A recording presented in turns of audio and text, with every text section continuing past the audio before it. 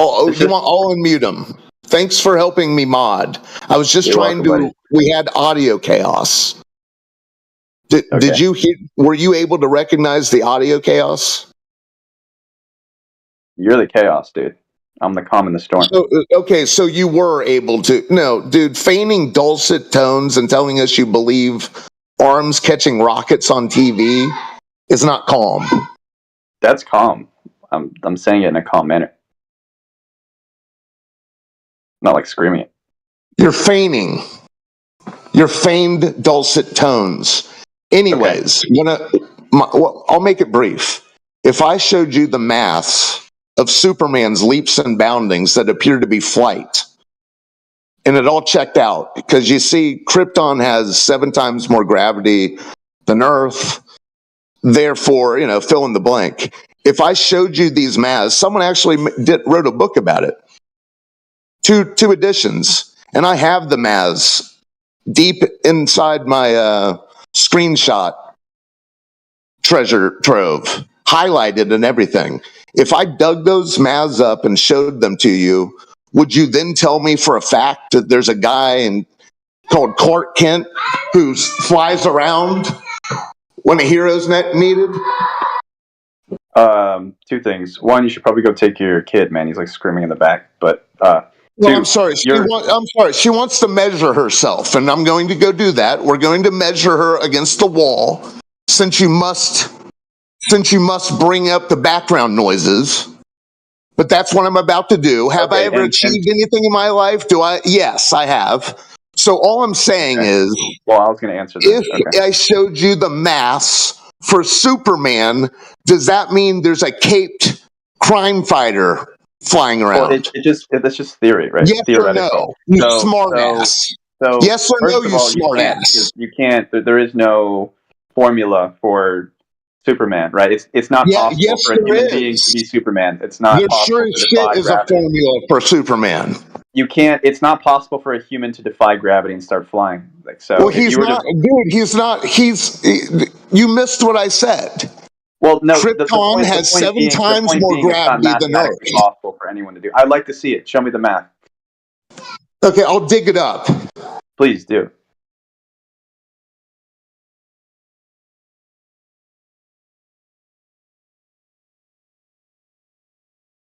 Dude, where'd the rapper go? That guy was prime entertainment. Why are you here, man? Why are you here? Why are you here? Why are we all here? Why are we all here? You're obviously not here for like a good faith. Yeah, we're here to give an opportunity of the desperate hypocrites to record their suffering for all time. Children screaming in the back. Shouts of joy. Okay. Life. Yeah, you don't have to keep doing that. And we're pointing out how desperate you clowns are. Sorry, old house. I mean, you're the desperate one. You really. If you wanted to refer to me, you could say Ranger or anything Yo, the like that. rapper's You back. What's you up? refer me to as a rapper. Yeah, I'm a disabled veteran. Yeah, I'm retired. You don't have to bring up your bullshit, sir. You can be a reasonable guy. Yeah. You're on your ass back. I've done things with my life. You know, the thing you were appealing to earlier. I have a degree, 2 degrees. Yeah. And what? You don't have to keep doing that. You don't have to keep. STEM? Yeah. Listen to these brainwashed commies. I'm not a commie. What's your degree, man? What'd you get your degree in? Psychology. You don't have to keep bringing it up. That's not STEM, dude. You didn't take don't have to keep evaluating the individual. Maybe we can talk about the dude, if subject, you're gonna sir. make claims like that, you should probably have some sort of background. Which claim have I made specifically? Reiterate it to me. Go. Oh, okay. Well, you didn't. Well, I'm just. So I I'm didn't make assuming you're a under claim. the umbrella of the Earth is flat because cool. your name is Flat Earth Ranger, right? So which claim have I made out of my mouth? Go. you haven't made any specific claim, but you're claiming that the Earth is flat. Lied, then. You just lied on me. No, well, I mean, your name is Flat Earth Ranger, so you're Not a saying the Earth lie. is flat. So you're back to the point we just discussed a few seconds ago. What claim have I made out of my mouth? You said Bro, I made I a already claim. said it 3 times. You didn't make any So we're specific. being Like childish while I again, was sir? here, you didn't make any specific claim. So we're being honest now from now on. Not attacking the I've person. been nothing but honest. I haven't lied. So we're being honest from now on and not attacking the people in the argument specifically. Yes.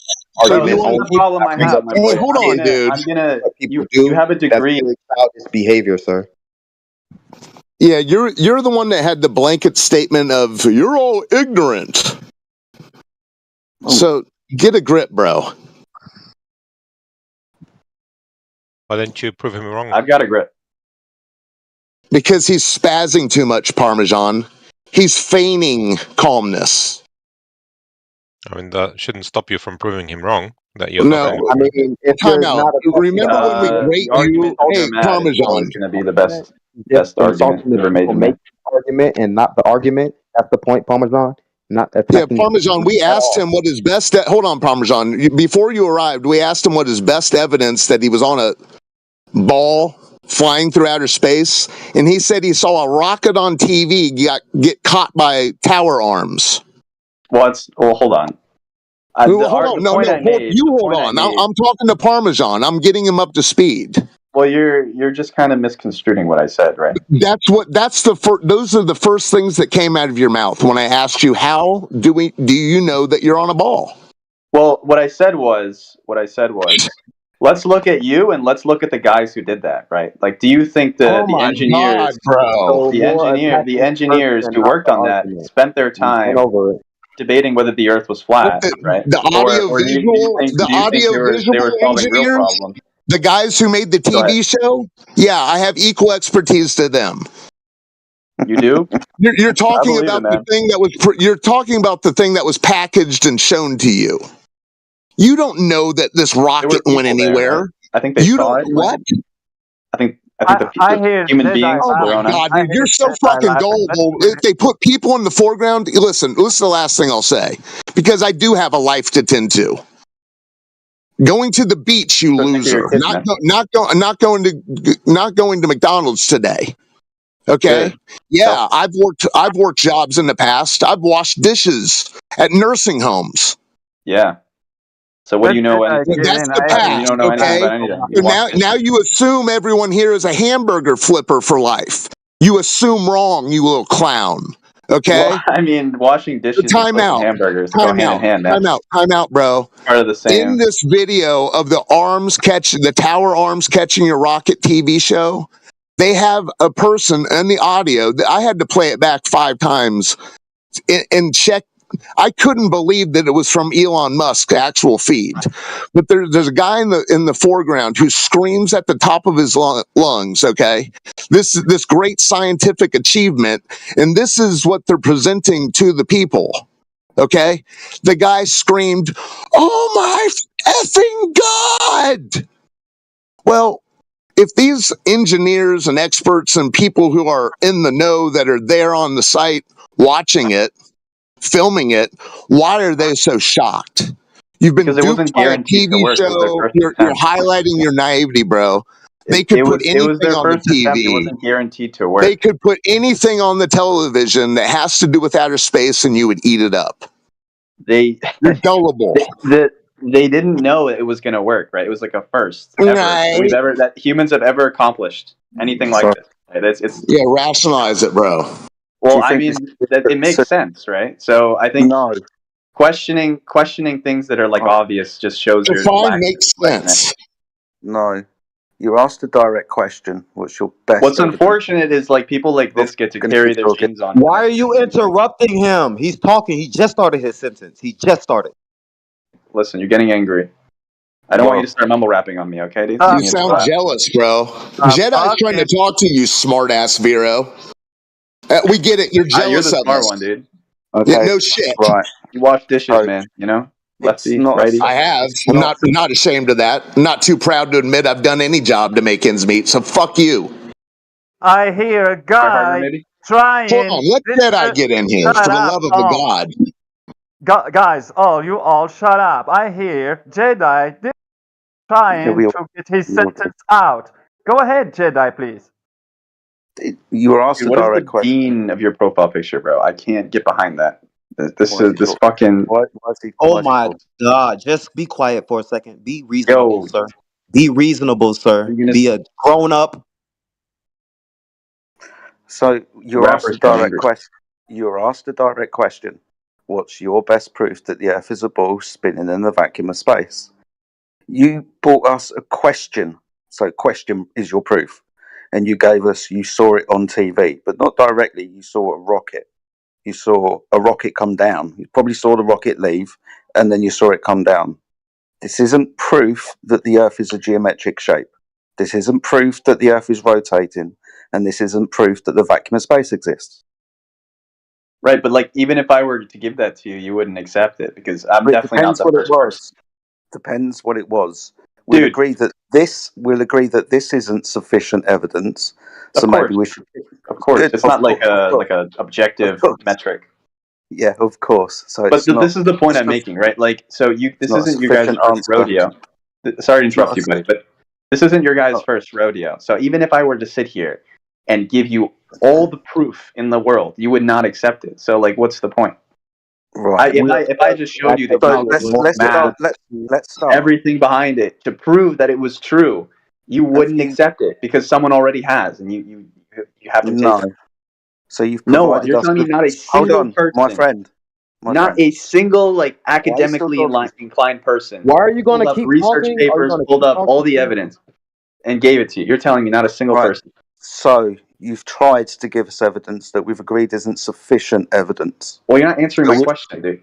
Has someone in the past given you evidence? Finish the sentence first, please. Oh my God, you're getting angry. It's okay. Let him finish his sentence. Let's be reasonable. Yes, that upsets people when you are unreasonable, sir. Let him finish his sentence. I'm more than reasonable. Oh my God, are you 12 years old? Stop talking for a second. So you've already agreed that this standard of evidence that you've given isn't a sufficient standard of evidence. You've made the claim that we wouldn't accept any evidence if you gave it to us, and you've agreed with the first bit, it's not sufficient. So what would be the next? Maybe it could be more specific to the three claims. The Earth is a geometric shape that rotates on its axis and moves around the sun in a vacuum. What's the evidence for that? Show me evidence against that. Again, so that's reversing the burden upon me. Oh, okay. We're asking you. Right, but you've been here a while, so you know all the talking points. So why don't you throw something my way? Oh my God, this is very childish behavior. You've come in with the attitude of, if I gave you lots of evidence, you wouldn't accept it. Do you think the evidence that you've got proves that the Earth is a ball spinning in space? You know, I could debate anything really. I could debate whether God exists. I could debate. I could debate any nonsensical. Let me throw in a topic. I could debate any. Well, I'm just saying, right? So I could debate any nonsensical point and go into like my own circular fallacies, right? And then try to prove it with my own echo chamber. It could be anything. It doesn't have to be flat Earth. It could literally be anything that isn't true that I could try to prove, and I would just bullshit myself into believing it. So. Do I have direct evidence that the Earth is a globe and there's a vacuum of space? Like, no, I don't spend time thinking about that because it's just so pointless. Right? Okay. It's like a pointless. It's a pointless mental exercise that doesn't lead anywhere. Even though you're in here being asked for specific evidence, yeah, that's very childish. I've never in my entire life had a flat Earth discussion. I'm not gonna lie, not once in my entire life. Yeah, you're brainwashed by TV. This is my first time ever going into like one of these VCs and having a discussion. Oh, we know based off of your talking points. Yeah. I know. Of course, dude. I didn't come prepared with like homework. As you actively interrupt everyone before they complete their sentence, very reasonable. That's what everyone does, dude. Like, everyone's not an asshole. Everyone doesn't do that. That's a lie. Come on. You do that as soon as someone starts talking, like you're going to do right now. Oh, look, I didn't do it. You're going to cry?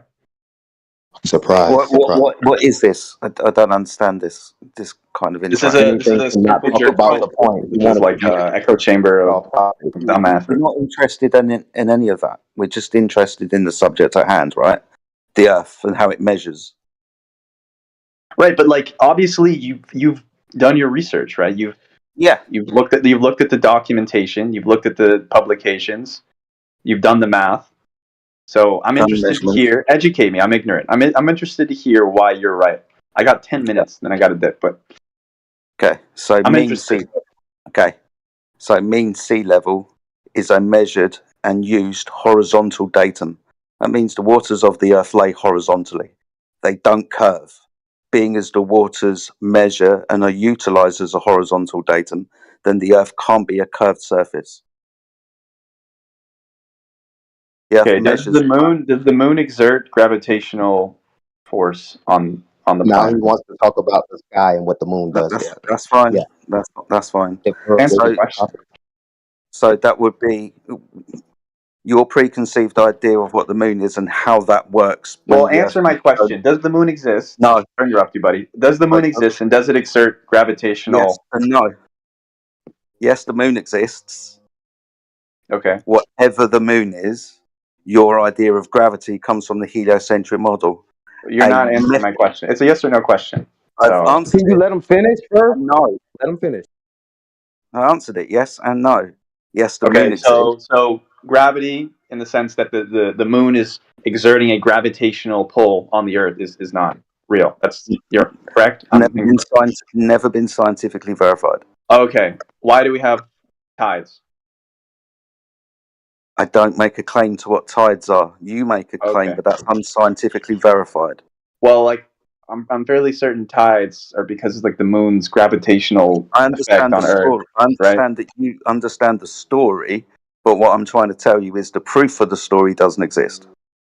Validate it, sir. Validate it. So you don't know why there's tides, man. You haven't thought about it. Why are there tides?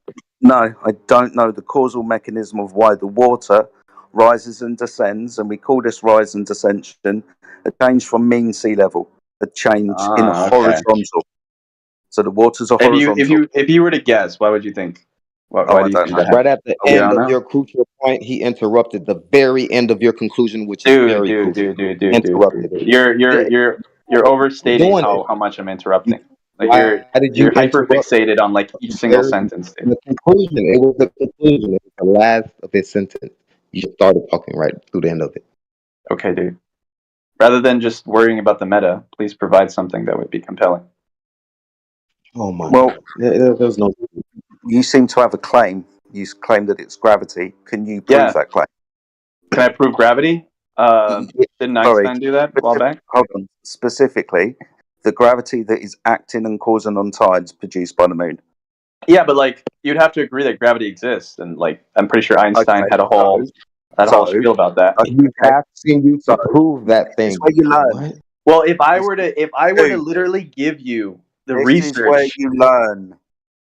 If I were to give you the research that Einstein has done, my friend, and I'd say this is gravity. Talk when you learn. So you've come in here for the first time, and I'm giving you the platitude that you want to know our point of view. So I'm going to tell you our point of view, but you keep interrupting the point of view, so you're not learning. Well, it's not literally. So, like, one person asks me a question, I go to respond, and then someone else starts talking, and then I get told I'm interrupting. Right? For me to explain, it doesn't need you to talk. So you're not the only one talking. I'm going to explain. Gravity has never been scientifically verified. Right, it's a theory, right? Yeah, so why would I believe something that's not been proven? Because it's a theory. Do you believe in cells and biology? It's a theory. A theory, a scientific theory. Yeah. Scientific theories come from experiments that have been proven.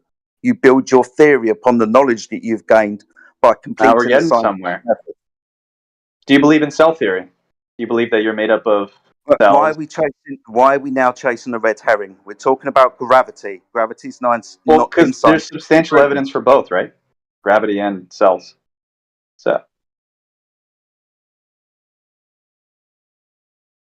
it's like, why should I believe in a theory, right? It's like, well, if you believe in cell theory, there's lots of evidence for that. You can actually see cells. Not all theories are correct. There are multiple theories for gravity. There's two common ones. Newtonian, mass attracts mass, and Einstein, the bending of four-dimensional pseudo-Riemannian force space and time fabric. So two different theories. Which one do you believe in?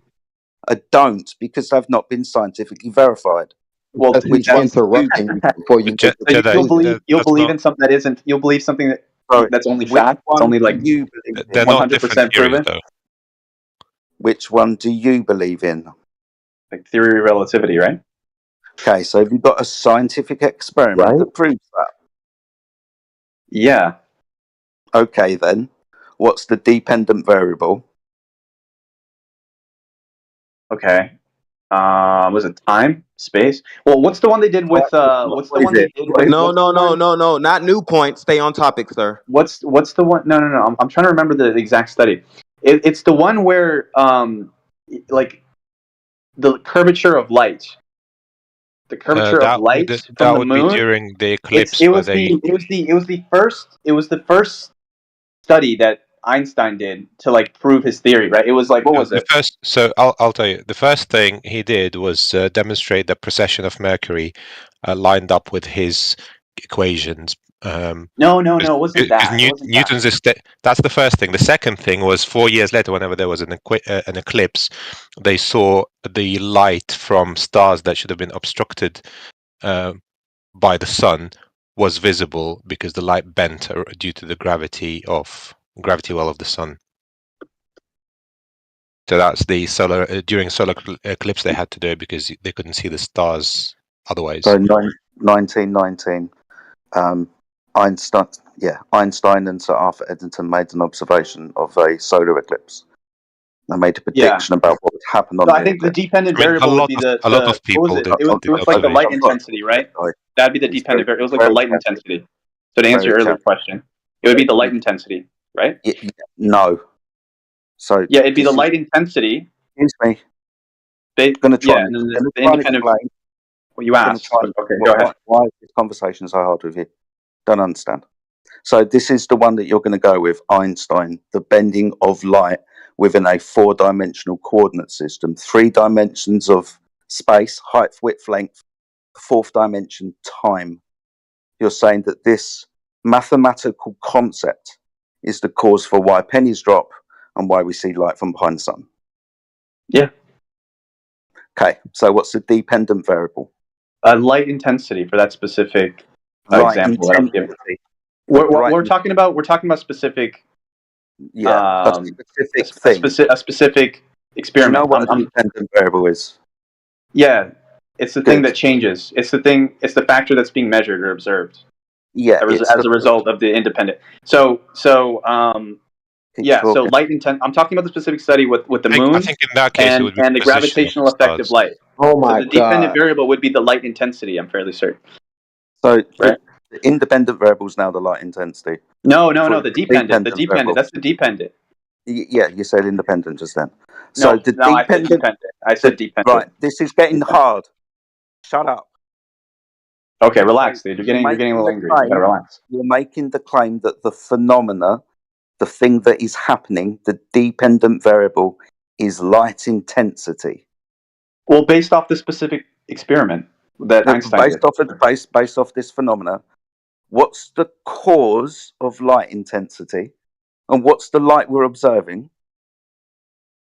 Right. So we shouldn't be able to see the light from the sun, and it's being, because of relativity, the light itself is being you don't morphed, even know. or it's being like morphed. So you can see the light even though it's being obstructed. It's like it's like the gravity is changing. No. He missed. The angle of the light and how it's impacting on Earth. No. So let me correct it. Let me just. No, let me do it. Shut up. Okay, go on. Thank Go ahead, you. correct me. Go ahead. So behind the sun, there are stars. Because of the gravitational well of the sun, when we are able to view this area of the sky, because the moon is obstructing the sun, solar eclipse, the starlight from behind the sun is being bent round so it appears at the side so we can see it. Okay, so you know it better than me. So why is it not true? Trying to walk you through it. So, right, so why is it not true though? So I'm trying to walk you through it. So with regards to the claim that this is science, try to point it out to you by using very specific words. Mathematical concept being one of them. We're doing natural science here, not dealing with mathematical concepts.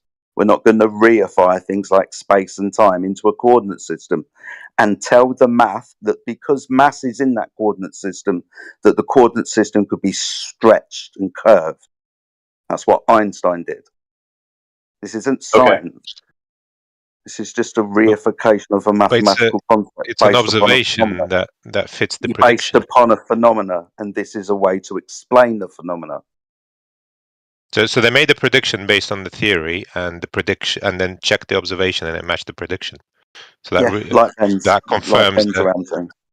Yeah, so that supports that the theory is correct. Better, yeah, supports. That's evidence to say that confirm. Yeah, support. It provides evidence to support the theory. Yes, it provides evidence to support the theory, but it doesn't prove the theory. Doesn't prove the theory because all we're doing is making observations. We're not. For example, isn't it like the best evidence we have, though? It's no. Which part of gravity have we tested and repeated and verified? That's the point. Yeah, define best evidence. Here, have a look at the video I posted. That's where gravity is observed. I'll ask you this very simple question. When Einstein and Eddington observed the eclipse, what did they do? Did they just observe a phenomena happen? Wait, what was the question? When Sir Arthur Eddington and Einstein observed the eclipse in 1919, they observed a phenomena, right? That's all they did.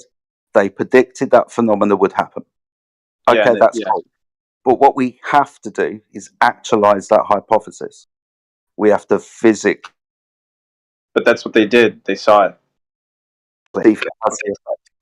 I'm like they observed it. It's like in the it's in the physical realm, right? It's not like on paper. Jedi, that is how science works. You make a prediction, and then if your observations match your predictions, that supports your theory that you use to make. Only if you can repeat it, which proves it, Parmesan. I didn't hear the beginning of your sentence. Say again. Only if you can repeat it, verify it, which proves it, because science proves things, right? No, science. Yeah, like if you did it 100 times, the same thing would happen, right? Yeah, and it has been verified after that, repeated. Yeah, you can. Yeah, parlor tricks have been repeated thousands and thousands of times. So the sun and the stars are doing parlor tricks. Yeah. Basically, if parlor tricks weren't able to be shown to over and over and over again, we wouldn't know about parlor tricks. Yeah, so maybe there's some alien sitting there doing parlor tricks, making the light bend. Parmesan, you heard your guy. He said you heard your guy's desperate question. He said, "Very said, isn't it the best evidence?" And I say, you guys are lost in your wishful thinking. I brought up not if you don't validate it, old hoss. I brought up the first piece of evidence that Einstein experimented. I didn't say it was the best. Yeah, it was. You did chime in when Parmesan picked up the baton for you. You did chime in the background. You said, "Isn't it the best evidence?" And I said, "Define." I snarkily said, "You're define recording, best right? evidence." I think it's being recorded. Pull the clip. Pull the clip of me. You would. Yeah, it is. You'd be. Pull the clip. It would be helpful to you to go back and listen. You did ask that question desperately. Pull the clip, dude. Pull the clip. Let's hear it. All I was trying to tell Parmesan is that's where you guys are left. You asked for left holding the bag and wishfully thinking endlessly. Wishfully thinking, or just observing? Observing and then telling a story. No, making a prediction and then observing that reality conforms to. I couldn't remember if it was like the moon that curved it, or if it was like more massive objects like the sun. I thought it was the moon itself, but I guess it would need to be the sun, right?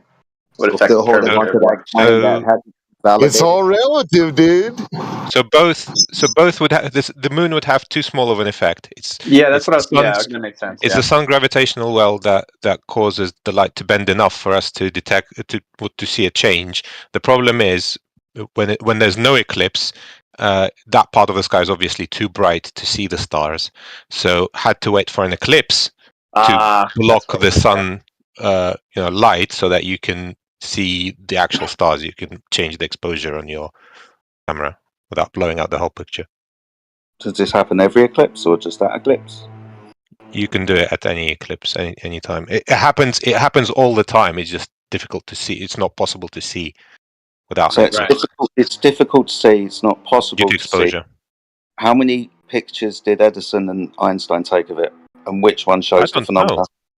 I don't know. Good question. Do you want to research that? Okay, so it's 11 slides that were taken in black and white imagery, and there's only one that shows possible. They were not the only ones doing the observation. Okay, so it's done all the time, but it's difficult to do. Yeah, we're focusing on the one you guys appeal to with your examples of the pictures you didn't know how many he took. Yeah. Bro, that's so meta, dude. That's so meta. No, this is the evidence that they got. The 11 slides taken in black and white, and only one shows a possible. Right, but like, isn't it the best thing we have? You know what I'm saying? What I'm trying to point out to you is this. No. I'm not saying the evidence. I'm not saying I'm not saying this specific. I'm not saying this specific piece of evidence. I'm saying like everything, all the evidence combined, right? All the evidence combined from the beginning of the idea of relativity up until now, the best proven theory is Einstein's theory of relativity, right? Is it not? Or is it something else? I'm not saying. I'm not saying specifically what he did back then. Define best. Like the most observable, proven theory. Like, well, that space-time is a fabric and it bends and distorts because of the displacement of mass. Yeah. I mean, is there anything else? That's a mathematical concept. Yeah, but you can observe its facts. You can observe its facts. Never been validated. It's not physical. It's mathematical. It's not. Yeah, but like you can observe, you can observe its effects in the physical realm. No, it's a way of explaining. It's not physical. Right, but like I'm just saying, like you could just observe the physical effects of it. You can create an experiment and prove it. So it is kind of physical in a sense. Sure. Really? Okay, so you think height, width, length is physical? I mean, it's just a mathematical way to describe something that is physical. Mathematical. Yeah, exactly. It's just a mathematical way to describe an area of space. Yeah, height, width, length, like a cube or something. It's not physical. It's not physical in of itself. Right? It's just numbers, right? But you can observe. Yeah. It's just numbers, and you can do things with those numbers because you say within your equations that mass can distort the length, height, width, and the fourth dimension of time. It's a mathematical concept. It's not physical. It's not physical, so not scientific. Well, it's a theory, right? Natural science. A theory? Natural science deals with the physical and natural world, not mathematical concepts. Okay. So what's the best evidence you have then? What, for not my claim? For not your claim. Not making a claim here. You say gravity. I guess it's useful to us, right? It's like it has utility. Does it? Yeah, it keeps our well, you don't believe in satellites, I guess, but it keeps our satellites in orbit, right? So. Oh, okay. Is it not? So because of up and down. Yeah, well, we use the math to keep they don't believe in satellites. To keep satellites in orbit, right? We know where the satellite will be at a specific time, right? We know because of relativity and the speed at which the satellites are moving. We know that we have to adjust. Where is the satellite? Where's the satellite? You tell me. Where's the satellite? No, you tell me. It's your claim. You tell me. Where do you think I'm going to say it is? Where do you think I'm going to say it? I don't know. Space somewhere. Okay. Answer the question. God. Right, but you're asking things where you know my answer. So, like, why are you asking? Because I want clarity on your claim. Okay. I don't want to assume your it's in answers. space, dude. It's out of our orbit. I want to assume your answers, right? Don't be unreasonable. Why should I assume your answers? It's your claim. I want to know more about your claim. Well, I want to know more about your claim. Okay, so where are your satellites? They're in space, man. Okay. Is that a vacuum? Space is a vacuum, yeah. Okay. So we have a problem already when you say that the satellite exists within a vacuum. Is the Earth an open or a closed system? One more time? Is the Earth an open or a closed system?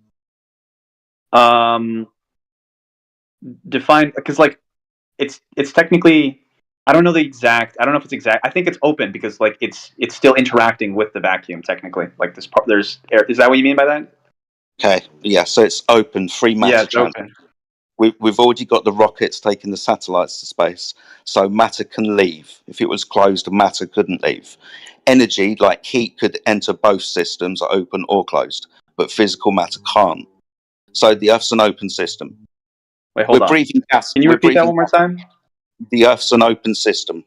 Yeah, but I heard. But what you said before that, you free said matter God's sake, free matter transfer. Right, the satellites, solid objects, gas, molecules, air molecules. Yeah, physical stuff can leave because it's open.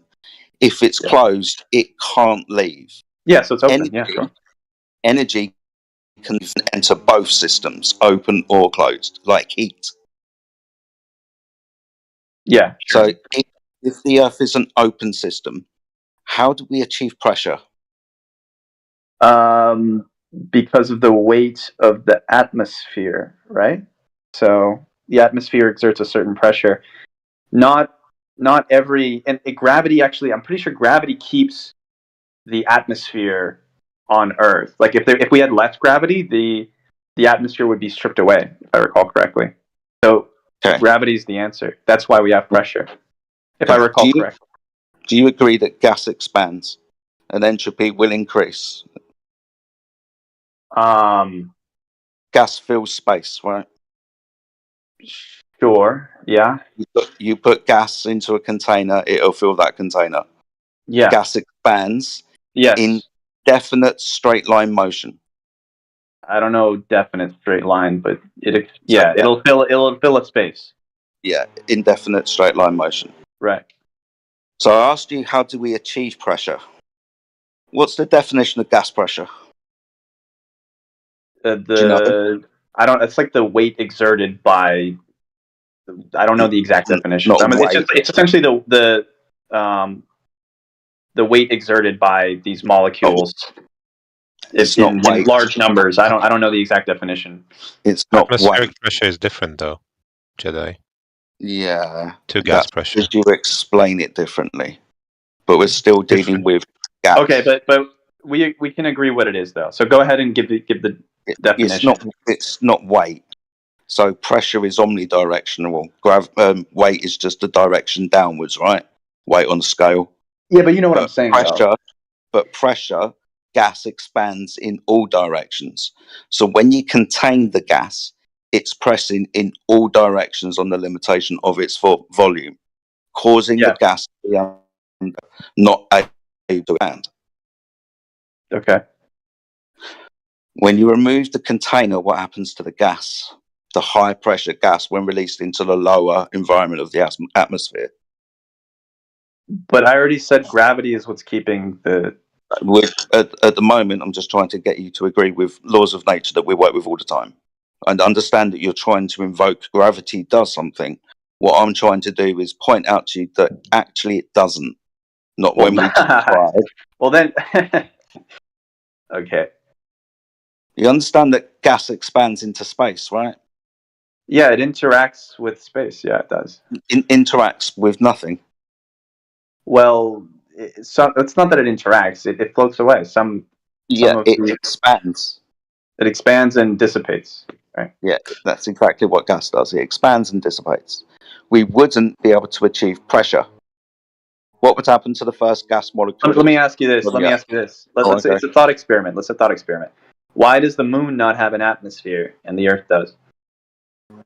There's no point in dealing with this red herring because we're trying to agree and disagree what even the moon is residing in, and you're going to be tackling it from the vacuum of space and the idea that the gravity is. If it's not the vacuum of space, then okay. So you're saying Earth is a closed system? That's your point. We have gas pressure. Okay. So wait, if Earth is how you're saying there's nothing in space? There's like no satellite. I mean, no man-made objects in space. No satellites. No nothing. There's no space. Okay, so you're saying space doesn't exist and nothing can enter it. Earth is a closed system. The way that you think that the moon resides in and the sun 93 million miles away in a vacuum, like where Jupiter is, a giant ball of gas that's not expanding into space. Yeah, all of that's not true. Okay, so every satellite launch, every rocket, This is different. Why is that different? Because at the moment we're just talking about things going up into the sky. No flat Earth is going to deny that we can put things into the sky and have done for the last 80 years. Okay, if it's just residing where, just in a high altitude inside of Earth, not in space. Yeah, it's just as high as it can go. Yeah, whatever it is, based on the technology that it uses. Okay, so it's just like hovering at the stratosphere. What level in the atmosphere? Is it the stratosphere? Is it biosphere? What? You don't know. Well, do you know the different levels of the atmosphere? Yes, we reside within the troposphere. Just above us is. Pretty sure it's the biosphere, not the troposphere. It's the troposphere. Are you sure? I might be wrong. The entirety is the biosphere. You might be maybe Minecraft players. How you doing? Okay. The troposphere, is that below the biosphere, or it's a subset of the biosphere? Yeah. Yeah, it's the bit that we're in. Okay. The troposphere. So let me get this straight. We're in a closed system where space doesn't actually exist because all the gas would just immediately be stripped from Earth and dissipate into this vacuum. No satellites have ever left Earth or any man-made objects, and they're just in a level of the atmosphere. So be it the stratosphere, the biosphere, whatever sphere, right? One of the levels in the atmosphere. Let me ask you this: is there the same level of atmosphere at each level in the atmosphere? No, we have a gradient. Okay.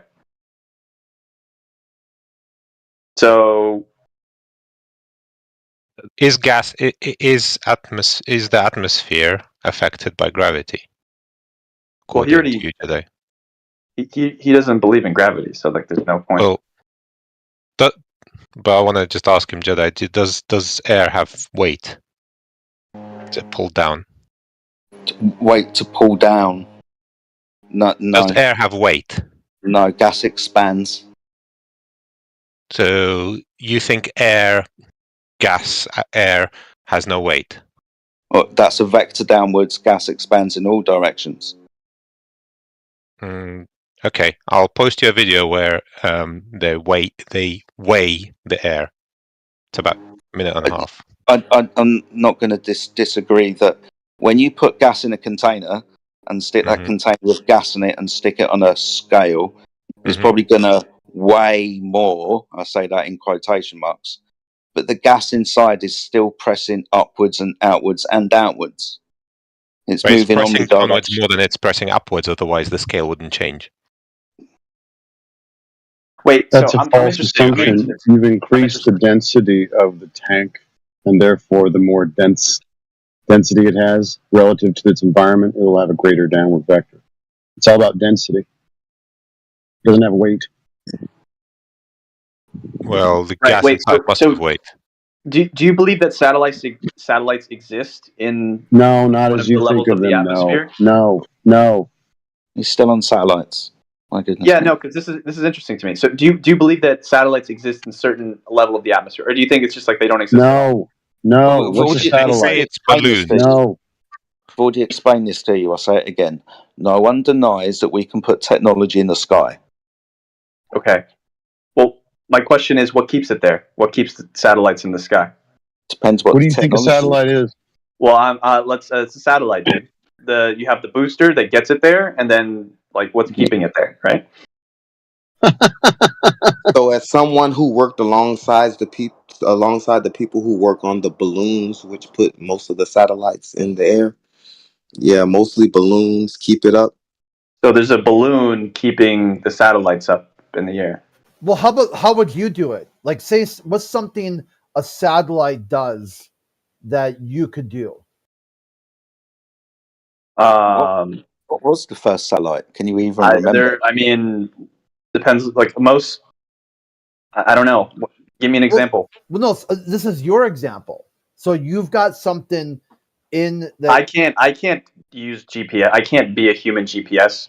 You know, I can't. No, a task. I You're going can't. to build a machine to do something for you, right, remotely. How would you do it? Do like GPS? Okay, it's a good start. So if you're going to build a positioning system, would you put it thousands of miles away from you where you can't repair it, perform any maintenance on it? Or would you have it like close to you where you could like, replace circuits and how does GPS work? Do you know how GPSs work? Yeah, this is for you. This is like if you were to do. Well, I'm asking you. We brought up GPS, right? I know how you brought up GPS, not me. I do. Okay, go ahead. This is what you would do. Like if you had the ability to put satellites up, you would you'd do GPS. Okay, yeah. So what's your step one? What's my step one of what? Utilizing GPS? Yeah, you're gonna do a GPS. Right, but what is a GPS? We have to agree on that, right? No, this is for you, not me.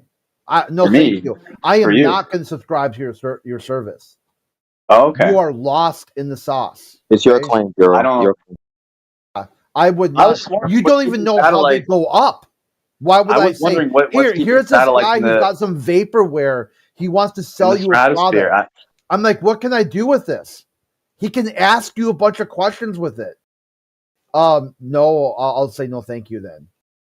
Right. Yeah. So someone said balloons earlier. I think it's common knowledge that if you put a balloon into the sky, if it's a strong enough balloon, it can endure the temperature, whatever. The higher you get, it'll eventually just pop once it gets to like the exosphere, I think. So you can't just keep it there unless it's in like a lower orbit where it's like closer to Earth. So you're explaining your paradigm, right? Right. Well, you said balloons are keeping the satellites up. I wasn't done, but yeah. Oh, go ahead. My bad. Yeah, Crit just explained it to you. It's your claim to explain, and you're explaining away your claim, asking us how it works, and we agree that there are things that can get put in the sky because it happens in reality. Your claim is that they're traversing underneath your feet at some point over a ball. That's the point. Okay. Well, I'm just going down this line of logic. I'm just thinking, like, what's the alternative, right? What's the alternative to it's not in space? He said it's a closed system. He said it's a closed system. What was the first satellite? Can anybody remember the first? Does anybody Sputnik, I think. Does anybody remember Echo 1 and Echo 2? No. Okay, so slightly before. But no, if Earth is a closed system, like we're like okay, so can I try and explain? Making a point really fast. So Echo 1 and Echo 2 were high altitude balloons. They were just balloons. There was no technology on them, right? No repeaters or signal transmitters. But they transmitted a signal. To use better words, they repeated a signal. Just because the balloon was so big and it had a highly reflective surface, they were able to transmit and bounce the signal just off of the balloon and get it from America to Russia. They did this with Echo 1 and Echo 2. Just reflective surfaces in the sky. So that would be a Satelloon. The first satellite was Sputnik 1, which was in 1957, and it orbited for about 3 weeks before its batteries ran out, and then it came back down to Earth. Who took a photo of it? An actual satellite, not a Satelloon. Yeah, who took the photo of Sputnik if that was the first thing in orbit? I don't know if there is a photo. Is there a photo? Yeah, You we guys got a should photo of it. you guys should provide like a better alternative, you know, that's like logically sound. Are you actively ignoring what I just put to you? Hold on a second. They freely admit So- they put payloads up on satellites. So it's like I'll Wow. say something, right? And I'm ignorant, you know? So it's like I don't know everything. I just know like random bits of information. And then I'm trying to see like the world paradigm. You got to shut the fuck up. First of all, you haven't provided any evidence of your claim in the first place, and then you're expecting us to have a replacement for the thing that you didn't prove? You got to be kidding me. You're getting very angry, and I understand. that's I'm challenging your worldview, and you're getting upset, and that's okay. No, it's But if you're- okay. If you think he's angry, He's what should projecting. happen next? Let's follow the worldview here. 100%. If angry, then what? You need to calm down, okay? So just relax a little bit. Hey Vera, I mean, this is a no, far no. cry. This is a far cry from you telling the entire room that they were the ignoramuses. No, I literally said this is my first time going into like a VC like Literally.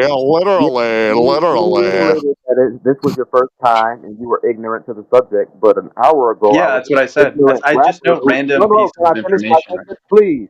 I was an ignorant rapper who didn't have a degree in anything. That was your position. Now you're ignorant to the subject. You see the logic in that, sir? Yeah, Well, the tables are turned. we're all equally as dumb, arguing things Speak that we for don't yourself, understand. Joe.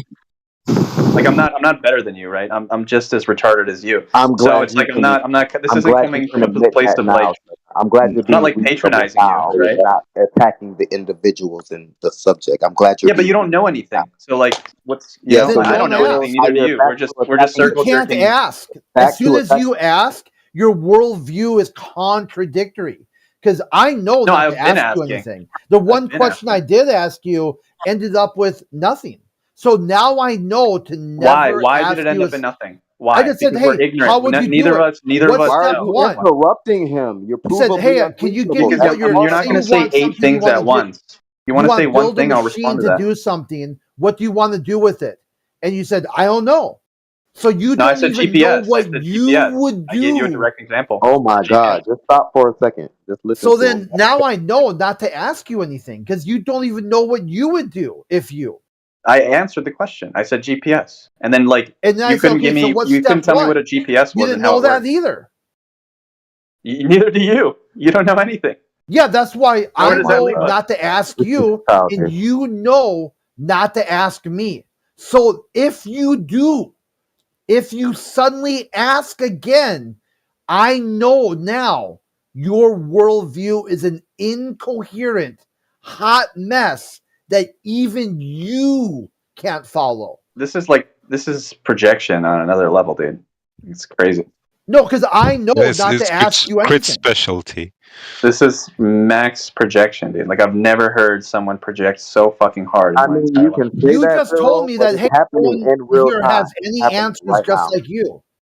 It's Do happening you right have now. It's like I'm interested in. I literally said I'm not like a scientist or whatever, right? I'm just some fuckwit online.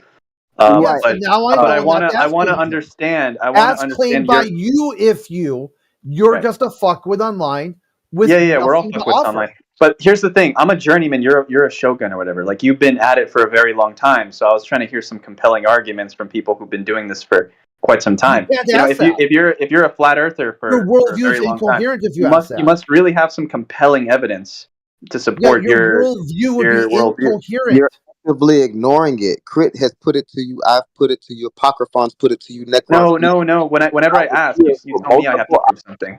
Your worldview would be for a couple of incoherent. hours. I tried to understand this closed Earth system and like how it functions, and like That's no not one what would you're answer me. doing, though. Crit just explained it to you. You're emotionally responding without listening, absorbing any of the information being put to you. That's wrong. happening That's in just real time. It's factually recorded. incorrect. You're but okay. interrupting people That's before right, they brother. complete That's their. No, you're if you're All gonna these say a things lie are about me, I'm happening gonna in interrupt real time right now. Okay, yeah. The thing is, dude, like you say something and then I try to respond, but you try to say like 5 things at once. So I don't have the working memory to be able to. I'm a midwit, right? So You're talking like a reasonable human being. I'm talking like a reasonable human being. I'm not being unreasonable. I just want to understand your worldview. I want to understand the alternative. Then do it. If you want, your needs and wants are not my responsibility. Okay, we're in a 24/7 flat Earth chat. That's you your responsibility, not mine. I'm not responsible for what you need and what you want. That's okay. Well, it's just, we've had this conversation for a while now, so that's on you, not me. So, do you still think that gravity causes gas to form in the shape of a globe? Sorry, I was busy. What did you say? I said, do you still think that gravity causes gas to form in the shape of a globe?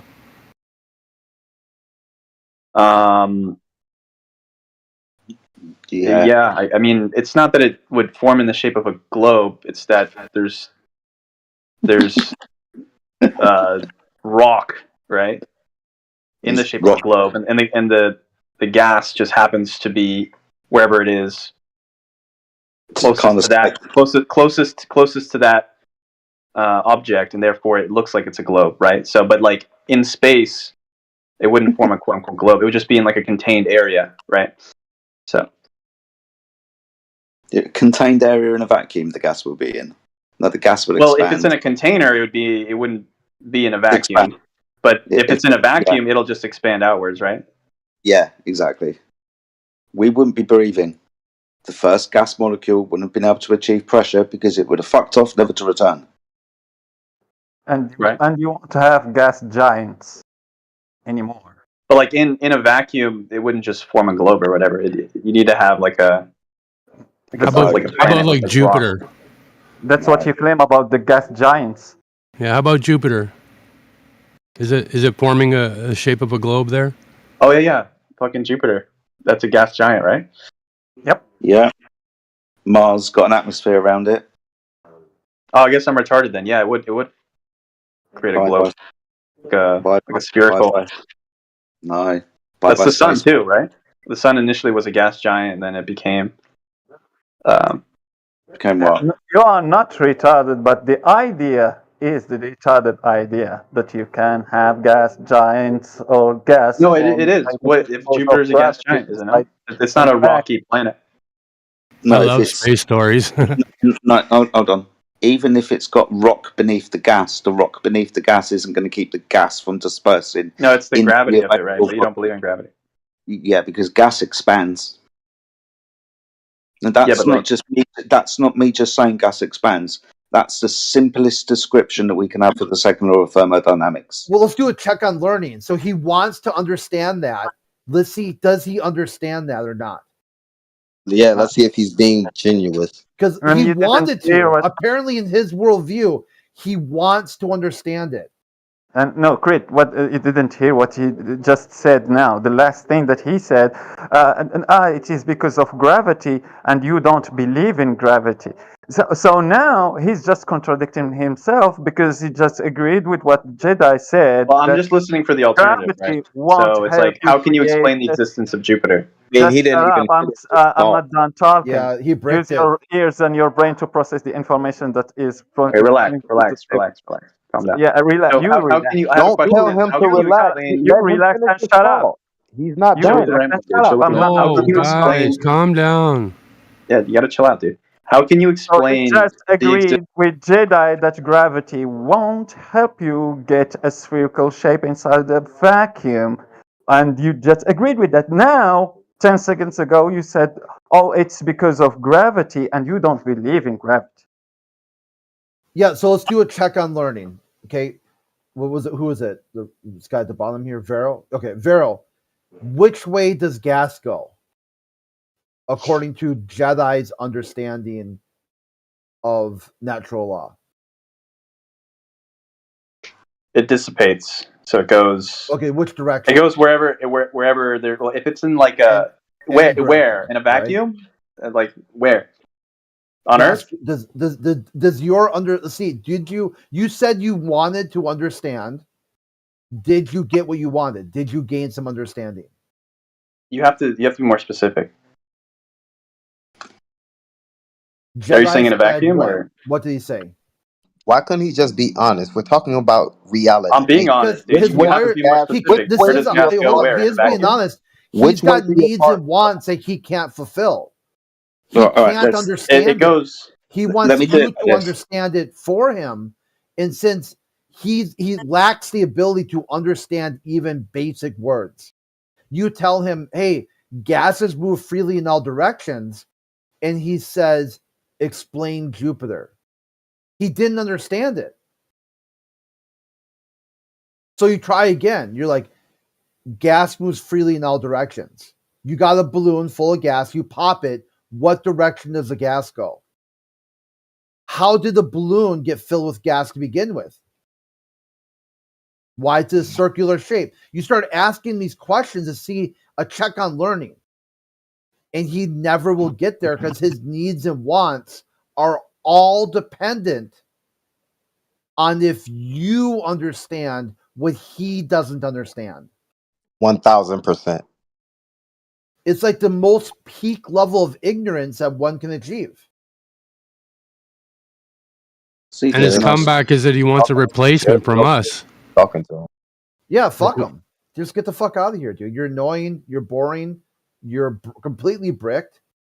And just go live your life. Just go bask in your ignorance. Just pretend like you'll never understand anything. You've already got it all figured out. And you can't explain shit. I know not to ask him anything. He doesn't know anything. He even said so himself. He's just an idiot online, just like everyone else.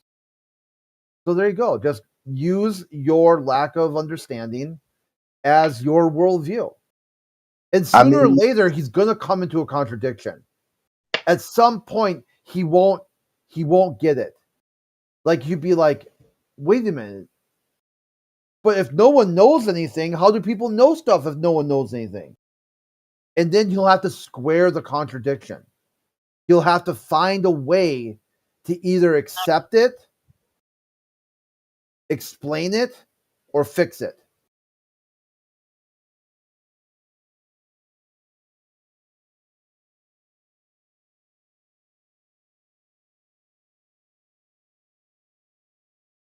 It's like a leveled up 99%er. This guy is like a 1%er. It's like instead of he's like 99% sure, this guy's like 99% that he's not sure. He's only 1% sure that he's 1% sure.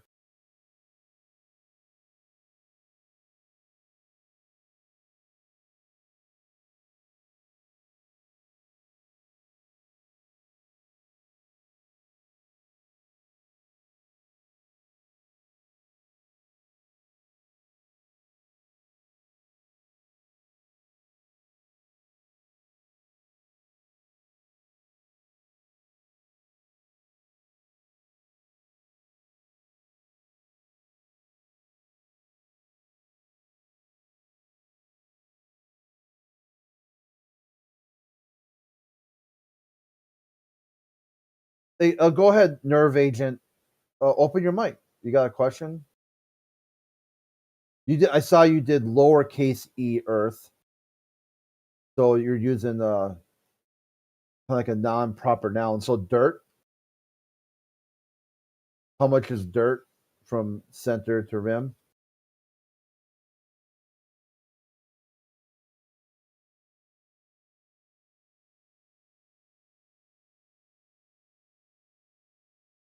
Okay, so yeah, like the Earth. So what's the rim you're talking about? Is this like a heliocentric disk? Do you think that flat Earth is like the third pizza planet from the sun? Yeah, open your mic, dude. You're definitely not articulating yourself well in text chat. Okay, if my microphone's asked, just tell me. No, it's better than most globalists. Most globalists can't even figure out how to turn the microphone on when their phone is literally a phone. It has a microphone built into it. They can't figure it out. They call it the 10% rule. I'm on my laptop, and I don't know why, but the speaker's just fucked. If need be, I suppose I could switch to the phone and use it before. No, you're good. So what do you mean by rim? Like a basketball rim? like edge. I don't know if there's a specific word for it, but like like Antarctica, the circle generally seen as like the furthest you can go kind of thing. Okay, so how far away have you traveled from center? From the center? Yeah. Where's the furthest you've gone from? Where's the center at? How about that? Do you know where the center would be? From like, and again, I don't know if the model is just just a picture because it looks good, or if that's because like that's the actual model. But like usually the Arctic or the North Pole is like the center. How do you know that would be the center? I'm just looking at the pictures. Hold on, I'll reference the picture. Well, are you using the AE projection? I don't have the AE projection. Yeah, so that's a globe right there. That's why the flat earthers will pick that, because it's great to watch a globalist argue against the globe. Like you say, hey, here's the flat earth. We'll use this graphic representation and show you a globe and watch you argue against it. The AE projection is taking a ball, Earth, and projecting it using math. So if you say this model or map doesn't work, it's broken, you can't figure out how far it is from center to edge, it demonstrates that either A, the globe is broken, or B, all of math is broken.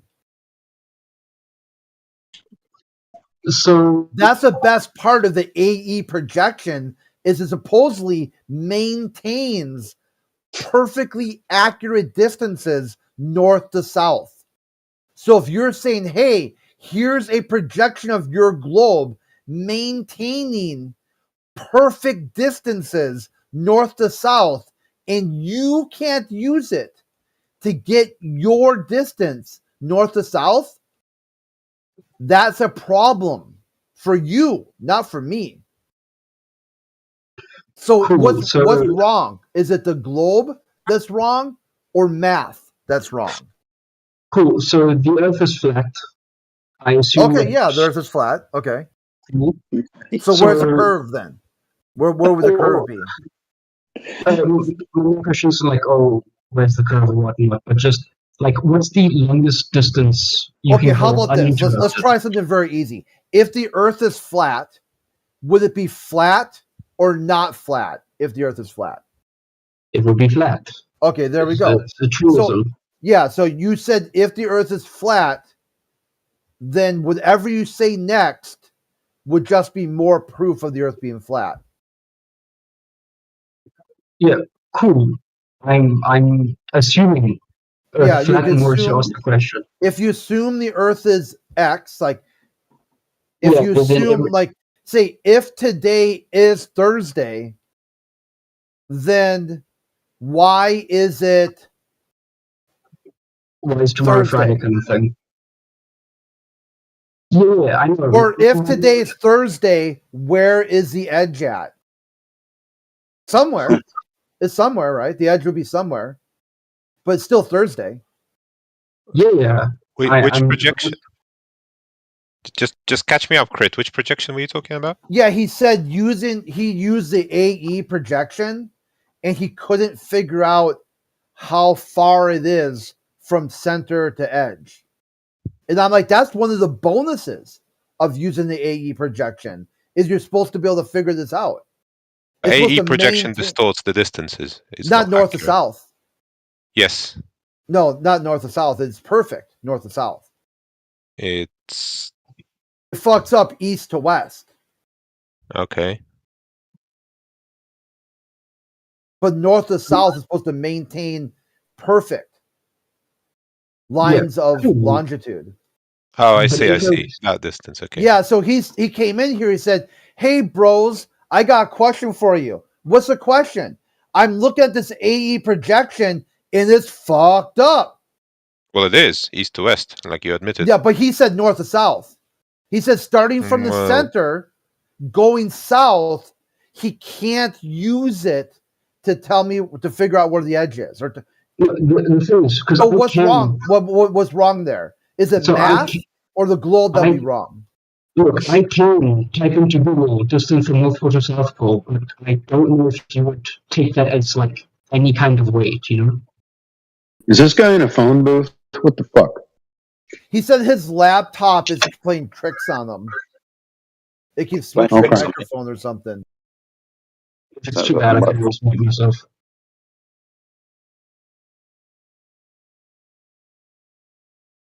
So let's look it up. The azimuthal equidistant. So this does a But you have to admit, Crit, that it is a distorted map. Distances don't work on it. It's a globe north to projection. south.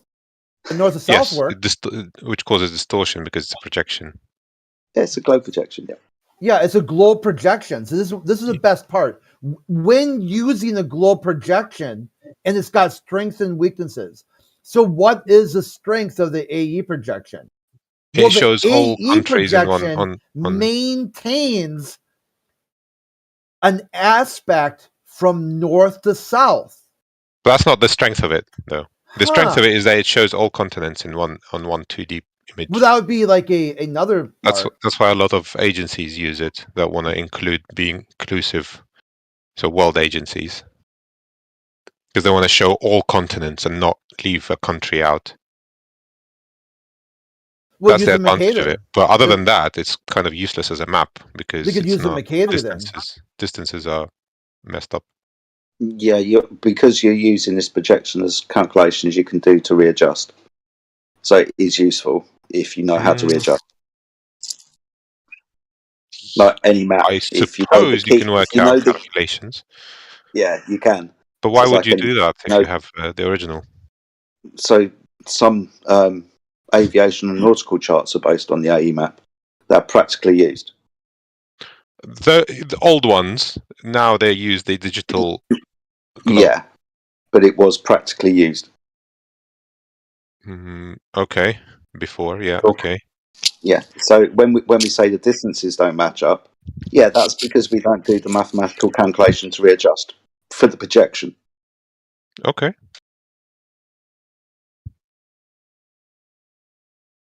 So when people start drawing lines all over an AE map and saying, "Hey, the distances don't match," no wonder everybody ends up in a bit of a conundrum. That's the best part, to get the globalists to argue against their own So- so model. To make and the be like, I told adjustments, you so. It doesn't work, does it? to make the adjustments, Jedi, to turn it into accurate distances, you're basically reversing the projection and turning it back into a globe. That's the adjustments you need to make Yeah, you're adjusting from one coordinate system to another one. Yeah, to a spherical coordinate system. yeah. Where the lines are now curved, different. The distances are. Because the flat coordinate system doesn't work on in reality. So what's wrong? And then? only the The spherical globe or does. the map? Where's the globe that we use to navigate? Did we just project that out because it's flat? Works. No, the globe exists and works. Is it, do we use that for navigation as well? Then You can, yeah. Actually, Actually, the new so those flat maps for flight what do you call it, pilots used to use, the ones that you referenced, right? They are now replaced with a digital system, which is a globe on an app. yeah, but you'll be navigating the sky, the arc in the sky, the celestial sphere. So not the ground. Ground will be flat when you do this, but you can reify the celestial sphere into a globe, then use that projection. Airplane flies in relation to the ground, references the ground. Yeah, horizontally. An aircraft maintains horizontal. No, level, not horizontal. No, horizontal. That's Horizontal. what the gyroscopes do. Flight is level, not horizontal. It's 3 dimensions, right? So a pitch above the horizontal. That's why you have a horizon indicator. Yes, but you're flying so level. horizontal. Yeah, so so the level is going to be horizontal. It's going to be a straight line, not curved. The aircraft Level will is curved. maintain. Jedi. The aircraft will maintain. Define Like, level, It's Parmesan. What are you talking about? level is curved. Define level really fast, Parmesan. This is going to be great. I've been waiting to do this With the to Globo when he citation. gets There you this go. With the definition. citation. I'll put it in the side. Okay, In the side. Parmesan, I'm going to hold you to this, bro. You ready? Sure. All right. Ready. Definitions: level line, a line that is at a constant height relative to mean sea level. It must therefore be a curved line. Now it says it therefore must be. That's not part of the definition. That's a statement Isn't about this the part of the definition, isn't definition, it? my friend? Oh, no, wait a minute. Is that part of the definition? It must be therefore? Is that a definition?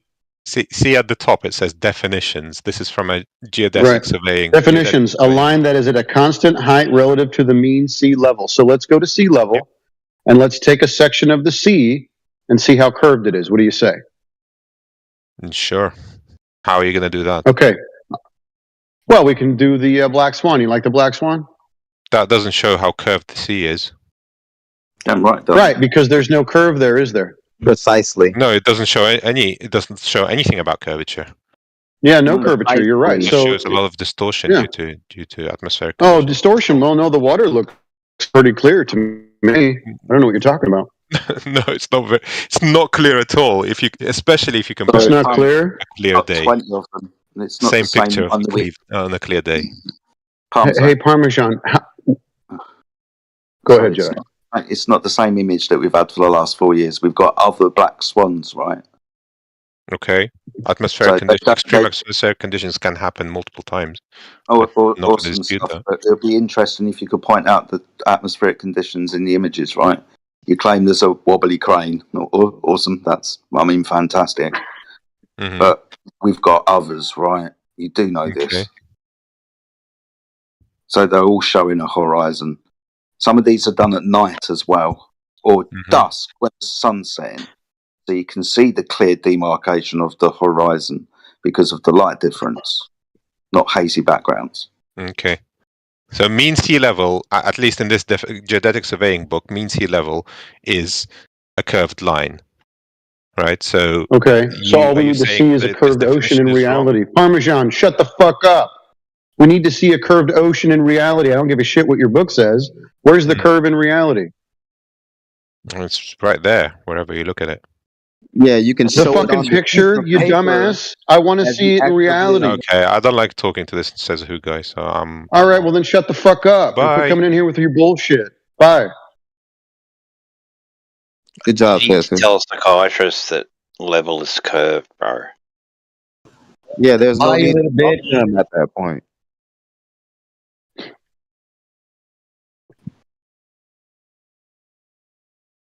You can see in the picture, the fucking diagram that someone drew curvature in, but that's what the sea looks like. Give me a fucking break. Actively ignoring you guys' examples of the black swans and multiple black. Like, why? Because they're bitches, that's why. They're fucking bitches.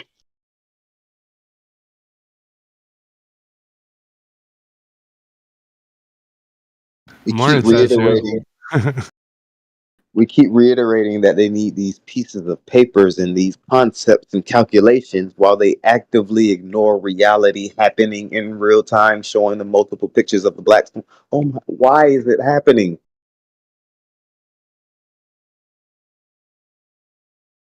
Who said good morning? Good morning. I'm in a fine mood. Believe me, I'm just tired of these assholes. Are you one of those assholes? No, dude.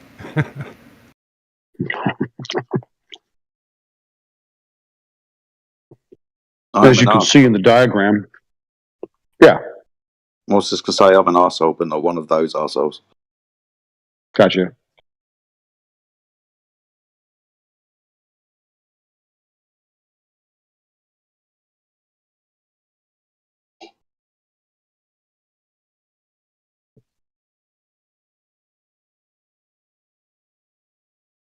Level is curved. Yep. It's just crazy talk.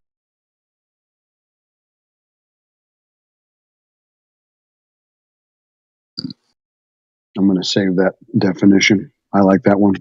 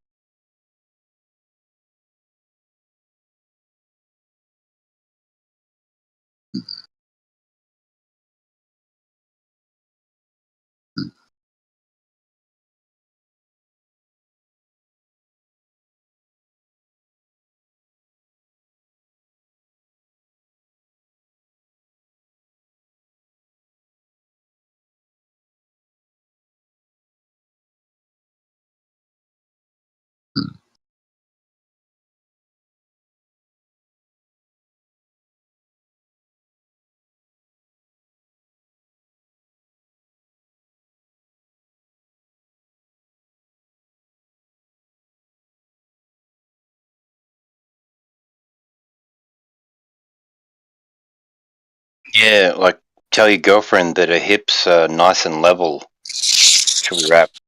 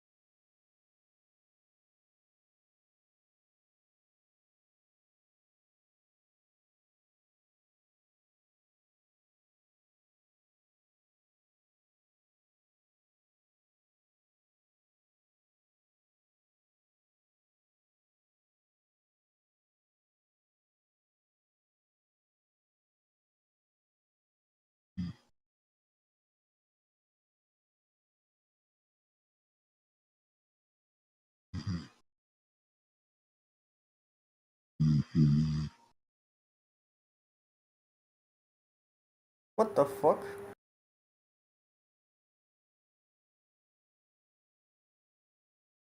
Someone sleeping here? Yeah, someone fell asleep, I think. What the fuck? That's dedication for you. That's dedication.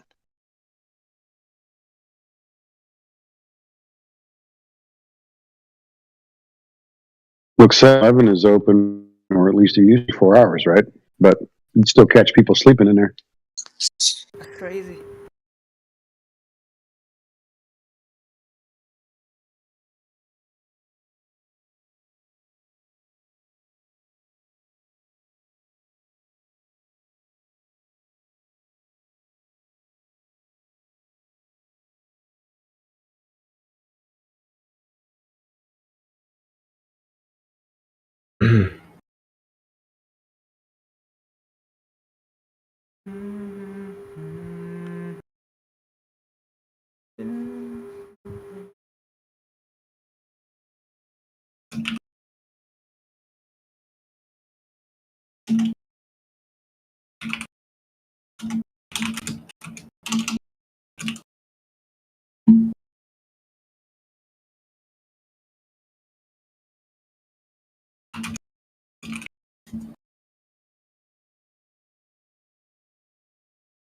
I have a question. I'm assuming this isn't a meme chat, and that there are people here that believe the Earth is flat. Correct?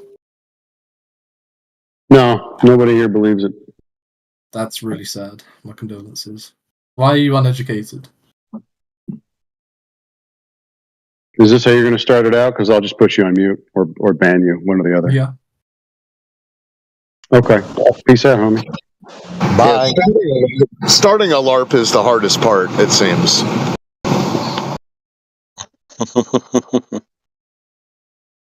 Could the Earth be a cube with a flat surface on the top? Present Where your are the evidence. corners? Present your evidence for your argument. Well, if we're taking a flat Earth model, but we're applying it to, If you're gonna bring another model idea in here, present your evidence. Well, it's a more of a philosophical question. Could there be? Well, we're not looking to answer philosophical questions. Thank you. Okay. We'll sit here in silence instead. Yeah, silence for the death of your belief system.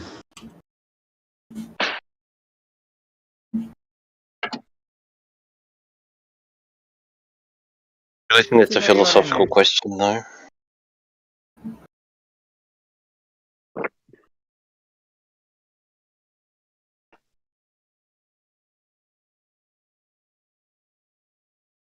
What a stupid fucking question. Could the Earth be a cube?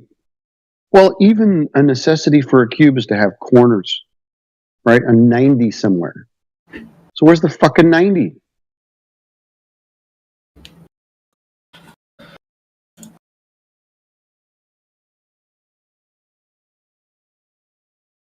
That's like a concession. Well, it seems to me like we actually live on something flat, or at least flat-sided. So where's the corner? It's the same as where's the edge. Shut the fuck up. At least he is better than the Globers. He didn't make that misconception of flat being a shape. So he understood that flat is not a shape, it's just a description of a surface. So he wanted to make up a shape. Yeah, well, I'm asking: does flat pertain to a certain shape, or is there a certain model, or can it be? Do you even know what flat is? Do you know what flat is, dude? Yeah, well, what I'm asking you is, in your idea of what the Earth looks like, because we're talking about flat. Can it be a flat? Why don't you tell me what flat is? Can it be a flat surface on any shape, or is it just a flat disk, or are we talking about? Are we talking You're still incoherent. I'm not sure you know what flat means. Everything that you're asking me is incoherent. Are you asking me what the English definition of flat is in the Merriam-Webster? Yeah. Yeah, sure. The Merriam-Webster definition of flat is lying at full length or spread out upon the ground. Or utter... depends... well, it depends in which context you're using it. Are you using it as a adjective? No. That's all it could be.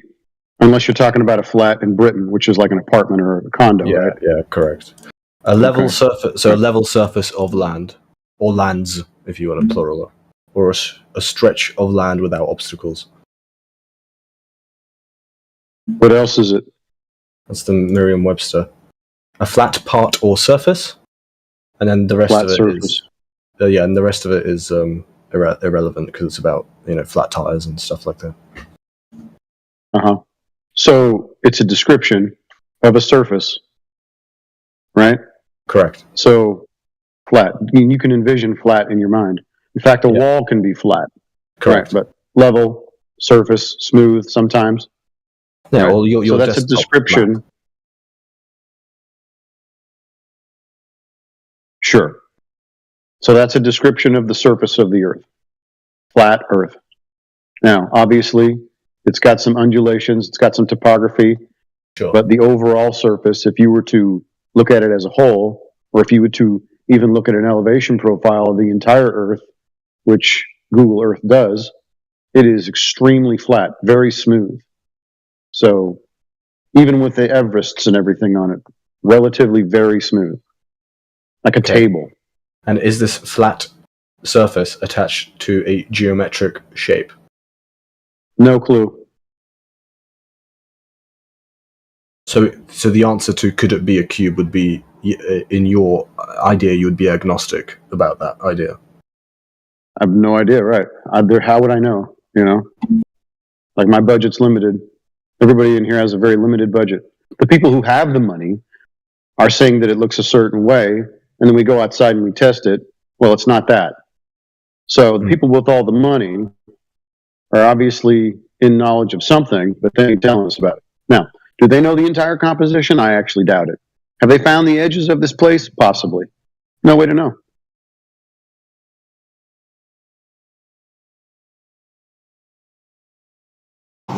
Well, the entire outer space mythology is wrapped up in a 39.9 mile radius spheroid. So they'd have, if the Earth were a cube, they'd have trouble adjusting all that. They'd have to come up with a whole another story. So we would have known why would they lie. And it was like, why did you guys figure out they were lying? And I couldn't figure it out. Would be the next question.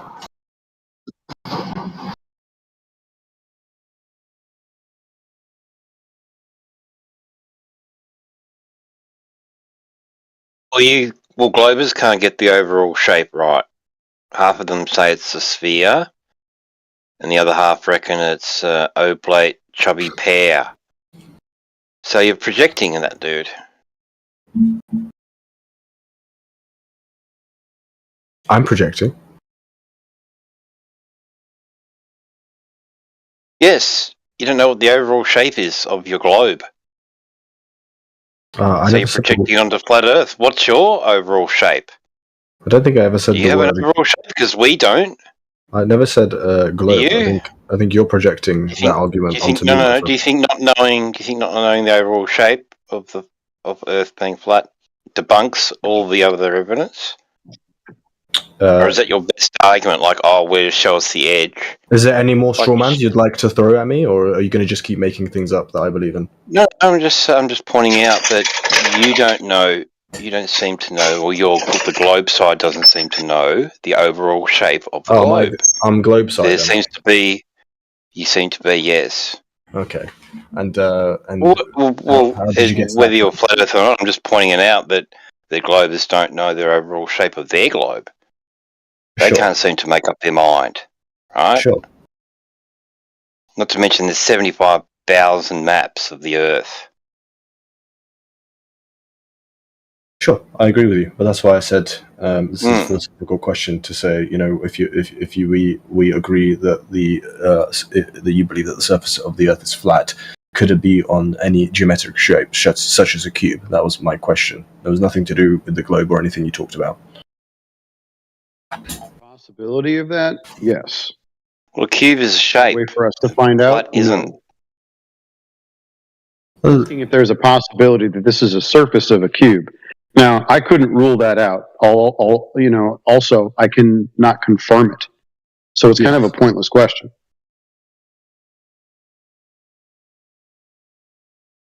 I think it was a question to see your openness more than anything.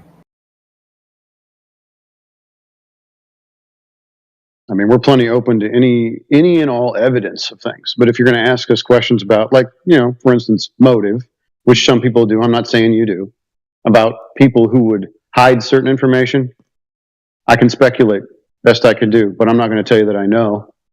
What is the overall shape of the Earth? If the Earth has a shape, I'm going to assume that it does, but I have no idea, right? Mm-hmm. Don't know, but I know what the surface does. And it does not curve. It's zero, mean sea level and everything in relation to that. Certain undulations on the land. That's all I know. Mm-hmm.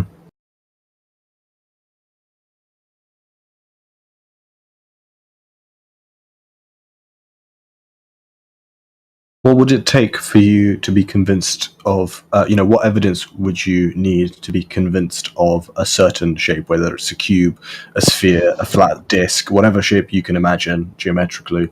What evidence would you need to be able to confirm that the Earth is of a certain X shape? For me, I would need a God's eye view of this thing from however far away. So with your personal eyes, for example, if you get into a spacecraft, whatever, go into space, and you see the Earth, that would. Well, there's no space, so that wouldn't help.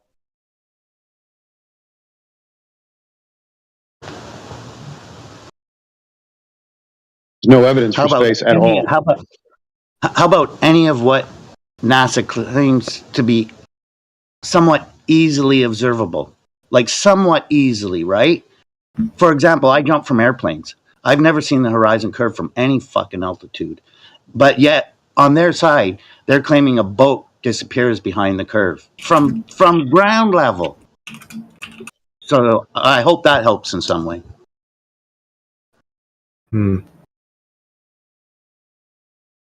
So the only thing that would convince you of whatever X shape would be if you personally went into some kind of bird's eye view of the Earth and you were able to explore, its geometric shape yourself. Yeah. Do you think that's unreasonable? No, I don't actually. I think I'm the same. That's kind of why I'm an atheist. Okay. Yeah. Well, fair enough. You are very suspect of any authority, right? Even religious, that would tell you something about reality that you personally either haven't verified or have not been satisfied by what you've been presented, right? Correct. Okay. Yeah. So makes sense. I don't think it's unreasonable at all. I was just wondering if there was any other, like for example, if you let's abstract a little bit. So if we sent your I don't know if you have kids or if your mother and father are still around, but let's say you have a trusted family member that was able to obtain this bird's eye view and then they verbally told you about their discovery. Would that be sufficient evidence for you or quite convincing evidence, but maybe not sufficient? Where would that rank? A family member, somebody that I trusted. So you could, some people don't even trust their own family with good reason because they get hosed by their family. Sure. Well, let's say right, trusted somebody you're in relationship with that you trust highly. If they said, I went into whatever region away from the Earth, whatever that place is called, if it exists anyways, and I saw the Earth, and it was a giant, cube. Let's say cube. Well, I'd have a lot of questions. You know what I'm saying? I wouldn't just take it at face value. There are things that we can do to even scrutinize those claims by trusted friends. How about the people that say, I died for 10 minutes and I went to heaven? Right? Like, how am I ever going to validate that this actually occurred? Now, I'm not saying that you're going to be a liar because you've never lied to me before. So I'm not thinking that this is a trend. But is it possible that there's another explanation for the experience that you had? I would be that, scrupulous about the entire thing. So you would disregard it, but it would be somewhere in between, kind of a random person going and saying that the world is a cube, and you seeing it with your own eyes. You would say it's kind of somewhere in the middle. Well, yeah. I mean, I'm not going to call him a liar. I would just be like, could you prove this to me? Like, how would you prove this to me? If they took especially since you went that far away from. Yeah, see, pictures are bullshit. But this is from your trusted family members, So they're saying that I took this picture when I was up there. Yeah, I wouldn't give a fuck. Okay. Pictures mean nothing to me. So there's not really any evidence that they can show you that you would be more convinced than if they verbally told you. Essentially, there's no subsequent evidence they can present to you other than the verbal account. Pretty much. It's actually very difficult for people to prove things. History is especially difficult to prove. I mean, there's a million different ways to fudge stories about what occurred even 10 minutes ago because everybody has a viewpoint, right? But their viewpoint is going to be obviously skewed by certain biases they have. Maybe an interaction they had with somebody that they liked or they didn't like. It could have been a totally, know-nothing burger of a conversation, but because they disliked that person, they still didn't like the interaction and have a feeling about their tone of voice or whatever. You know what I'm saying? Like, we live in this realm and it's so difficult to prove things. That's why everybody's individual experience if you can. You have to be as non-biased as you possibly can, but that's nearly impossible. Like, do I want the Earth to be flat? To be honest with you, not really, because it's very inconvenient personally. Because a lot of my relationships have suffered because the vast majority of the people on Earth believe that they're on a ball, and they've never scrutinized any of the claims. So if I come along and say, hey, I scrutinized the claims, it turns out that I can't find curvature anywhere, well, then they look at you like an asshole, and you become kind of either, the black sheep of the family to a certain degree, or the one that people murmur about in your, professional and social groups, for the most part. Or you're ostracized completely because you get in a debate with somebody, and then they become very uncomfortable and they don't want to talk to you anymore. So this is all very inconvenient for the flat earther, for the most part. So most of us would just prefer have evidence that supports a globe, then we wouldn't be in this chat room right now. The problem is it doesn't exist. So in some ways we're here just to see if anybody wants to bring in some sort of new evidence. But it's really hard to go out and fake reality. So I think this, chat room is going to stay open indefinitely. Mm-hmm. Well, also a subsequent question. Let's say it's not one family member that does this, but let's say that it's your whole trusted circle. So let's say it's your close friends, your family. I don't know how old you are. So if you've got kids or other family members, cousins, whatever, people that you trust, essentially. If the whole group were to go out and then come back and say, for example, we think that the world is X-shaped, let's say cube, just for this example, would that be of higher validity to you than just the one person? No. It would be exactly the same. Exactly the same. Yeah, what if your entire family became Scientologists? It's akin to that. You have to start. Do you have to buy all L. Ron Hubbard's books? No, sure, but I think that what I'm trying to say is that this is. So let me guess. Let me guess. You have someone you trust that showed you a picture. No, that's not where I'm going at all. Because I don't know. You seem in disbelief of people not believing pictures. That's all. Not really. It's more about the extra. Okay, a group of people. You seem in disbelief when a group of people shows you the same picture. That's not the point. It's the Scientology example is more of a, it's going to be like a slow cult indoctrination. What I'm trying to portray is more it would sound as if to me your entire family is in some sort of outer space cult without realizing it. Well, what I'm trying to say here is I don't know what kind of pictures they're showing you. You'd have to take those case by case. What I'm saying is that this is an extraordinary event because normally, when people get indoctrinated into, weird Scientology cults, whatever, it's not really a, today nothing, tomorrow everything kind of thing. So what I'm saying is that this would be an extraordinary event where people that he trusts that haven't been spewing weird shit for like 6 months to get to the point where they're Scientologists or whatever, but they go on an expedition, let's say, and then come back. So it's kind of a more extraordinary. They all went to outer space. Yeah. They all got on a rocket together. Well, whatever you believe, maybe not. What do you mean? What are you, a balloon? What are you talking? Well, it doesn't matter. Whatever your conception of how. Well, sure it does, because this is getting into the realm of sort of.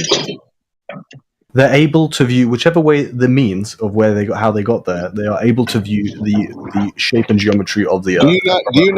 Do you not trust the original Apollo astronauts, the guys with the right stuff? Because they already propped up this story. This is nothing to do in the 50s, believe me, people believed those guys. That's not the question I'm asking at all. No, I know. I'm just meandering. So, as an atheist, let me ask you a question. Mm-hmm. Let's say I'm agnostic atheist, just to clarify. Yeah, that's probably wise because it would be impossible not to believe in something that doesn't exist. But yeah, go on. Okay, so you have trusted family or friends, and they all come to you and say, "We all had a experience meeting Jesus." Mm-hmm. How would you respond? Yeah, I would be much more. From my perspective, when I asked you that question, I was expecting you to actually say, yeah, it would have higher validity. Because from my perspective, if, for example, my family or my close friends if they are all atheists. Okay, so again, we're not going for people that have been indoctrinated into Scientologist cult, for example. These are people that have the same kind of view as you, let's say, and for their whole life. And then within 24 hours, a group of them come to you and say that they've had this insane experience and that they've changed their mind on a specific thing, and then recount verbally exactly why that they believe this now. I think that for me, I'm kind of on board with you where I will still be somewhat skeptical and not totally believing. But for me, that would have a higher validity than if just one of my family members did that. No, fair enough. I don't think we disagree. It's just, if you don't experience something for yourself, it's going to have to be a belief, isn't it? Right? Like, it's going to have to be something that you even might want to believe. But until you actually experience it for yourself, it's like, well, I don't have any direct connection to this experience or this thing. So it's going to maintain a place in my mind of just a possibility. Mm-hmm.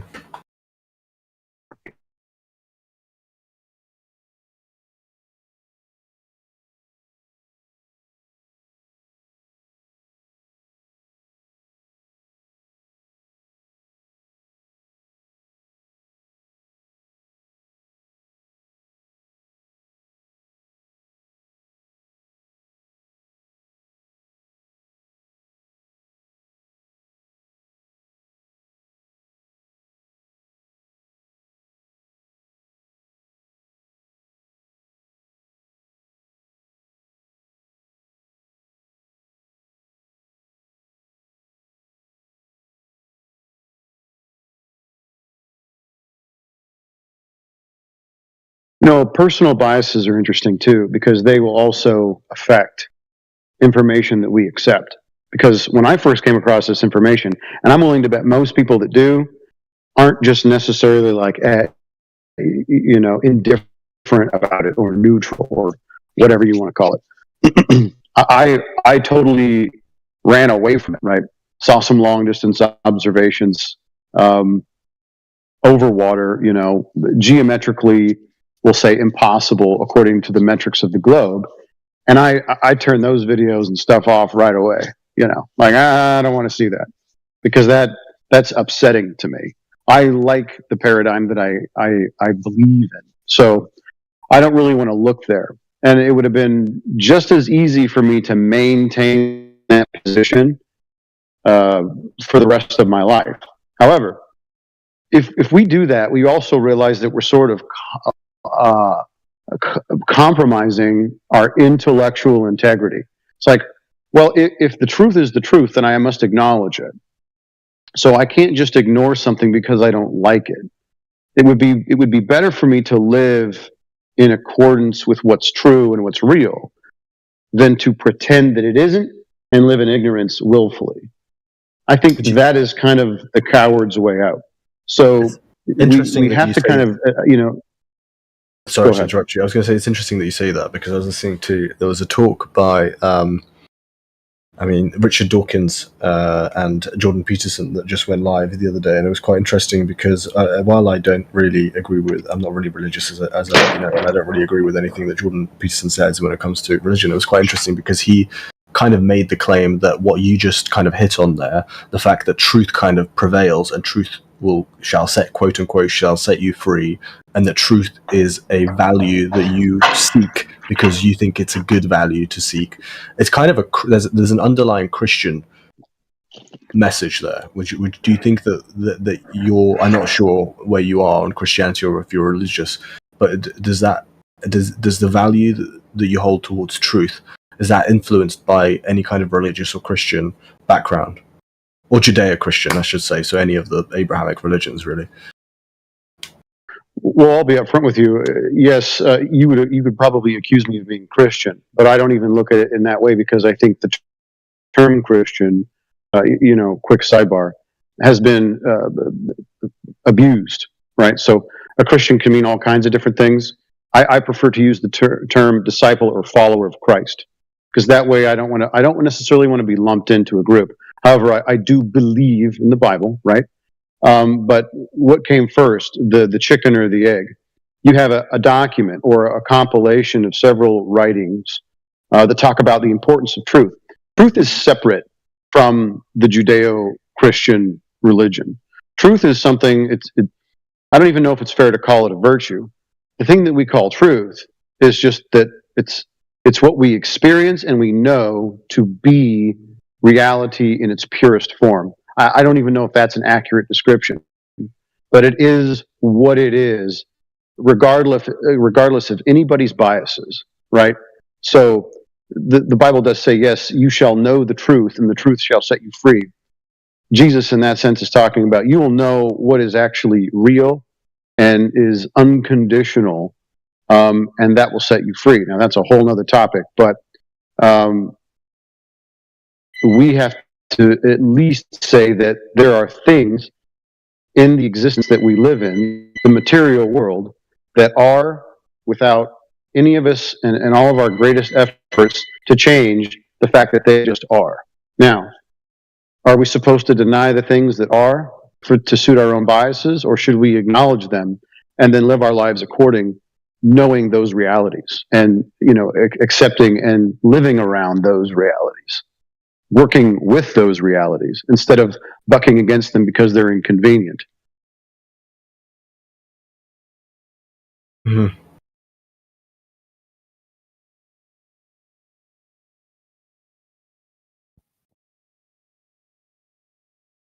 Interesting as always.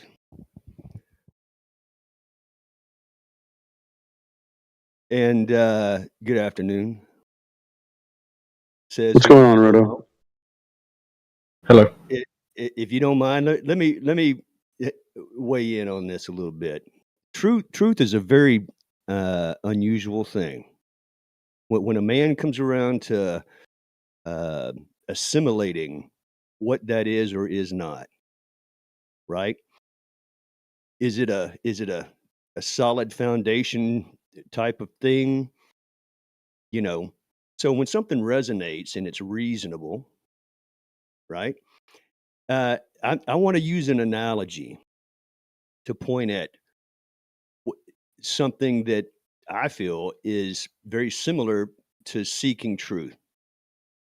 And it's got some very strange parallels, if you will, to this whole, let's say, what this channel has been created for, I guess, is to circulate the ins and outs of this topic. But seeking truth, as an analogy, is a lot like seeking level, right? It's in front of us the whole time.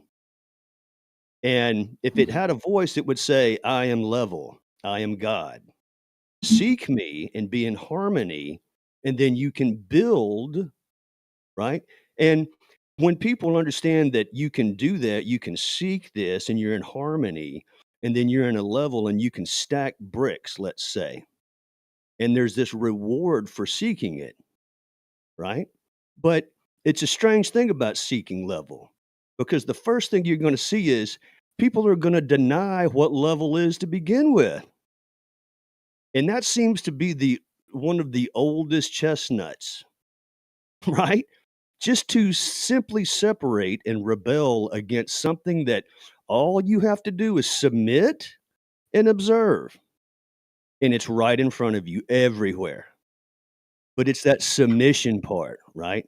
Men don't like doing that, right? They want to rock it their own way. If they want to go where you're not supposed to go, well, damn it, we're going to find a way to make that happen. Mm-hmm. We're going to damn sure try. We're going to be in defiance of the natural way as much as possible. And hasn't that kind of been the Satan of the whole thing? Just defiance of the harmony, right? Because you want to rock something your own way for whatever reason you've got. But the simplicity in the analogy of truth seeking, and just thinking about this, since we've been talking in here the past few days about things like standards and stuff like that, it's just so interestingly, fundamentally simple to me when I look at this. A lot like I say, the interesting part is even acknowledging what level is, right? You can't even get to the fundamentals like that, right? It's so difficult to believe in a straight line. It's right in front of you, though, and you'll never, ever see it any other way. No eyes will ever see it out of it being a straight line. Horizontal being absolutely level, very strict, very narrow, the straight and narrow. There's only one way it works. Everything else is just fanciful thought and math, isn't it?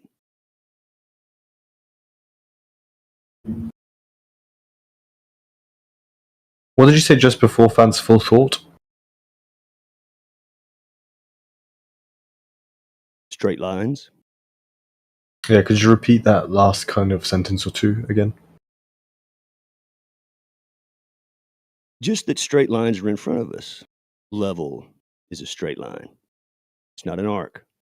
It's not equidistant from a center point, right? It'll show you this in physical representation. You can build a level wall, and it will not arc. And it will be true to you if you submit to what level is the straight line. It's a horizontal vector, and you can build within that vector, and it will never slope from that vector. That's the way it is. That's the way this world works. But man has to relinquish this information that's entwined, like the tear to the wheat, right? Entwined around the truth. Like, yeah, you see with your eyes this, but if I can plant an image in your head with your mind's eye that this wall curves, that water curves, that plumb lines diverge, stuff like that. All I have to do is implant a mental image, and then you abandon, you betray your eyes. It's just that simple.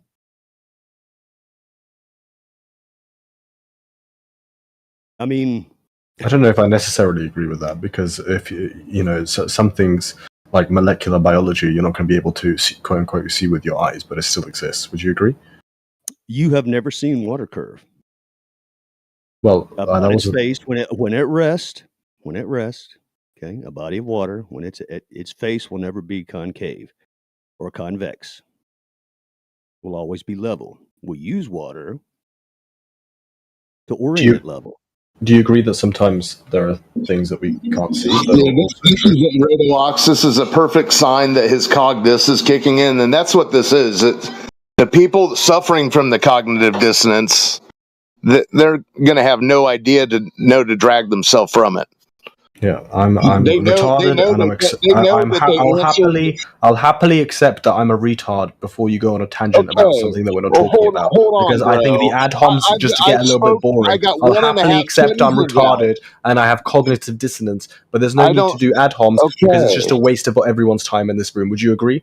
We can both agree that I'm retarded. I don't okay, think it was just to save time. Just to save time. Saving time doesn't include repeating yourself. Well, no, because you're about to go on a monologue about how I'm so stupid, and I agree with you. Because you claimed the cognitive dissonance for yourself. Sure. All I was saying, all these people, everyone who ever took a test back in the olden days before this flat earth conundrum, they had no problem answering honestly that water seeks its level. And not only were they acknowledging reality, they passed the class. Now everyone says no. Water ball because textbook. Don't take it so personally. No, it's okay. I get when you say it's just I've been in this room so many times, and it's not you. Honestly, it's nothing personal. It's just and you know, it just gets into whole. I'm sorry you attached yourself personally to it because I was going to say it before you spoke, but I was pausing, fellas. If I may, just to build a bridge, if I can, because I want to play the devil's advocate, and I want to go where he was going. So he's saying there are certain things that, in reality, can our eyes be fooled? Absolutely. Well, let's acknowledge that. Do things appear a certain way and then are not? Yes. Can you see an atom or a molecule? No. In fact, those are conventions. we treat those building blocks or those particulates or those small building blocks of matter in a certain way because we conceptualize them because we don't see them. It doesn't necessarily mean the convention is terribly inaccurate, but yeah, there's certain things we can't see, and there's certain things that we see that are not the way they actually are. I'll acknowledge that. I'm wondering where you're going with it. Well, I guess the for the water thing, the conventional. I mean, as you all know, the conventional understanding of that is gravity would affect the large bodies of water, so that's why they would appear flat. Okay. But I know that the subsequent argumentation. Again, I have been here. That doesn't even make any sense. The subsequent argumentation, because I've been here before, is normally that there is some question about gravity, right? I'm guessing that's where you guys are going to go. Yeah, but what you said doesn't even make any sense, bro. Yeah, well, yeah. So you're saying that things can appear a certain way, or I don't want to put words in your mouth. So you're saying that things might appear a certain way, but in reality are not that way. So I agree. Mm-hmm. But then you've moved. It seems like you've moved, and intentionally or not, now you're moving to, well, the claim is that gravity is pulling water around the sphere, and therefore it looks flat, because that's, that doesn't work. That's why old Haas is like, wait a minute, you can't just go off to the physical claim that doesn't comport with what's actually observed.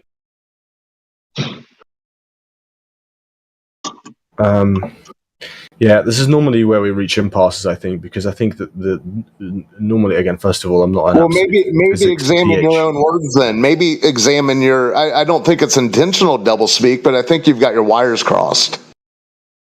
Well, first of all, none of us here, I'm assuming. Because you're leaping. Yeah, hold on. You're leaping from acknowledging that water is flat, and then saying, but gravity on water ball, so water's curved. But you just told us it was flat.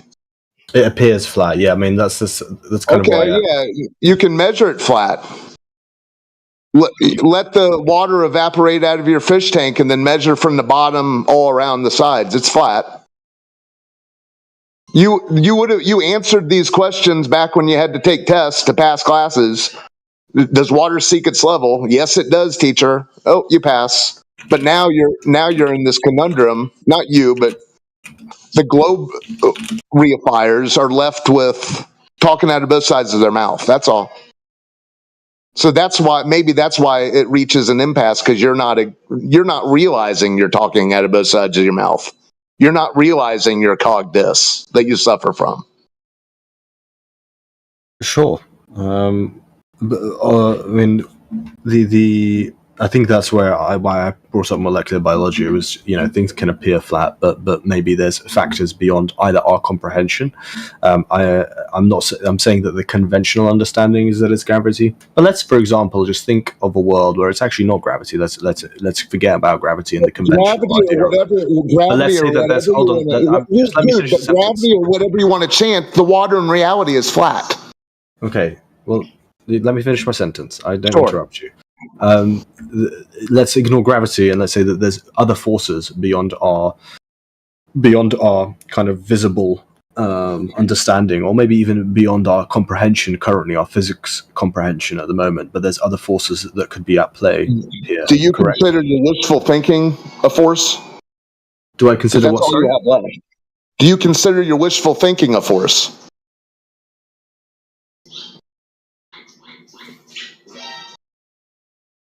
I mean, I don't know what you want me. There's not really a because that's all you're left with. Because you're denying the nature of water. That's where you're beginning. That's where you're building a foundation on denying the very thing is reality. Yeah, Clomo, you're an intelligent man, and this is where all of the cross-threading happens right here. But this is the point, right? Because what you will concede to, I assume, is that all eyes will only witness water ever behaving in a particular way. It's a very strict way. And when it is at rest, it is what we deem as level without 1 point higher or lower. So that is how we use that liquid to as an orientation for level, to attain level vectors, right? So, but basically all water's doing is submitting to this perpendicular that exists everywhere, which is a plumb bob and water, basically, to give you that perfect perpendicular. That's everywhere. But the cross-threading comes into where we say, well, yeah, our eyes tell us this, and we can measure to verify that this is this way, and we will never, ever witness it any other way but this very strict way. Yet we must take a leap of faith that it does behave differently when the body gets to a certain size, obviously. Actually, I mean, at any size, you can't escape this, what the globe premise is structured around, which is a center point. So you can't ever really even have flat. Now, Says Who brings up a very interesting point, and these are the conundrums of man. Because our eyes are an interesting thing, the way that our perspective of the world is interesting. So, in other words, like, for example, if something is flying from the east to the west of our horizon at the same altitude, it appears to be highest when it's directly above us. So we deem terms like high, noon, but what we know are these things in flight are at the same altitude. Okay, but they look like they arc above us, right? But we know they do not. So that's our eyes. Things get smaller in the distance. Apparently, they don't actually, do they? But as they go in the distance, that's the way our eyes perceive things until they're not perceivable anymore. They're too far away. And then so naturally, men start thinking, well, what's happening here?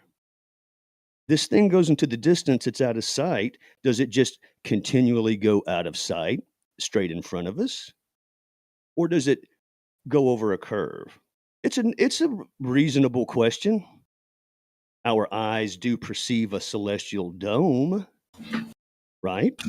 Does that mean that the stars are aligned in a dome? It does not mean that. Perspective is interesting, and it's got to be taken into account to try to get to the bottom of some of these natural questions that men have. What is this place? Right? So these are all reasonable questions, but you're right, Clomo, that this is where it diverges in the schools of thought. Mm-hmm. So, I mean, do you see that what you are importing into your information as a human involves things that you're not going to see, you'll never witness, and that men have never witnessed? And that you're nodding to that. You're saying, okay, that's good enough, because other men are nodding too. That's good enough for you.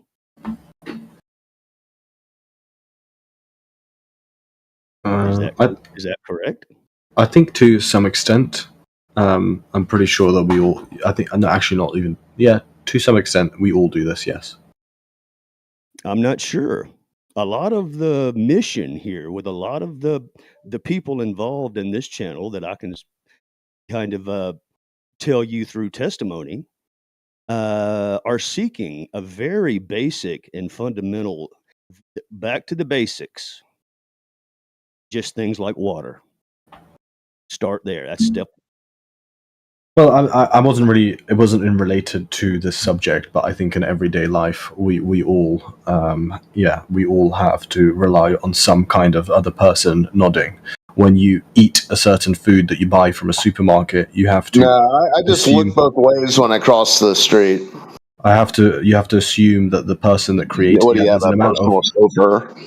There's an amount of trust that you put in either institutions or supermarkets or companies that, you know, they won't put bombs in your car when you press the gas pedal, or that when you eat a certain food, it's safe to eat, or when you drink milk, that it's not, you know, it's not going to poison you, that kind of thing. So I think that there is an element that in everyday life we all have to grin and nod and accept that we put the belief of something into someone else's hands. We don't test every food that we eat, correct? This is true, and these are good No, points. However, I these get- aren't yeah. scapegoats either, are they? Because Sorry, on could the you other repeat that? hand, I couldn't hear you. these aren't scapegoats either. Scapegoats, okay. Yeah, I mean, so in other words, there's accountability to our choices because we have free will, don't we? Yeah. We have the free will to what we want to nod to. Do we not? Sure. If you want to check that food, you can. Sure. You can eat anything. You can trust any food put in front of you. Does that, you know, what is that? Should you? That's a personal question. I don't know. Yeah, I think It you know, really is, and it's one that resets itself every time you have a meal. depends if you're allergic to something as well, doesn't it? So You'll find out trial and error, I guess, huh? So, but Yeah. then so we start finding these things out, and these are the resonations of reason and logic. Reason and logic. So the simple stuff, right? I mean, if you wanted to use this example with food, you'd break this down to some of the basics, wouldn't you? Maybe you've imported too much and you know it's time to trim it down, trim the fat, so to speak. The same thing happens with knowledge, and I'd say that that's kind of what's happening here with a lot of these people. They're trimming all the fat off of it because it doesn't really make any sense, and it's ultimately unnecessary. And it's a game changer, actually. It changes the shape of things, doesn't it? All that fat.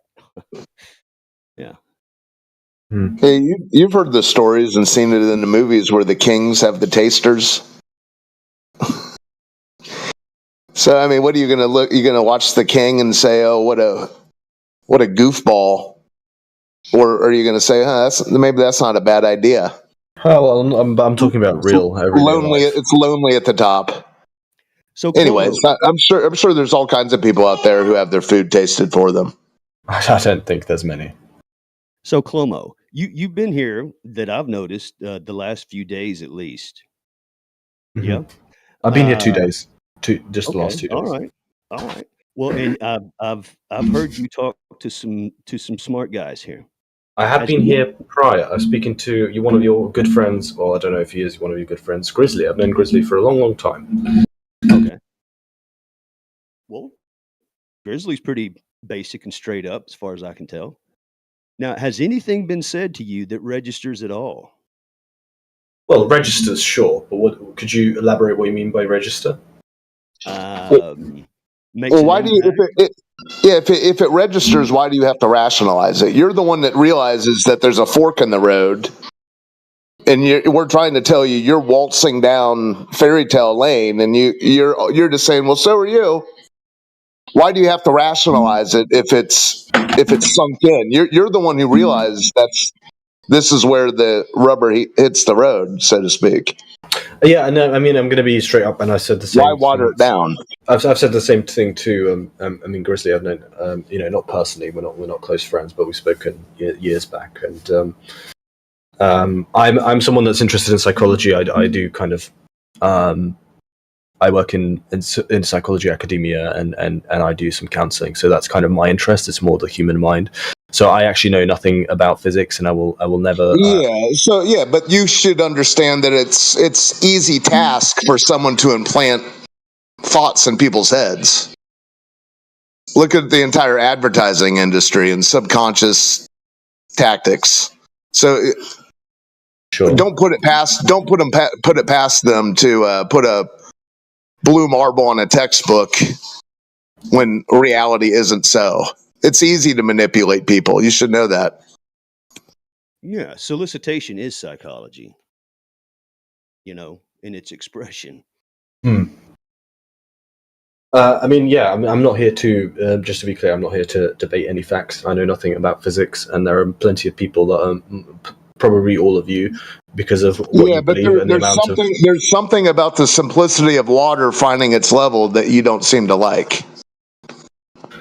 Well, even if I accepted it, I don't think that it would matter in this conversation, really. Well, yeah, it would matter because they claim we're on a spheroid covered at its surface with 70% water plus. Sure. I mean, people claim all sorts of So things. you can't. I'm not here to. Okay, you can't have it both. Can't have it both ways, bro. The reality of water doesn't match up with their advertisement. Mm-hmm. Well put. Yeah, I'm not here to debate on any of the physics-related argumentation. Yeah, no, that's where you started rationalizing. Well, I think we're both doing a bit of that. See, no, it's just you. You're coping. We're both doing a bit of what? Sorry. You said that's where we went down the whole food testing lane. Well, I believe we all just take the experts for their word and trust in society, sir. Yeah, you would agree with that, yes? Well, yeah, but I also look both ways. I gave the example of when I cross the street, I don't call someone to help. I just look both ways. But all I'm saying is humanity was presented with a ball. It's everywhere in paper mache form, at the previews, at the movies. It's on all the textbooks. It's on your cell phone when you zoom out from your directions a mile away. Just don't be so astounded that this whole idea was just embedded in the psychology of the masses and it has zero to do with reality. Hey, could I get a mic check before I jump in? Yeah, it works. We can hear you. Okay, cool. Cormax, we sometimes ask this question, but I feel like it's a bit malformed. Sometimes we'll ask people the question, if the Earth were flat, would you want to know? But that's not the right way to ask it. If the globe that you've been presented is inaccurate or entirely false, would you want to know?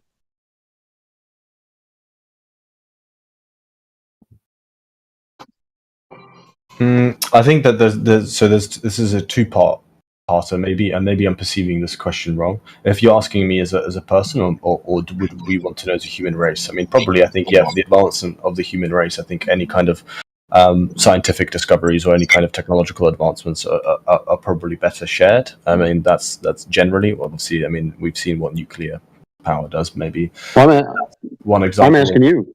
No, he's asking you. Me personally, would I want to know? If it was, would I want to know? Yeah, I mean, sure, why not?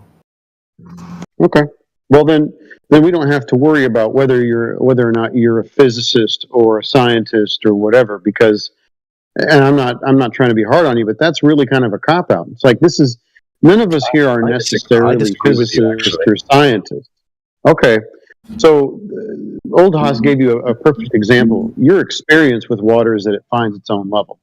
So, you don't have to be a physicist to know that, do you?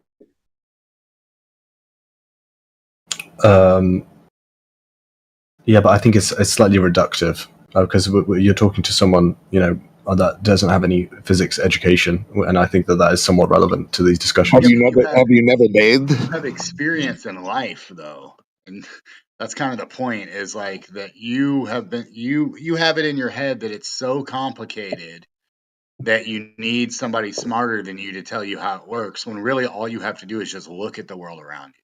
Well, I disagree with that. I don't know if you were here earlier, but that was part of I think I talked to Roto or Sesu, and I made the point that sometimes we know there's things that we don't understand or we don't see, but they still exist, like, molecular biology or quantum physics. So wishful thinking was a force of yours after all. Like magic. When I asked if your wishful thinking was one of your tools, if that was a force, it turned out to be yes.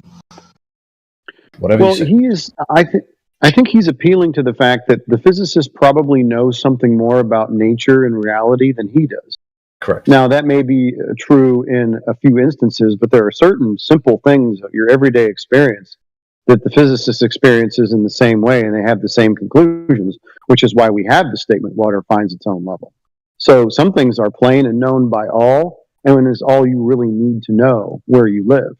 Now, if you want to get more in depth, there are simple tests that you can conduct yourself to see if this is true.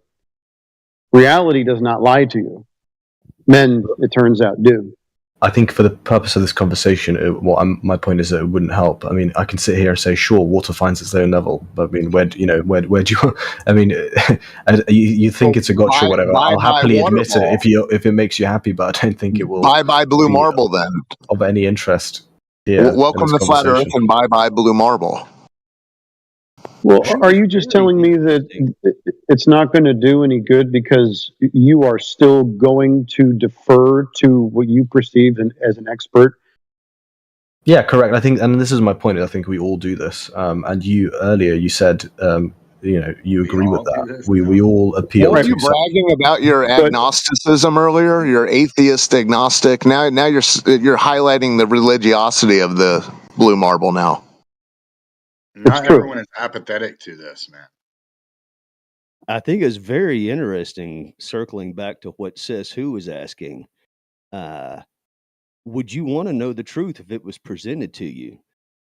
And Clomo's answer was, sure, why not? It wasn't absolutely yes, exclamation mark. Yeah, there's a bit of a... do you want to know the truth or do you want to live in a walking lie? The emphasis of so I think that where maybe the slight miss here is that I don't think this is that important. So, and I know that this is a whole, when it comes to FE, there's a whole kind of worms here. And I'm aware of that. I've had these conversations before. I just don't wish to go down that path now. Right, as we're having this conversation, I think there's more interesting topics. If it's not important, why are you here? But there's well, for let me give you an example here. So.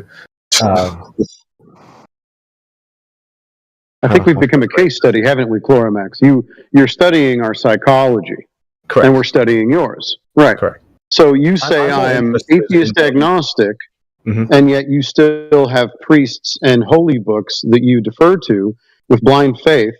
So we're not different. Yeah, it's just science. Science is a religion for atheists.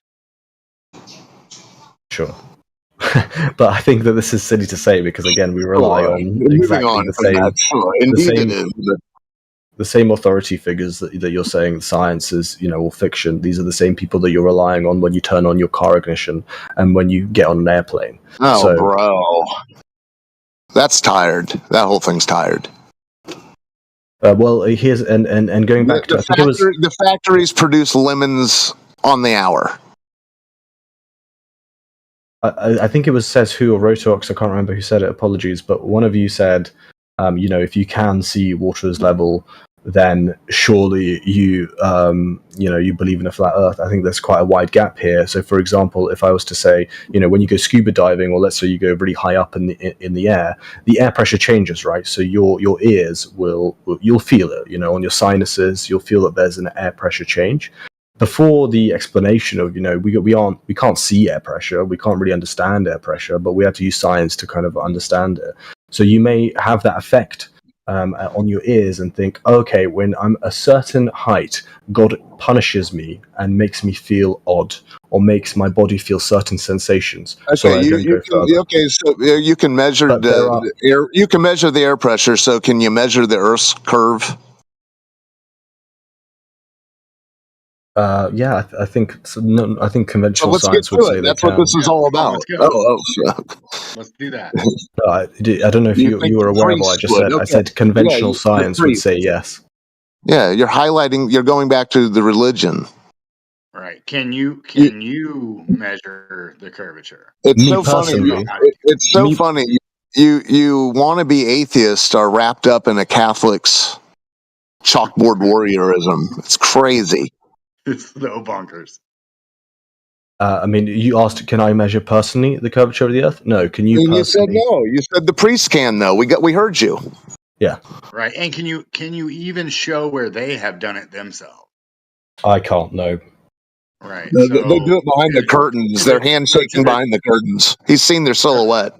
Right. So to the best of your personal knowledge, no one has ever measured the curvature of Earth, right? Conventional science would say that they have, yeah. Okay, so when specifically? I'm not aware of. It doesn't sound so conventional, then, does it? Again, to your personal knowledge, no one has ever actually measured the curvature of Earth. Well, no, my You can't just personal. say I believe they have. You I have the. This is why he wanted to establish the importance of a group. I have the An hour personal. later, he has a group of priests. I have the personal knowledge that conventional science would say that they can measure the curvature of the Earth. Cool. They said that, but do you have personal knowledge that they've ever actually done it? And if so, how, when, and where? No, how I do they don't. do it? Right. So you Well, that's don't the know. difference there, Clormo, is that you just believe that. You've never Correct. checked Yeah. into that. Yeah. And you believe that when you get on an The thing airplane, is, it's not when going you to fall out of the open sky. that door of knowledge, what you will So find why are you is changing the this. subject, dude? What you will find is this, Cormo, is that no man ever, no eyes ever, no tool, no hands, no place on earth has ever measured curvature. In fact, the only thing that's ever been measured is horizontal, level, and verticals. You're either in those or you're out of those.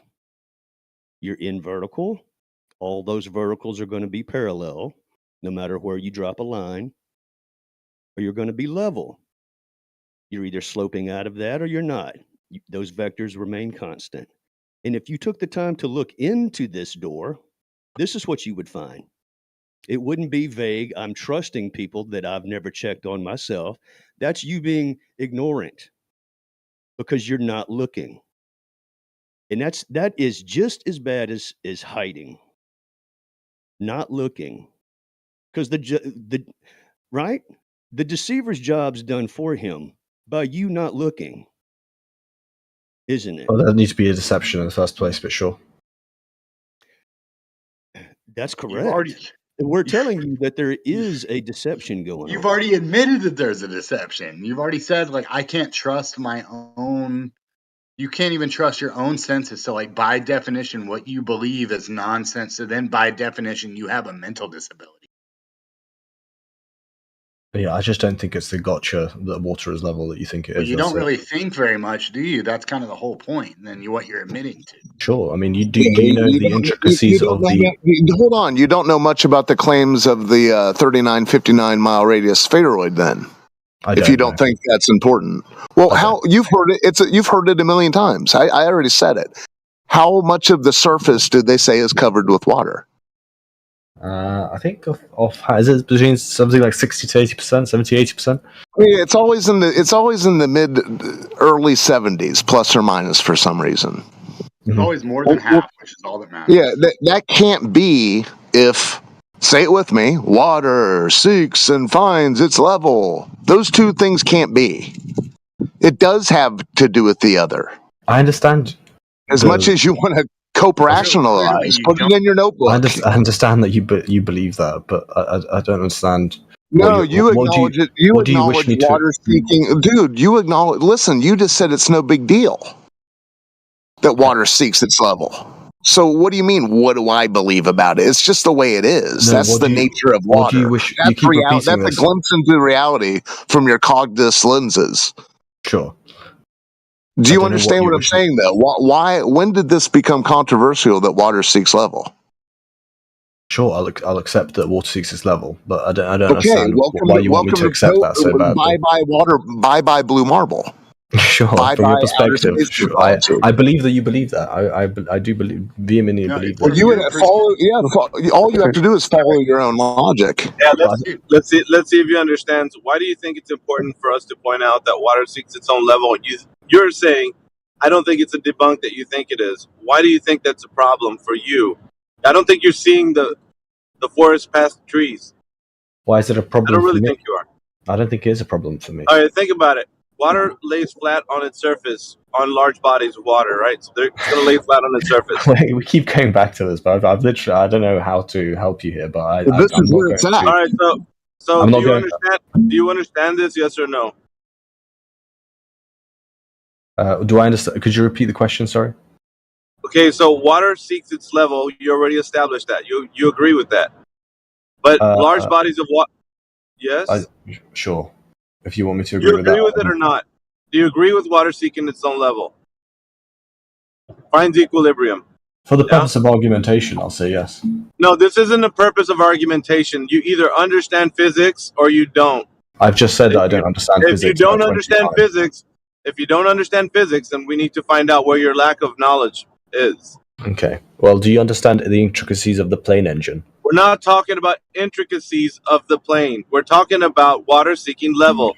Okay, Do you well, that's- understand physics of water? Yes or no? I've said, I'm pretty sure, says who, please back me up here. I've vehemently said I do not understand anything about physics and don't wish to make any physics points. So then you are saying that You I did don't say think that. it's the debunk that you think it is when we talk about water seeking level. Correct. You don't understand the physics of water. I It should don't, be no. more or less right. So we're telling you right now that water has surface tension. That being the case, water will be always lying flat and level on its surface when in large bodies. So take, for example, any large body. You could start from the very small to the, scale up to the most monumental, right? You can start off from like a swimming pool. You can move out to a pond, then go to a lake, and then go to, an ocean. You understand that mechanics all are not going to change for the physics of water, right? Hydrostatic equilibrium. So you understand that right now, if you're looking at water, just only water, nothing else, that it's gonna find its level and it'll have surface tension. That means that the surface of that top of that water will always be even, flat, and level. That's important. Now, the other thing that was asked of you is how much water is covering Earth. And you said, well, more or less around the 70s, which is what the thing is important. Now, you're taking all that flat, level, even water, distributing it about 70% of the surface of the Earth, and then you're going to have what amount of Earth is curving again? Because we have all this flat water. You see how the logic follows? And I don't think you understand when you said, I don't think it's a debunk, you think it is. It absolutely is. Water debunks the idea of a spherical surface. There's no convexity. Ultimate debunk. There's no convexity in large bodies of water, sir. Now, if you want to talk about minute changes like waves and such, that's just disturbances on the surface. We're talking about convexity. So, that if you understand that water has that specific mechanic, then you will understand that there's no way that you can get convex surface from the large bodies of water being level, flat, and even on their surfaces. Mm-hmm.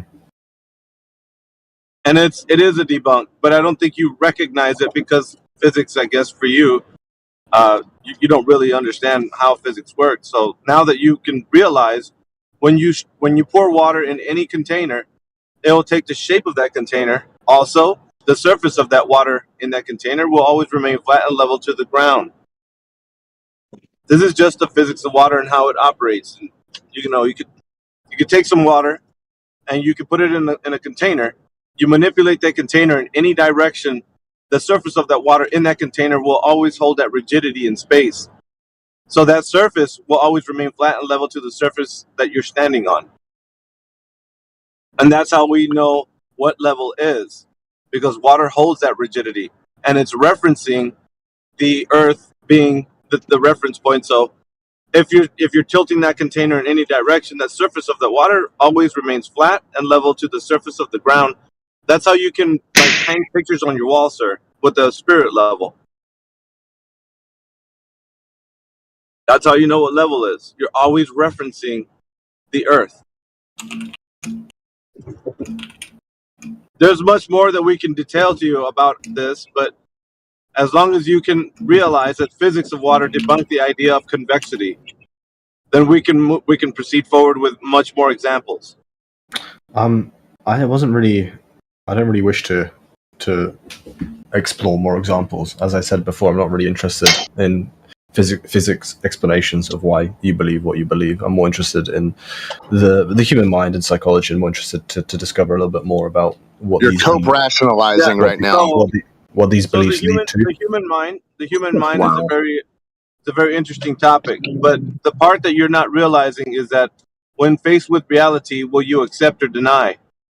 Because at the moment, you think you're examining us, we're examining you, sir. I'm not examining anyone. Yeah, well, that's what you were claiming. I'm more interested in the minds of people. So Yeah, you're I coming am. in here for the minds of what people think versus how we think. Because how we think should be more important to you. No, it's not though.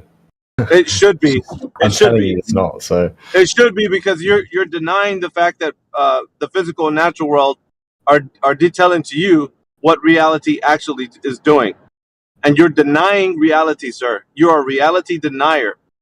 Do you understand this? sure, I'll The be a reality implication. denier if you wish me to be a reality denier in your mind. No, this isn't. He has to This isn't water what everything down, this isn't doesn't what I he? wish you to. This isn't what I wish you to be. This is what you're showing everybody in this call. I'll That happily you're denying accept reality. the label for the purpose of this conversation. Can we? Is it? You know, what was the? If it makes you feel better, I'll be a reality denier. I don't No, it mind. doesn't make me feel better.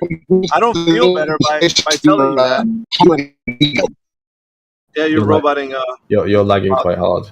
Whoever's All speaking. I'm saying, sir, all I'm saying to you is that recognizing the, you're not seeing the big picture here. Is that you've been told a narrative and you're just believing it, and then you're coming in here thinking we're the ones believing some type of narrative. I don't know. irony in that I came here to find out what you believe in. I don't know what exactly every person in this room believes in. So that's it's not about believe what every it's an person incorrect believes. statement that you just made. It's not. No, it's not incorrect. So what every person believes shouldn't be on the table. What we're talking about is the physical and natural world, and that's what you should be concerned with. Beliefs are not included here. We're not looking to see what people believe. We're looking to see what is real. And you don't realize that what is real can be demonstrated just by going outside. Did you know that? All you have to do is go outside. I can tell you that the water outside, it lays flat and level on its surface, but I much rather you go and look at water lay flat on its surface so that you can know for yourself, and I don't have to tell you, that the physics of water are such that water will always have that surface tension that remains flat and level on its surface, when undisturbed, of course. So I don't need to tell you about any beliefs. You just have to go see nature for what it is. And then realize. That's very important for you. Well, thank you for your concern. Well, it's more than that. Because if you want to insert any conversation here, you can't deny the reality that you exist with all of us. Because you can say that you live on an Earth that's a globe, but reality will dictate that it's not. Because there is no surface curvature to be measured, and as per your example, you don't know how it's curving. You weren't able to give the gentleman any indication that you have a knowledge that the surface is curving by any demonstration or measurement. No knowledge. And that's important for you to recognize that you don't have that knowledge, so you can't make the claim and then support it. You can make a claim, but you're not able to support it. Could you elaborate which claim I made? I don't think I made a claim, my friend. Do you think that the Earth is a globe?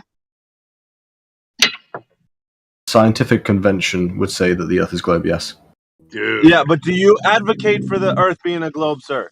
Do I advocate? I mean, advocates. What, am I a lawyer, or who am I advocating Do on you behalf? believe that the Earth is a globe when you woke up this morning, before you entered this call? Yeah, I believe that the scientific. I believe that the scientific conventional belief is that the I know. Earth is a globe. Yes. That's the claim. Now you realize that I'm addressing the claim that you're making. Could you elaborate what the claim is? Hold on, just 1 second. Okay, He's a are you in the same conversation that I am? Basically, that the Earth is a globe. That's the claim. Okay. Yeah, you made another claim that said that the nature of water has nothing to do with debunking the water ball. Yeah, I don't think that it's the debunk. Yes. Okay, so don't act like you're not in here tossing around claims. That's not a claim. This is a sophist gimmick. He's just doing it so he doesn't be held accountable for the things that he says. Most people do this.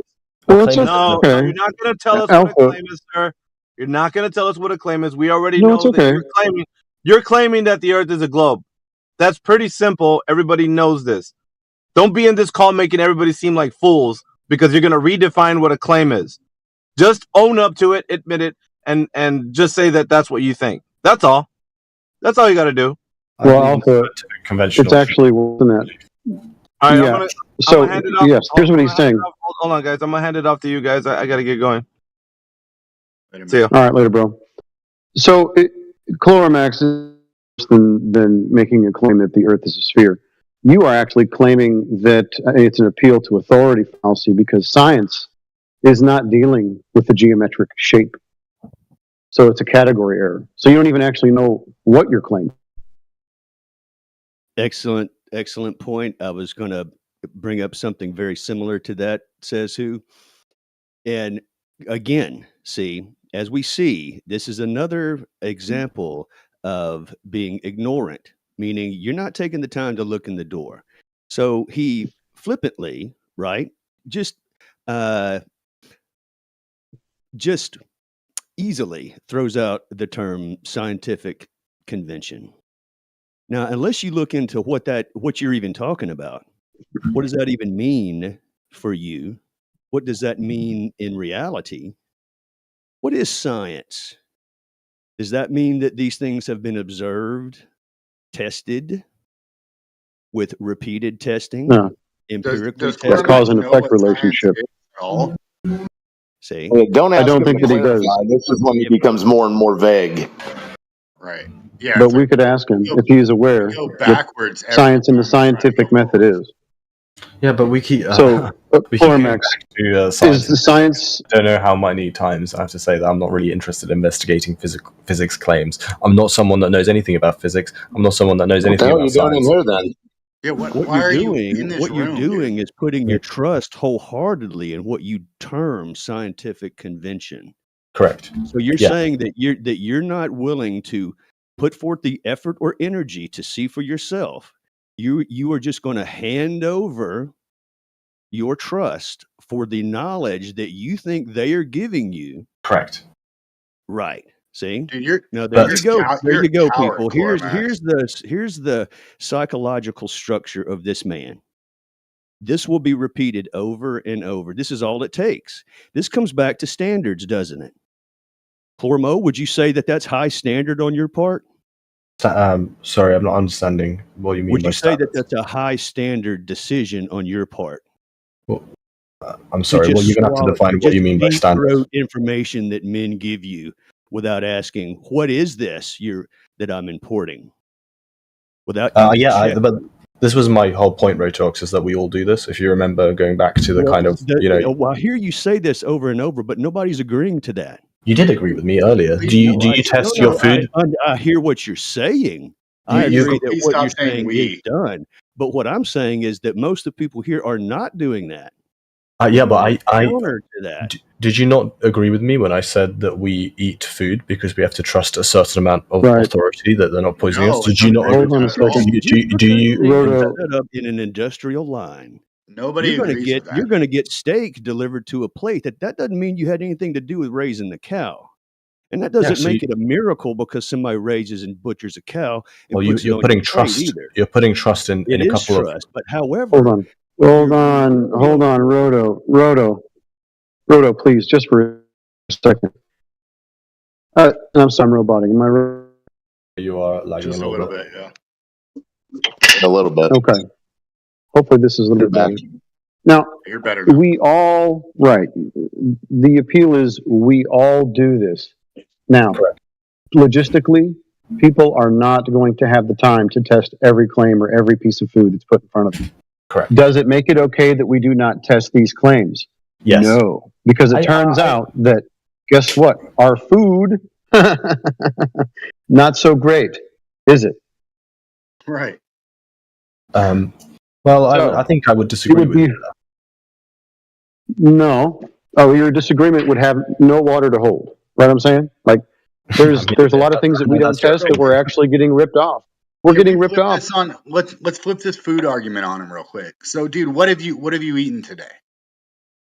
Today I had some sandwiches with caviar. I had a couple of cups of tea.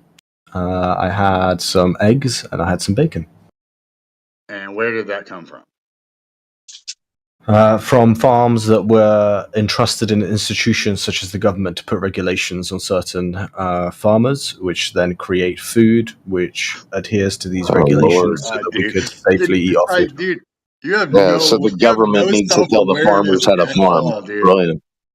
Yeah, so with every fork of food you put in your mouth, you could have choked, yet you continued to chew. Dude, what color is your shirt right now? Pink. Black. And who told you that? Who told you that that was black? Well, it's the cultural phenomenon of language. Holy shit. That's deep, dude. Bro. That's deep. Oh, this is brutal. My eyes are telling me that my shirt is pink. My eyes never lie. Okay, Chloromax, you can agree with me or not, it doesn't really matter. We've been doing a study on you since you've been here. I think you should probably not call yourself an atheist or agnostic at this point. As far as I can tell, you are a believer in the God of government and institutions. You definitely have a faith system. So you do have a God and you do have a religion.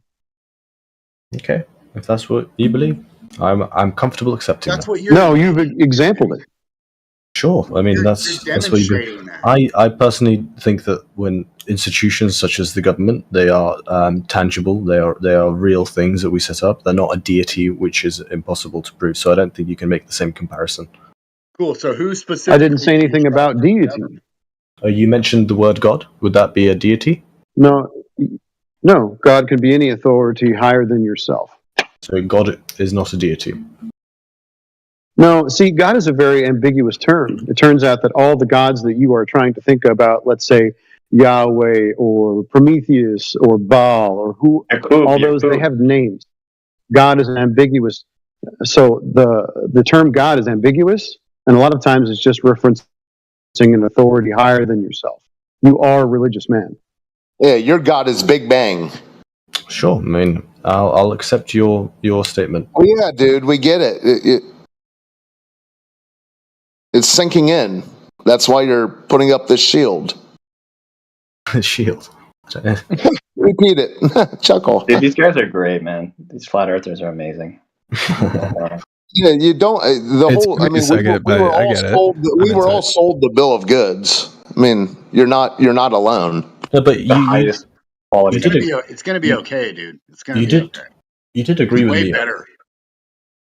You did agree with me earlier, right? When I said that you don't check, you don't carry out mechanical checks on planes, or you don't carry out mechanical checks on trains, or you don't, make sure that your computer's not going to blow up when you turn it on, or every time you. What does that have to do with this? So there's an amount of trust that you put into certain scientific and governmental institutions when you do that. Would you accept that? Okay. Did you check? So hold on? Yeah, did you check Aussie's with addressing someone me. before every chew you made today? Just to clarify, my question at the end of that was, would you accept that? Yes or no? No, I definitely made the statement. It doesn't have any. It's non sequitur to the point. You're saying just because we all do this doesn't make it good or okay. It also doesn't mean that something is not going to be slipped into your food, which it already is. You had bacon today. Can you tell me some of the side effects of nitrates in the food that you ate? I cannot do that. It makes the ground more so fertile. you don't. Well, I'll say this as well. Nitrates make the ground more fertile. You're right, Cormo. Yeah, there is an element of trust in the systems of humanity, of course. However, water's level. You've been told otherwise. That's also true. Yes. Okay. Well, so these things can share the plate. I'm sure you trust the guy who changes your oil. Well, say one day you take it to someone else, and out comes your engine smoking, and out comes water. You either know you have a problem with the last guy who put oil in your car. Don't act like if all these things that you say, you trust this, you trust that. You can check all these things out, and you should. Yeah, the ball's just another one of these things that have been presented to you, bro. That's a really good point, man. Like how far do you take this trust? Like, at what point does your life become a disaster and everything goes wrong before you do anything about it? Yeah, it's like at the end of The Last Samurai, where the guy, Tom Cruise's buddy, looks at the, he gets run through and he looks at the pear blossom trees and he goes, they were all perfect. He had been searching for the perfect one. It was right in front of his face all along. You've got this whole thing. You're the psychology notebook guy. So, yeah, just leave the chance open that this entire outer space mythology has been embedded into your psyche, as it was with all of us. Absolutely. When the scientific conventional consensus changes on certain topics, I also adjust my opinion. When they decide, Scientific consensus is you're starting to sound very OT9. when they decide that there is more efficient ways of building nuclear power plants to obtain energy, so all of us have electricity. I think that I generally think that there might be in the future better. Some people are just going to be followers. Dude, you are lost, bro. Yeah. Yeah, man, you're a leader, dude. You're not. It's too bright. They're just going to. This is part of psychology too, Clormo. Following a herd, following a club, and just because there is one, right? All kinds of stuff. If you investigate the ins and outs, the psychologies and sociologies of clubs and groups, and us and them, and divisions and things like this, and securing knowledges, and we know something you don't know, and we're better than you, and all that kind of mentality, that is absolutely at hand everywhere. And that's part of the point here. Now, you can follow what you consider to be a powerful herd. When that herd changes and then they say I'm a woman, then I'll believe it. You would too, wouldn't you? Huh? They Believe tell what, you your sorry? penis is something absolutely different than what it is, and if they all agree, you're going to do it too, huh? That's kind of what you're saying. That's a real cuck mentality, man. That's psychological as well. You should think about that. I don't mean any kind of an insult about that, man, but you're just sitting here just like easily being a softie. Okay, I mean, I'll accept that. I don't know if you caught it in the chat, but I've diagnosed you with it's a weird combination of Munchausen and Stockholm syndrome. Oh, thank you. Thank you, Mr. Doctor. I appreciate your diagnosis. Not a doctor, but it's. Well, I just wanted to say that that's a really good point. You know, just because I think you're under the mentality, Clomo, that we all just kind of believe that the Earth is flat and that we're joining some sort of group, but that is not the case. In fact, if you ask anybody here, they'll tell you they don't believe in flat Earth, that they know it is, and in some cases, like yourself, they don't know that it is. Can I ask a direct question? This is going to be a two-parter. So there's two direct questions, and both these are yes/nos. I don't mind if you elaborate on your answer, but if you could please answer yes or no first, I would appreciate that. Question number one: do you believe in the conception of God or a higher being? Believe? Correct. No. Okay. Question number two: do you think? Cuomo, can I ask you with just that last question? You said, "Do you believe in the concept of a higher being?" Are you asking if we believe that the idea of the concept exists, or that a God exists? No, well, I don't want to use the word God because some people don't like that. But so I would replace it with higher power. But yes, I guess I'm asking you if you believe that there is a higher power. Concept of a higher power? Sure. Yeah. So a God-like or higher power-like being that has put us here on Earth. Well, I mean, unfortunately, I actually know that you need it's the antecedent for creation, that you need somebody to create the cake. The cakes don't, bake themselves. Mm-hmm. Do I know who that is, what that is, why it is? No, absolutely not. Sure. And then the second question, it's an open question to all of you here. Do you believe or do you think that there are shape-shifting lizards on Earth? Yes. Dude, get him out of here. This is as I said, you can elaborate on that, but that is Dude, your no, question. you not see Mike Zuckerberg? Go get a David Icke book. And in that case, I would say, well, let's see the evidence. right? And to answer your question, I would say I don't know. I'm curious as to why you asked that specific question. Cuomo, have you always been a coward? Like Maybe your because whole he's life, mocking me, or did maybe. it just start recently? No, so the reason for the question is because you mentioned. I believe it was. Oh, apologies, I interrupted you. Go ahead. No, this is a last ditch poisoning the well, trying to. Right. Stuff that you probably heard about flat earthers, right? Correct. So what I was asking, I think it was Ox or Says Who, I wasn't sure who mentioned it, but they made the statement that I have a faith in government or institutions, and I would probably agree with them. I do have a level of faith.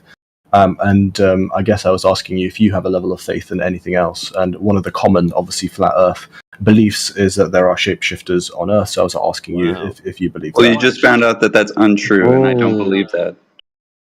So the stereotype fallacy, right? That flat earthers generally believe in shape-shifting reptilians, because that is not a belief that I hold. So whatever cross-section of flat earthers that you have polled, you've come across a few that believe in shape-shifting reptiles. Meanwhile, nobody here believes that. So now what? Well, where did you come across this? That was why I Yeah, asked. you need order in here. You guys need order here. All you have to do is ask the guy, can you name one person that believes it, and then he'll just die, I guess. So, I mean, that was a two-part question because I think it doesn't really matter whether See, it's he God can't even answer. See? or whether He can't answer. Whether He been captain for a while of the XO. Cuomo, Man, who you believes kind of in shake your shape-shifting lizards? credibility, Corbo, with a question like that. I'm a little disappointed in you, man. I don't think I'm a little it disappointed in you matters that which you're trying to throw in something of that low level. Pathetic. Well, Clomo, does truth matter to you? I mean, like if say you went to a restaurant and you got food poisoning, you were trusting the food, but do you trust it again? Yes, well, I think once we have restaurant poisoning, we still go back to a restaurant. Yes. And if you got it again, do you keep going? Well, you might change restaurants, but you're not going to stop going to restaurants, are you? That's what I thought, right? You'd stop going and you'd stop trusting them, wouldn't you? Yeah, you might. It just takes you 2 times to get poisoned, not once, right? Well, I think it depends on who's working that restaurant, right? If they have an ownership change, then probably I would go back to it. Yeah. Okay, so you go back again. What if you got food poisoning again? Well, I'd go until they either replaced the staff or they had better health standards. There you go. So you do trust your own senses, don't you? Yeah, I mean, we all do to some extent, sure. Just like we all trust institutions to some extent. Would you agree? Nope.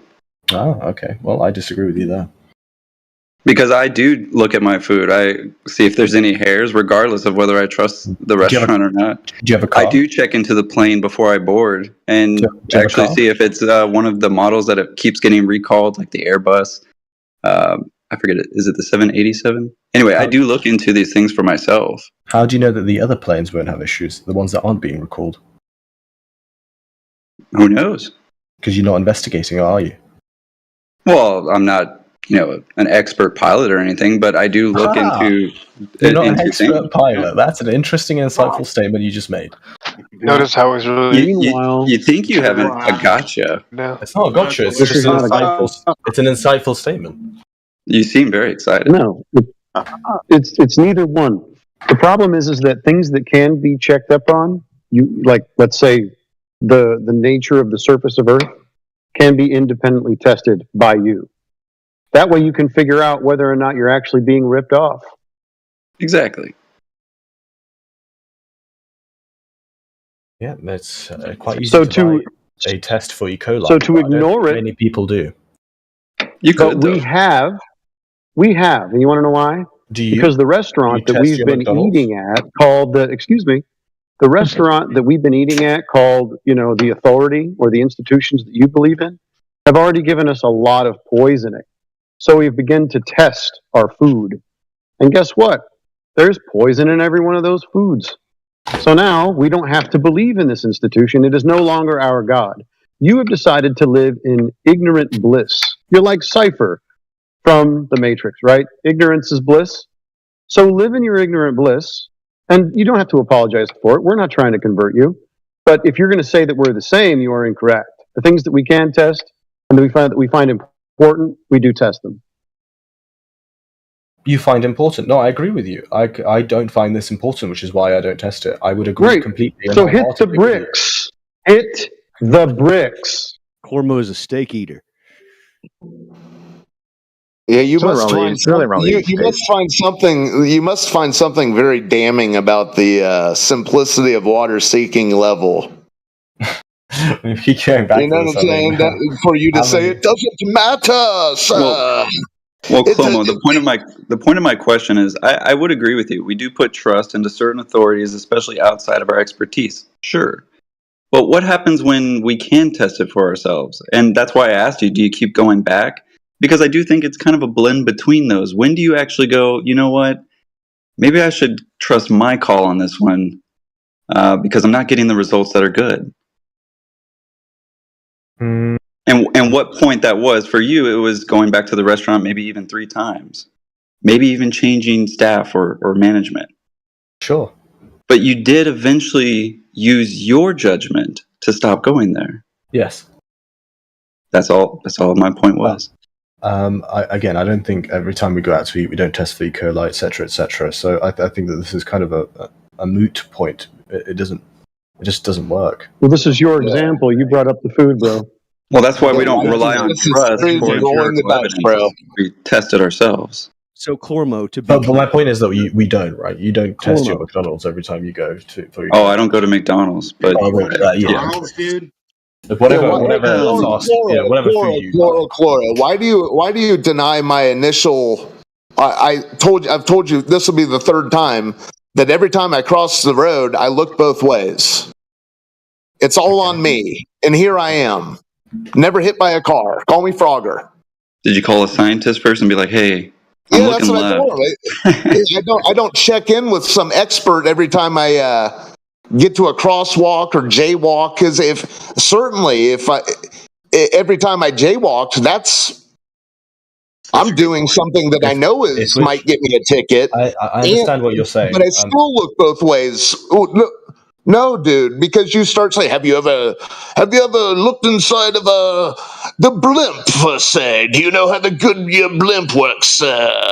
What about the Golgi apparatus? What about that, sir?" That's what you're doing. Yeah. It's So insane. I'll tell you why. So For you to go to those lengths, all the while tell us that this doesn't matter, you're highlighting your double-speak hypocrisy.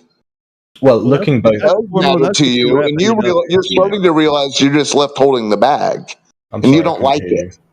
Yeah, you're starting to. You realize that you're left holding the bag of this outer space myth, because when you acknowledge that the diverging path was diverging, the fork in the road, you had to say, "Yeah, but you're doing the same thing." No, we're not playing stupid about water. We're not denying just connecting the dots. No, I think there's a different amount of expert knowledge needed for crossing a road and knowing the creation of the Earth and how the Earth comes into being. Yeah, I think there is a different level of expert analysis needed for that.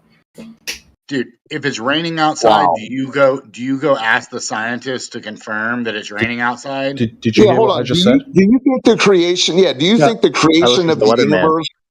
Yeah. Do you think the creation of the universe is in an equal standing of the nature of water? I think you might be a bit obsessed Do you about think water. those are equal mysteries?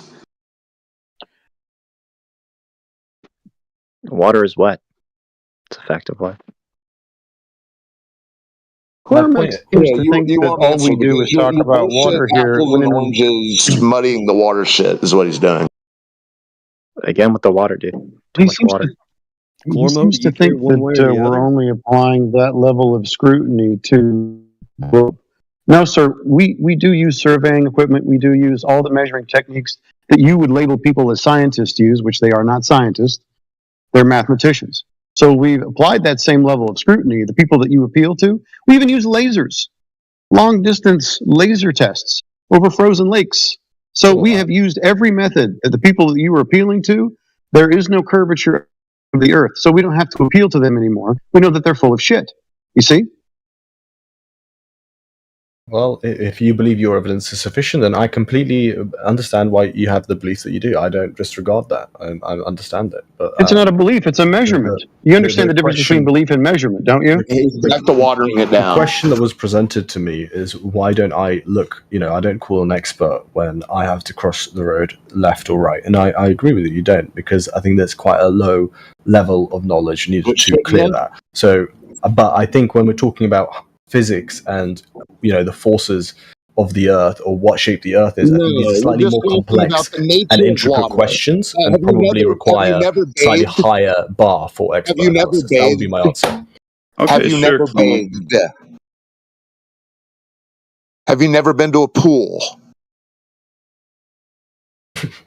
I think, does a pool have water? Let me guess. Yeah, man, you're just tap dancing from the get. It doesn't matter to you, sure. I get a statement, but Clomo, like for instance, say me and you were looking at a building, right?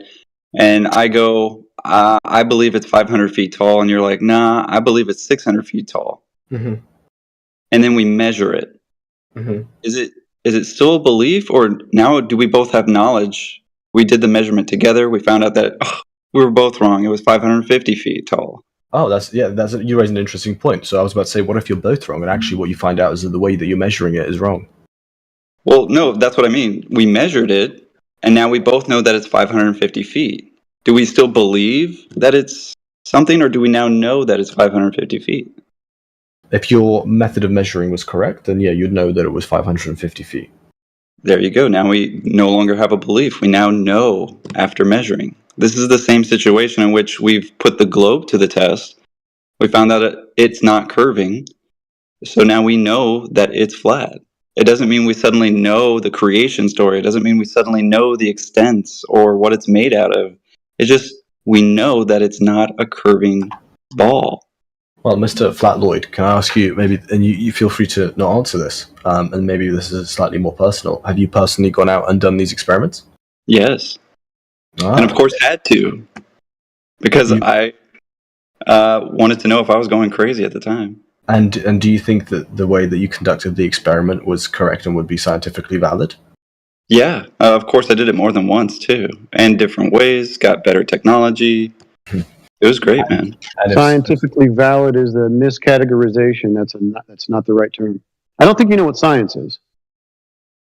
Yeah, probably not, because this is a geometric question, not a science phenomena question.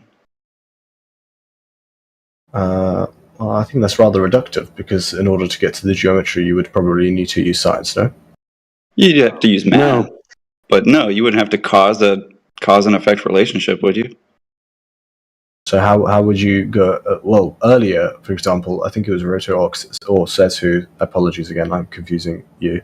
One of you said that the only way that you would believe any geometry of the Earth is if you saw it through your two eyes, correct? Well, yeah, you gotta verify these things for yourself. And how can you verify that? By laser test, the geometry to the test, and making some measurements. Yeah. Well, my point is, how would you get yourself to view the Earth in a way where you're able to identify its geometry through the perception of your own eyes? It would long distance observations over water. No. Long distance observations over water. Measurements. Yeah. Well, no, for a bird's eye view for the geometry, you'd have to get out into a long enough distance so that you're able to see the Earth from a bird's eye view, yes? No, you were asking a different question. Don't conflate. Now you're being intellectually dishonest. Hold on, Flatloyd. Now you're conflating. You're changing the question, and now you're being a dishonest piece of shit. How am I? Could you elaborate how I'm conflating it? Because the first question that you ask is, how would you verify if it was a cube or a sphere or whatever? Yes. Right? You'd have to get all the way out to see a bird's eye view of the actual shape. Correct. That's a totally different claim. We're talking that's about not true either, drop over because distance. You wouldn't how did they get it in the first place? We're talking about he was talking about you could have a smooth surface or a flat surface on a cube, and I agreed. But you'd have to verify that by two things. You could find a corner, or you'd have to get all the way away from the Earth or cube or whatever it was to verify that. Now, this is a different question. The necessary, relationship of spheres and of the geometry of the sphere is that there's going to be a curve in all directions away from your feet. This curve is supposed to be measured 8 inches per mile square in every direction from you. The claim is that the water is conforming to the outside of this particular sphere. That means that the water would be curving at that particular rate.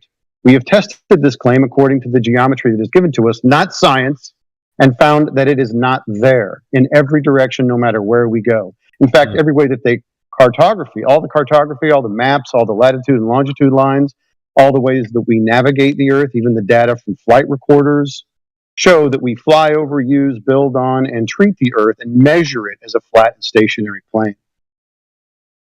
But to be fair, Clomo, that's absolutely correct, right? But the reason you want or think that you need this sort of bird's eye view is because that's how the globe was originally presented to you in the first place. So you think that you need to replace, quite literally, that view. Well, Flat Lloyd, just to fill in some context here, it wasn't me that said that earlier. I asked, says who, what evidence would you need to verify the geometry of the Earth? And he said it would be through my own eyes, number one. Obviously, he was the only party that would have to verify this.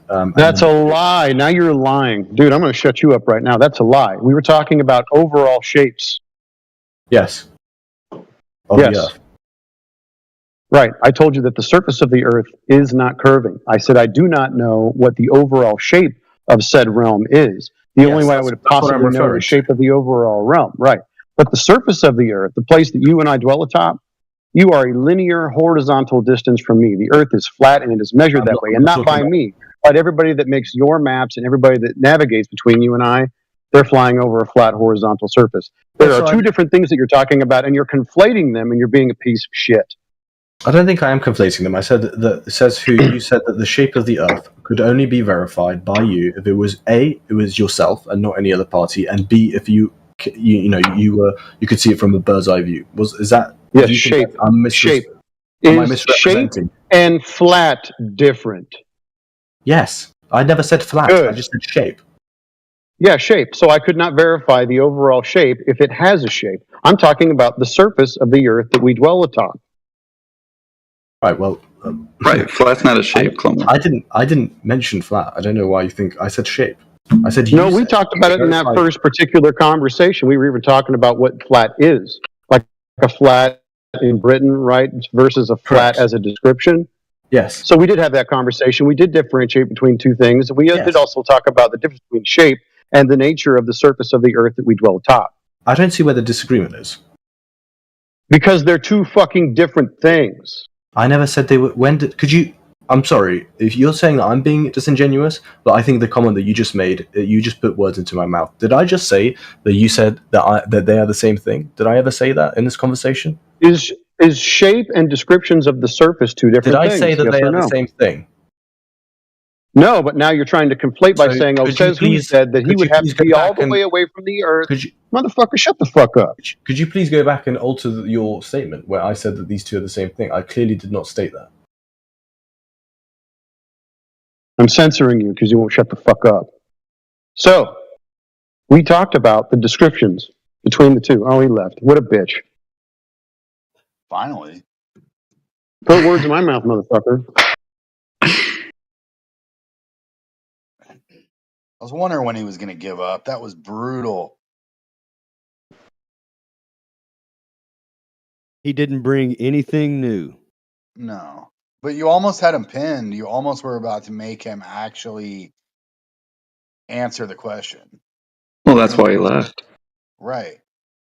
Because you had him. But good job. He went to reptilians, if that tells you anything. Yeah. Yeah, it was over then. Yeah, I have a two-part question. Yeah, right. So proper, I had caviar and bacon today. Yeah, he had caviar. What the fuck? You For liar. breakfast? No, it's breakfast here. For them, it's probably like dinner. Never mind. I was like when, oh my gosh, I blanked on your name, Old Haas. When you get into your British, make fun of sophisticated voice. Cracks me up every time. No, it's out of. I wish I could spell. I wish I could speak like proper English all the time, but when I hear them starting to use it as a Assalamu tactic, alaikum wa rahmatullahi wa yeah, isn't barakatuh. it? Yeah, Ollie G, everyone. But yeah, when I hear them, What's going on here? What's What's going going on, on man? the firm? my Yeah, Ollie the G was being firmament, bro. complimented. That's I all. see the firmament. What was that? Where do you think you live? It's like what is above me, like in the skies, you know? What is there? Same as me, brother. The sky. Same as you? Yeah. We No, I mean experience the like, same Earth, don't we? I mean, what is behind there, right? What is there? I don't know. But don't you think it's weird that it measures flat and isn't the claimed geometry of a ball that they've been telling us our whole lives? I don't care what people claim, right? I do not care about. Like, I mean, flat earthers Nice. can lie to me, astronomers can lie to me. Then what say you? Anyway, like, I mean, is it not possible to derive, like Newton did, for example, to derive the principles of laws in nature by your reasoning, right? So if I With ask reason myself, alone? okay, I travel to outer space, right, with a rocket. Imagine that. That's a big if. I mean, Why do we gotta imagination is imagine? possible, right? All right, let's What go into will I see when I look imagination. down, right? What will I Hold on, see when I hold on, look down? Doctor. Are you a reptile? I'm not a reptile, sir. I'm an American. It's weird enough. So you travel into space in a rocket. You claim you're not a reptile. Proceed.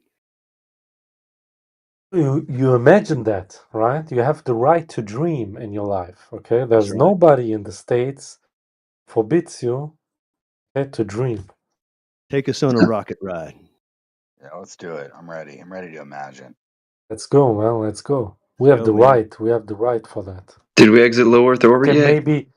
maybe the U.S. Air Force will shoot you down, maybe, yeah, because you reach a peak where you can see the edge of the world, and they say, "Oh my God, oh no, he's too smart. Let's shoot him," right? That's a new conspiracy. But if there is no conspiracy, you will see something out there, and it's a ball. Actually, it's a ball. Okay. Mm-hmm. In the imagination, of course. Yeah. Because I think when you believe in Jesus Christ, at least, believe that God is playing Play-Doh, you know, Play-Doh with planets. That's how planets are created. Well, I gotta tell you, you got a vivid imagination, brother. This is a low-level troll, Doctor. What That's are you what doing? the world is made of. Without imagination, you wouldn't have Discord, you wouldn't have TeamSpeak, Skype. It's all made by people with imagination and a lot Yeah, of dude, I'm just a creativity. figment of your They're rich, you know. imagination. That's why they are rich. That's why they are rich, and some people are poor because they don't have any creativity. That's the point. Can it be anything we want it to be? That's affirming the consequence. Why do we have to go up on a rocket? Why not like a dragon or something cool? I mean, yeah, if we're already imagining, that's all you can think of is what they show you on Dragon, TV. you know what I'm saying? You looking badass on a dragon. That's the way I want to roll. That guy usually does that. He'll pop in for a little bit. Sometimes he'll just say the word, "Where's the the phrase, "Where's the firmament," and then leave. Like he's really strange. Yeah, I think that is what he came in with, but I kind of just talked over him because, yeah.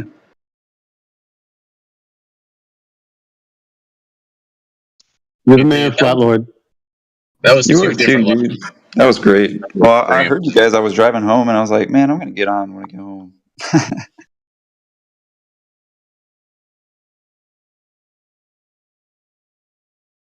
I definitely get like that. The ones that are, fresh, because Clomo's definitely fresh. I think I heard him a little bit yesterday. And when they come in really snobby about it, it's like, dude, like, relax. Everybody woke up and thought they were right today.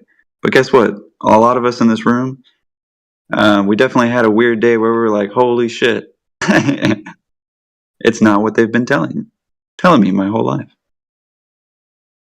And if you can drop your ego for about 10 seconds, 10 minutes, maybe for him. I don't know. He did say he had to go to the restaurant 3 or 4 times before he realized, you know what? I probably should stop eating this. But they always expose themselves every time. So I hope he comes back, and I'm sure he's a great guy, as all the kind of globers we talk to. But the anti-flat earthers, not so much. Anyway, back to you. Well, yeah, you're right. So the ego, he was chill for the most part at the beginning, but then people were beginning to point out some of the problems in his logic, and even the idea that he is a religious individual. And then the ego, I think, came out, and then we ended up at reptilians. So somewhere along the line, the bias and the ego shows up, and then it's kind of like a lost cause. He's like, you believe in a reptile. Yeah. Almost admitting that, yeah, I believe in a globe. Yeah, and I think is starting to hit him a little bit. The word belief, he kept using the word belief. He kind of stopped saying that we believe after I said it's not a belief. The example with the building, kind of came there. I don't know. I think we can always tell when they're kind of excited about what they say versus, we do this so many times. He's like, I'm not trying to get you. And he's like, dude, you just said you're a psychologist. That's like your whole job. And then he says, ha ha. Yeah, exactly. But yeah, you had him with that building measurement, and he knew it, but then he was like scrambling so hard to think, well, wait, that's to qualify it somehow. Like, oh, if you're measuring it correctly, like throwing that in there, that Right. It's just absurd. But our tape measure was wrong. We used the same tape measure, so it doesn't matter. But it was the wrong tape measure. It can be wrong 3 times, and then you just have to get a get a different sticker on it, and then you'll try it again, and it'll be okay. Exactly. Because, like, if the restaurant gets a new sign, then maybe they won't poison them this time.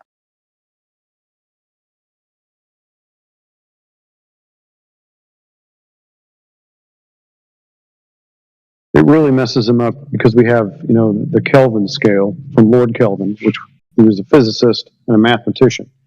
He said to measure is to know. So there's no belief if you measure. And either they have to take the words of one of their priests or they have to deny that. And they usually will. They'll usually deny it because it's not convenient. True. And basically, kind of a glazing aspect of his position was, don't bother looking. Been done for you. Kind of what Truman was told, right? Like pure apathy. Yeah, apathy. And he was saying, kind of get on board with that. You already do it. Be lazy like me. All of you checking into things. Yeah. Who do you think you are? Yeah. I mean, really, when you take a concept, I want you to reset this back to 0. Okay. And like, this is the first time you've ever heard this, that something with density will attract something else with density. Okay. Now, just right off the bat, your logical mind, you've never seen anything like that. One thing pulling something to it just because it has mass, right? A piece of wood attracting another piece of wood over the ground or something, right? This has never been seen, and there's no body of mass. So for them to believe this, there has to be a formula to this that has to become a certain amount of mass. You'll never see it, right? And this is kind of the template trick that they use over and over. It has to get to this size of formula that you'll never observe, right? Well, isn't it funny how they will attribute the description, that attraction, right? That's almost, it's a force, right? So they ascribe a force to a phenomena without actually having any force involved. Anytime they see something solid, like a pen or whatever it is that you pick up and then you drop it, they're saying that there is an attraction, when all they're actually noticing is that there is a vector and an acceleration, but no force behind it. But they already presuppose it.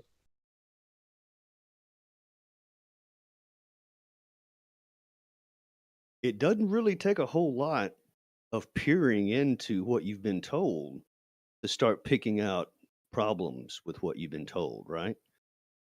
You know, it's not a real deep dive, unfortunately, or fortunately, probably. It's strange how effective the misinformation is. I guess it's crafty when it's all said and done. It's crafty, you know? But I guess it filters down to the individual, the type of person that we're dealing with. And obviously, he was a psychological archetype, wasn't he? What was he saying? Yep. Trust, you know. Believe.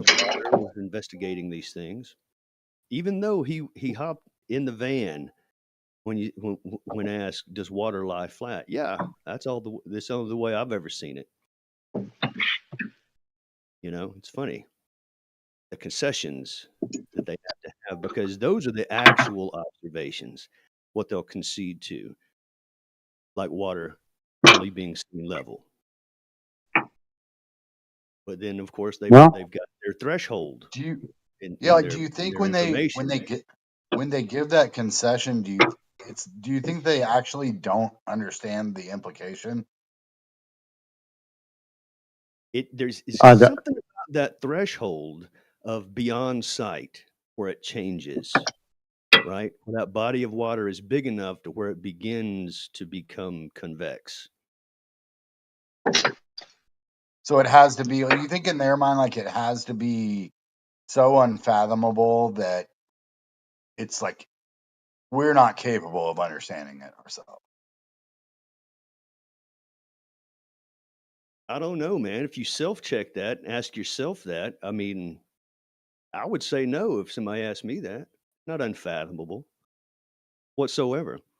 I mean, put yourself out in the open water, far as the eye can see. Clear, beautiful day. Not a cloud in the sky. Water as far as the eye can see all around you. It's only doing one of two things, isn't it? Now, is that unfathomable? It's either continuing on linearly as we know water to behave, or it's going over a curve. Those are the only two choices mankind has been given. So that's not unfathomable. Right there, you're 50-50 one way or the other. As soon as you start checking into that very fundamental aspect of open water, first of all, you're going to start getting data back. It's like, wait a minute, this has been done before by me. I'm not the first one doing this. You start looking at angles of equal elevation, and you start looking at celestial navigation, and you start looking at perpendiculars and horizontal vectors over extremely long distances. My flat earth brothers, how are you guys? Oh my. The earth is not flat. See? Tell us more. Proof? Well, if we just check what's called satellite images, it clearly is round. Yeah. Let me ask you, how did they get those satellites into orbit? They'd have to measure the radius of the globe, right?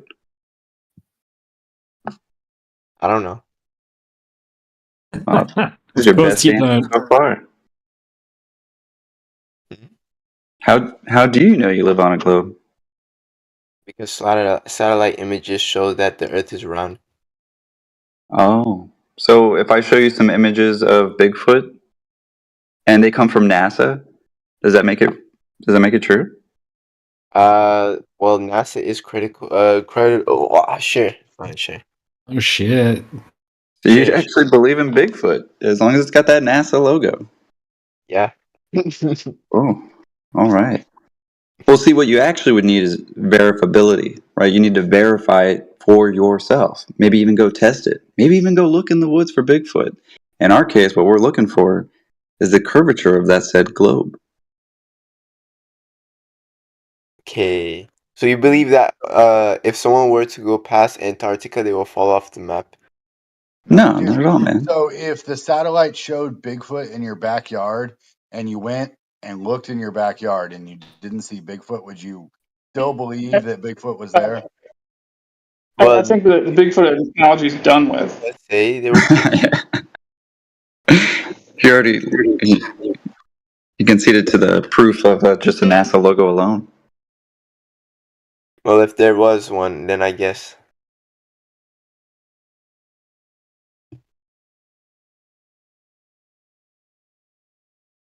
Oof. No. That was a plan on that one. No. It was so short. So do you have anything besides satellite images for the reason that you believe Earth is a globe? I think that was it for him, man. He was just like, satellite images, guys. The one trick pony, huh? He wasn't even questioning how the satellite got there. Maybe, needed some measurements to get there. Nope. Just satellite images. Did it post one photo from one of those satellites? No. Nah. Not even that. Yeah, why we have to present everything, We got to do their homework for them. They think they're just being entertained. Meanwhile, reprogramming, the very things they've ever questioned.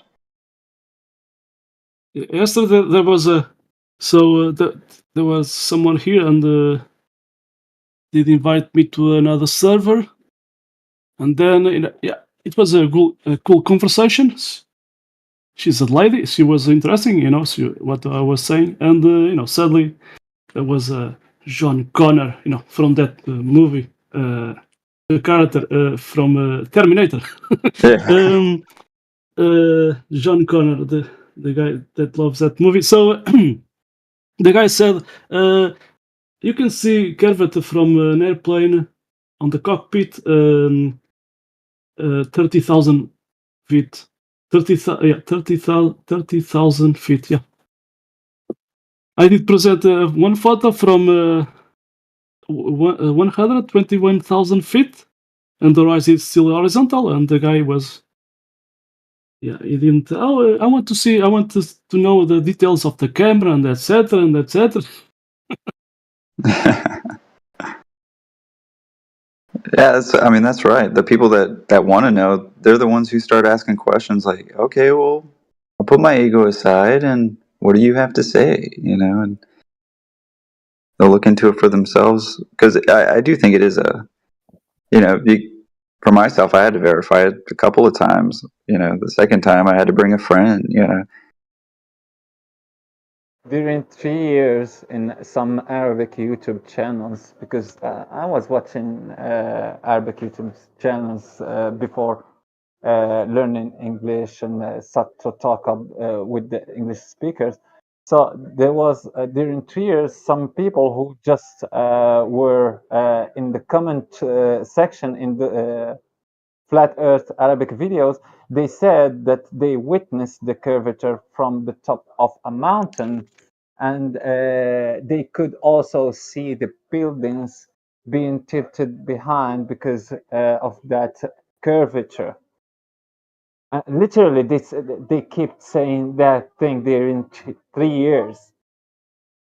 In every new video and every new comment by any flat earther, they will just respond and say, "You are liars. You are just bullshitters. We could see the curvature of the Earth by our eyes from the top of a mountain." That's worse than here.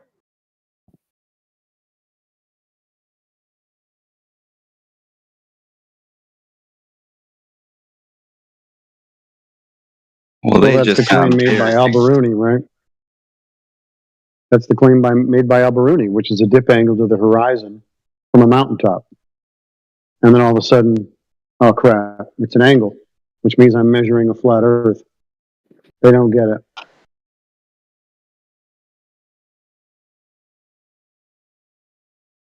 Yeah, and a lot of people, you know what gets me? A lot of people will claim like this refraction where it somehow pops these images up high in the sky somehow. But every time if I get like a glass of water, right? That's one thing. It'll flip the thing upside down. But if you get like a fish tank or something that's doesn't have that curve to it, like the cup where it flips something upside down or inverts the arrow, or whatever. When I look through a lot of that, right, what it does is it lowers things just a little bit, but perfect, but all pretty much evenly across. So when looking through a heavier, denser medium, it doesn't pop things up; it drops them down just a little bit. But then they have which is refraction. But then they say refraction makes these things pop up into the sky, miles high into the sky. It's just like a strange ad hoc thing. Correct me if I'm wrong here, Tanks. When you're talking about, let's say, a spoon in a glass of water, you're talking about that type of refraction, right?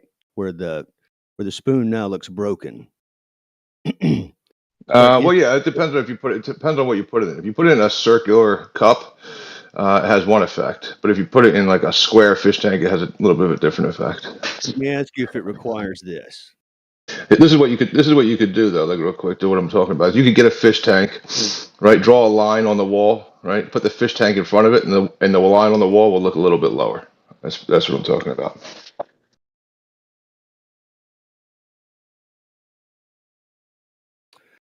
Does it require one object being seen through two mediums, water and air? Yeah. Okay. So when we're looking at something like an oil rig on top of the water,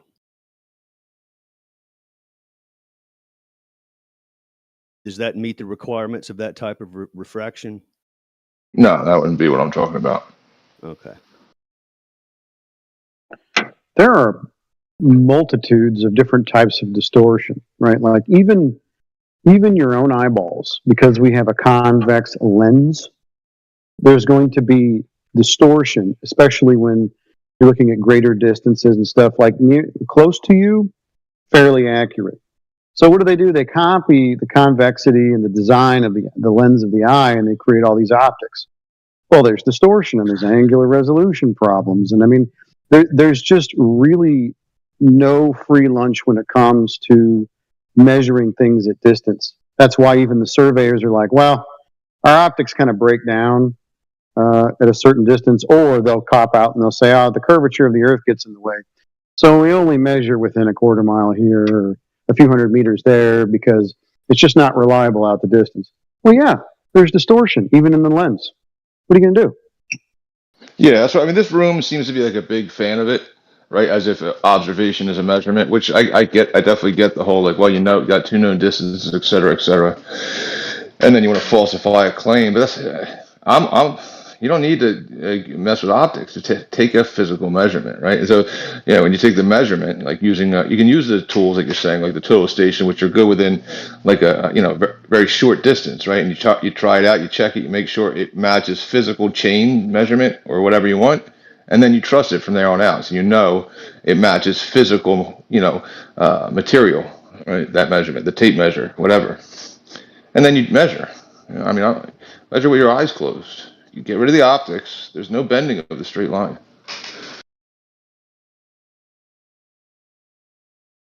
You don't have to look over distance. You just carry the straight line over. You just carry the straight line segment over distance. It doesn't bend, and there's no drop from it.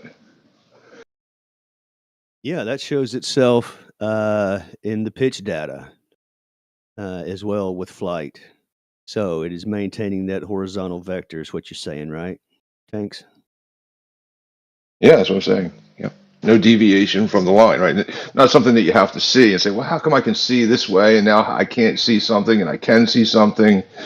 I mean, that has falsified like the Globe claim that we should see, like that was their claim. We should see this way, just like Says Who was saying. They're saying we should see this because of Globe, but then you go into these other things that actually cause it. Like, well, what causes me to see that way? Well, angular resolution, the Rayleigh criteria, the whatever, right? Perspective, things ramping up, things ramping down. That's how your eyes, quote unquote, work. But that's cool, and then you can show it to you pretty quick, but you won't know. Like it's not a measurement. Still, it's just this is what the measurement should be, and so I shouldn't be able to see this or shouldn't be able to do that, but I can. So that measurement can't be right, or something's wrong, or you can just measure it, physically measure it. What would you have to like do pitch data? Yeah. psychologically, Tanks, for you personally, say, to unring this bell? Did you go back to thinking things were curved? No, I'd have to bend the straight line. The horizontal line would have to bend. Yeah. I can't bring myself to do that. I mean, this makes resounding sense, doesn't it? Yeah, shortest distance between 2 points being a straight line in the horizontal orientation. So that you got to, whatever the globe claim is that you get 2 points. You measure between 2 points, and that's one distance. But there's always going to be this higher point in the middle. So it's like this invincible, infinite point in the middle that's higher than the 2 points, which is the straight line. Then they will assert that the horizontal line bends, which is crazy. I can't undo that. No, I can't walk that back. People purposely batting this information down that don't really want to import this. Is that strange? It is and it isn't. Yeah, it's both. They're holding on to something else, right? Like it means something else. And they're holding on to that.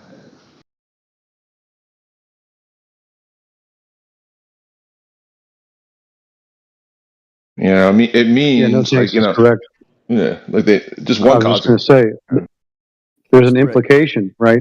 If the paradigm that they believe in is not true, there are implications because of that, and that's the thing that ultimately they do not want to let go of.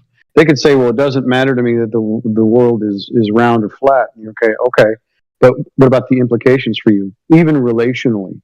You don't want to go through the pain in the dick that it is to be in social environments where people know that you're a flat earther. Just that one thing alone usually makes people run the other direction. You think that's threatening enough, huh? To anything to be accepted.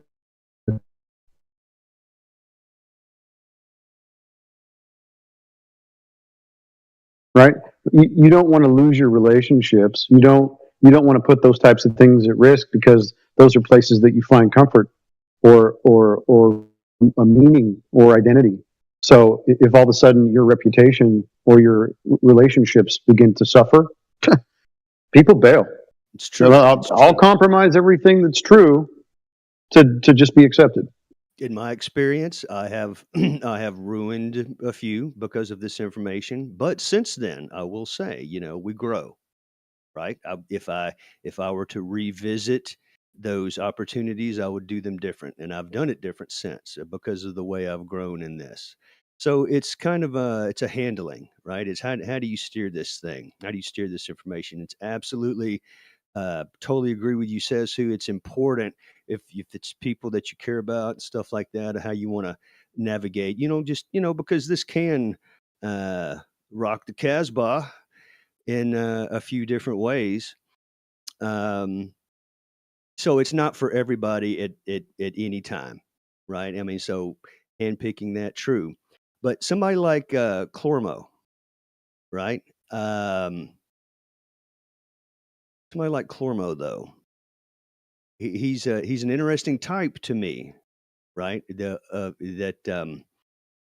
It's kind of what we're up against in a certain way. If anybody wants to get out and discuss this stuff, which in a certain way, I mean, I guess people feel like it's important enough to discuss because of what the information has done to most of everyone here individually. Everyone probably feels more complete,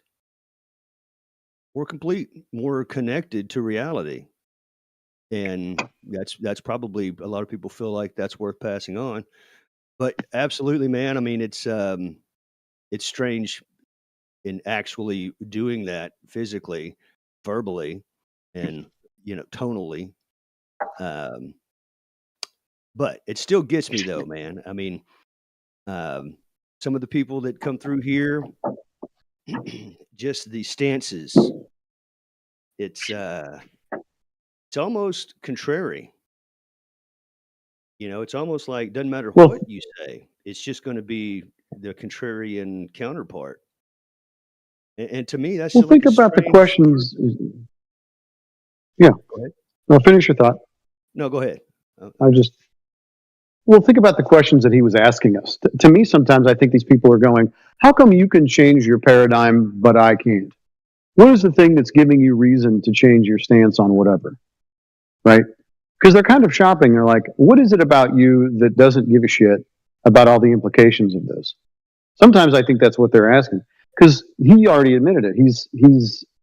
He has an education and a profession that essentially require him to live in a certain paradigm. In fact, I'm willing to bet that he gets some of his income from the state. It's because sometimes people, you know, if they get in trouble with the law or whatever, then they have to go in for, you know, psychological evaluations or get some counseling or whatever. So you have to live in a certain paradigm, believing all the things that you were told, especially in psychology and in the university system.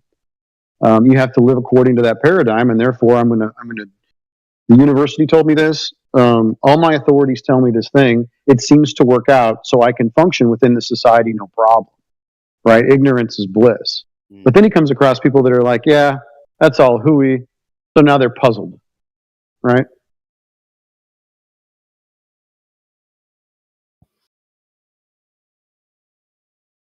You know, hearing Haas kind of put on the pompous institution accent, kind of this collegiate, you know, Harvard style mentality of higher thinking, the braggadocious aspect of higher thinking, where you think higher than others, right? And this is the club to be in, and this is what we think about, right?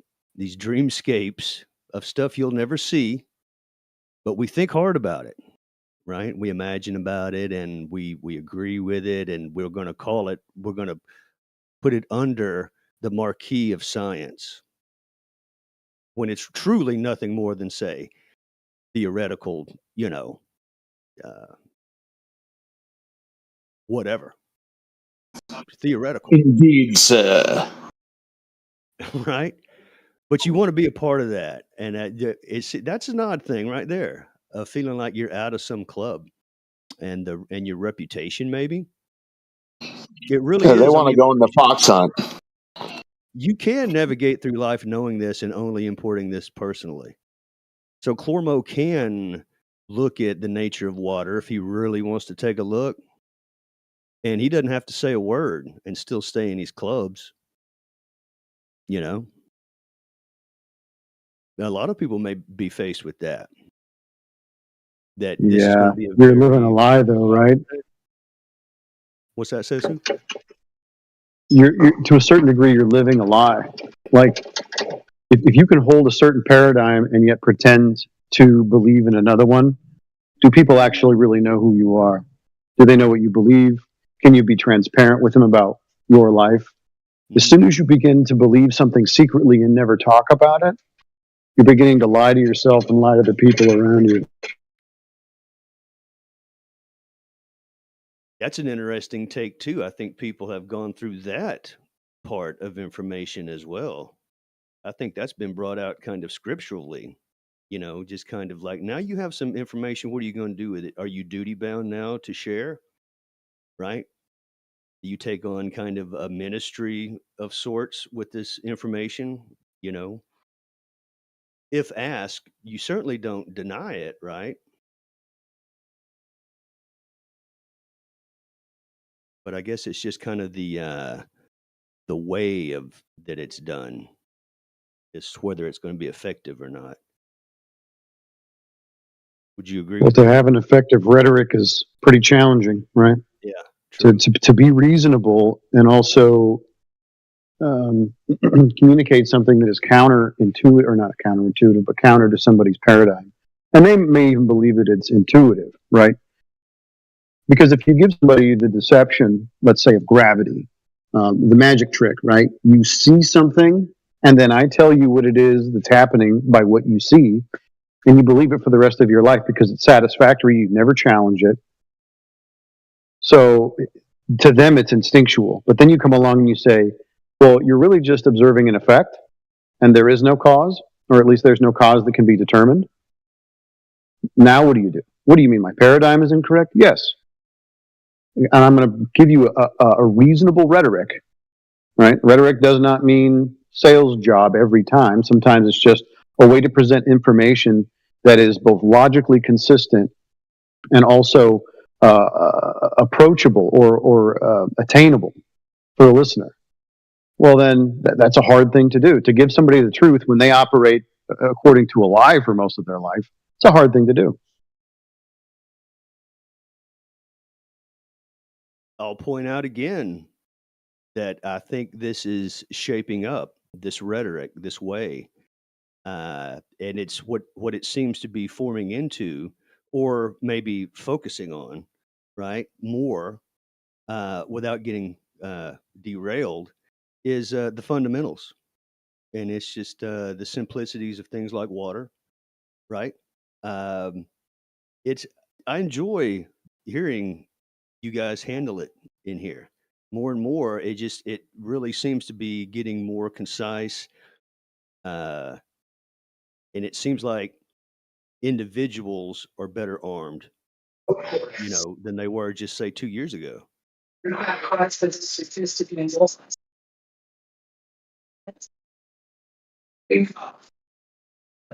a hot mic or someone trying to say something?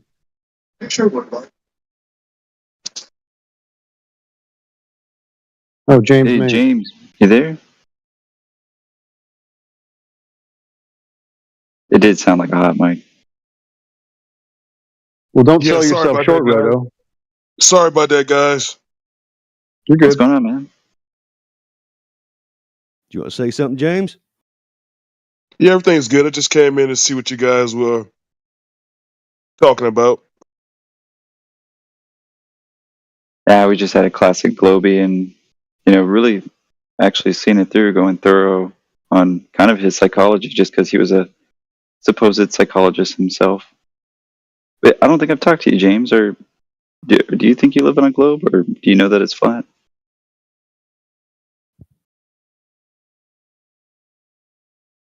Yeah, it's definitely not a globe. True that, my brother. James, you're not a reptile, are you?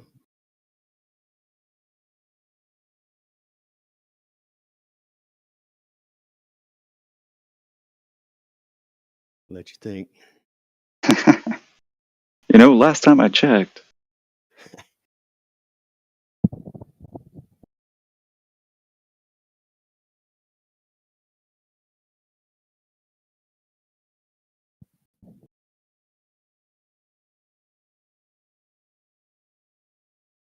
So, Snackle, according to you, that's a real photo made with Photoshop. Come on. And why the Earth is not up? You should, if they are in that light face of the moon, why they are not facing up? Yeah, Snackle, what gives? Use your brain.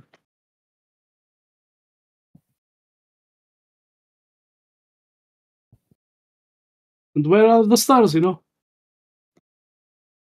mean, for instance, that one, anti-Globy meme where it clearly shows, a car and a cheeseburger, next to the sun and the moon. Well, I've got news for you, Sneckle. You can touch the cheeseburger and the car. You can even go and verify their dimensions for yourself. But in the case of the sun and moon, you think you can because you've been told so, but you can't actually verify it for yourself. Go out there and measure it.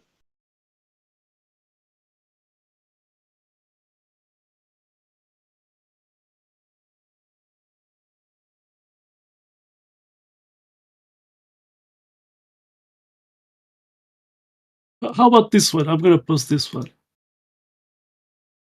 So it's a photo, right?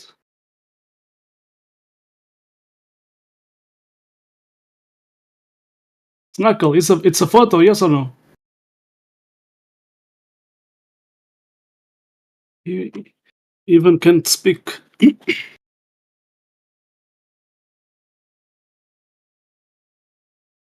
It's a photo, yes or no?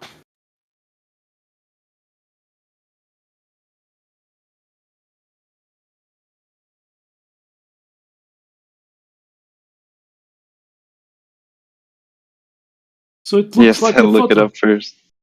It Yes, looks like ask a the photo. authority. Yeah, so this is from NASA.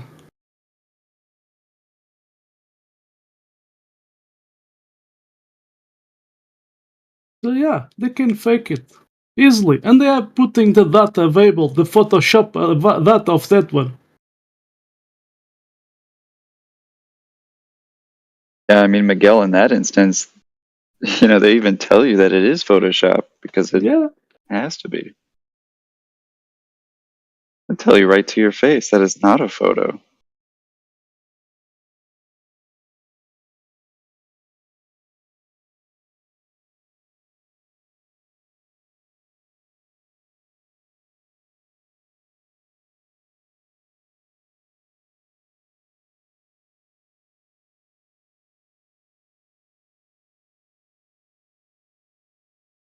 Copy and paste in clouds.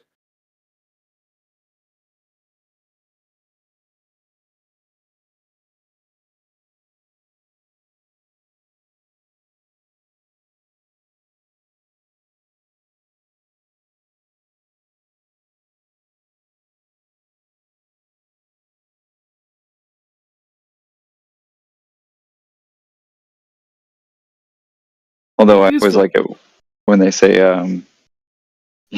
well, they didn't have Photoshop back then, and the moon landing, what did they do for that?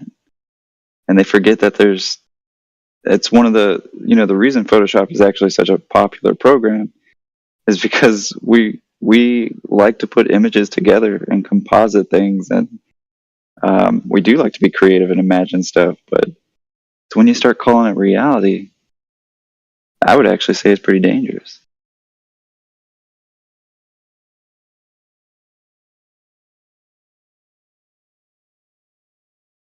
You'll have to actually get into which portion of the moon that you're talking about. You talk about while they're supposedly between Earth and the moon. How did they get the blue marble image from that?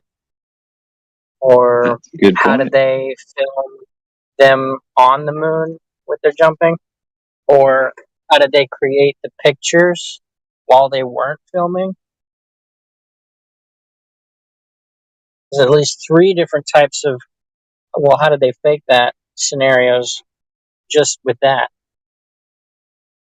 Because if you get into the in between the Earth and the moon, how did they do that?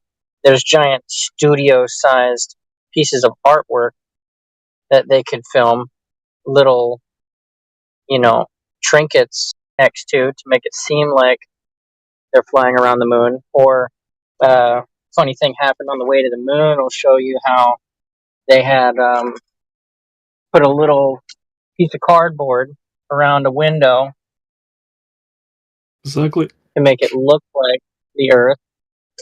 If you get into how they made Bambi back in the 50s, that'll explain how they,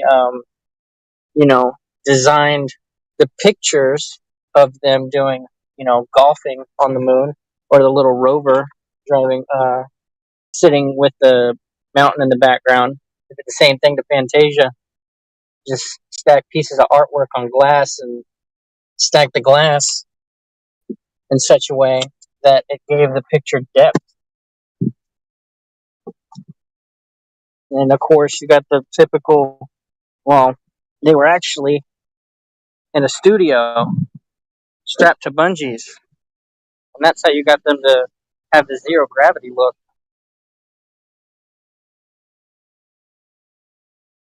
There's so much. My favorite is actually the third person shots when they leave the moon, and then, the cameraman's left behind, or even when they're getting close to landing to the moon, and suddenly we get a third person view of this, craft.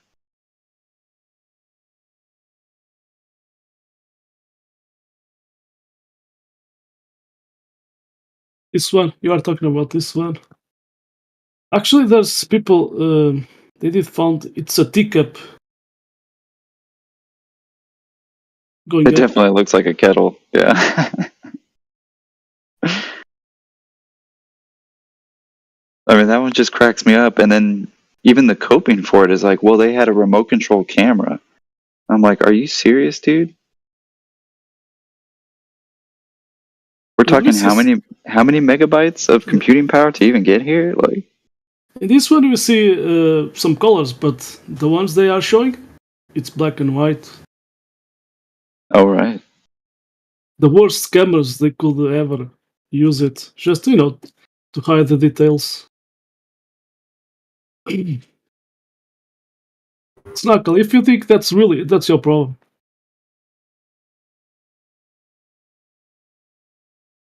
I did post that is from NASA.org talking about Photoshop. So if you want to keep believing in that bullshit Photoshop crap, and they are showing this to us, they even have the zip file available, the zip Photoshop available, and you can believe it. That's your problem.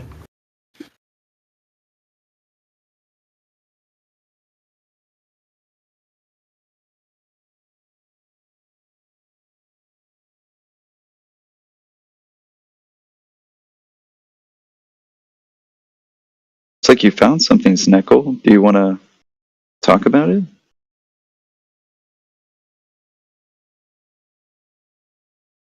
So he's saying that composite, and yes, it's real.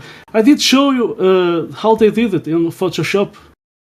It's a real Right. composite, yeah. And the guy is saying, and yes, it's real. Come on, you believe in Photoshop, and that's from NASA showing to us. But do you believe it? If you believe that, then you are lost, guys.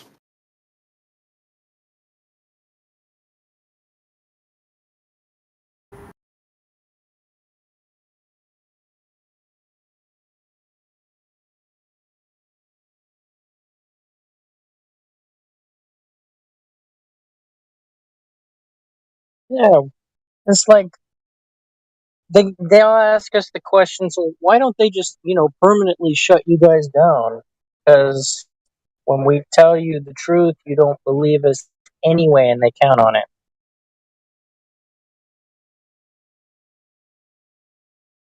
Yeah.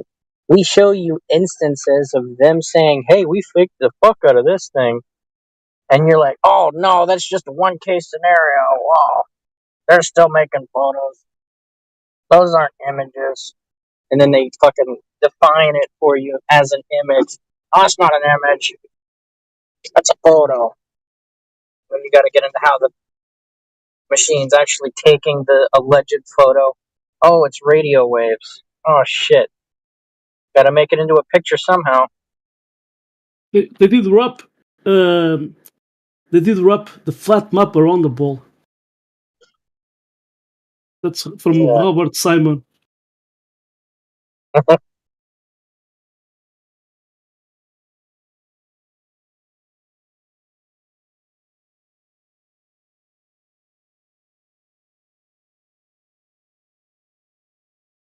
That's what Google Earth is doing. But I saw a glitch.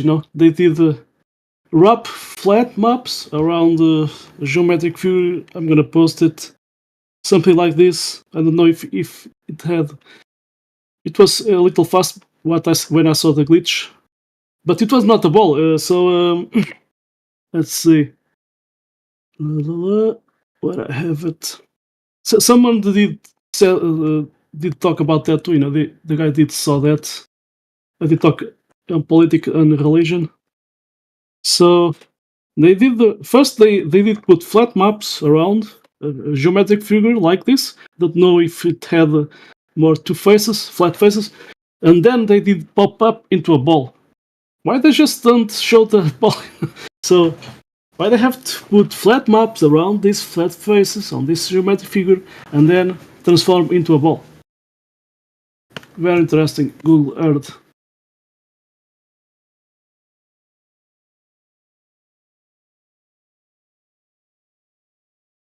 Maybe someone can see that in the algorithm and find out.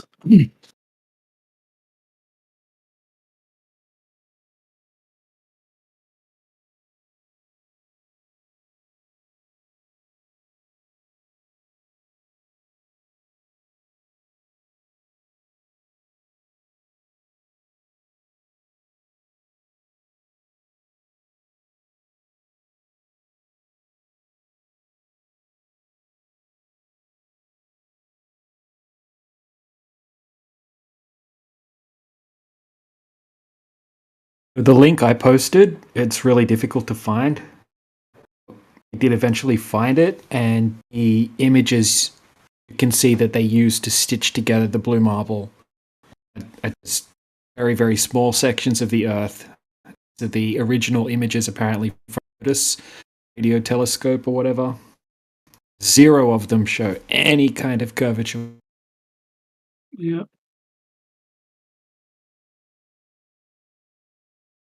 You guys think they'll like start taking out prominent flat earthers at some point? Like just I mean by taking out? Bro, you know, what the hell? like maybe they'll have an accident or something. Bro, what the hell? Why would they do that? I'm sorry. To shut people up.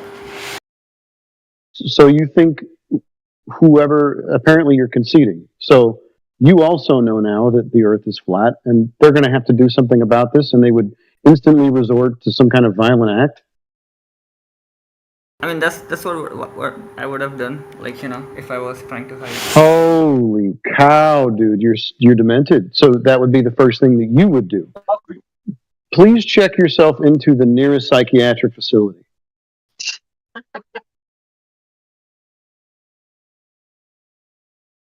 Fry, back in like 2015, 2016, Flat Earth was becoming the most popular search term basically on YouTube. And once it surpassed Donald Trump during the election, they got together and they made a plan to basically shadow ban Flat Earth. But they didn't just shadow ban it and start removing channels here and there, demonetizing channels, deleting videos, unsubscribing people, but they actually replaced True Flat Earth videos with propaganda, with a bunch of straw man arguments and discs in space, right? Which they still have to this day.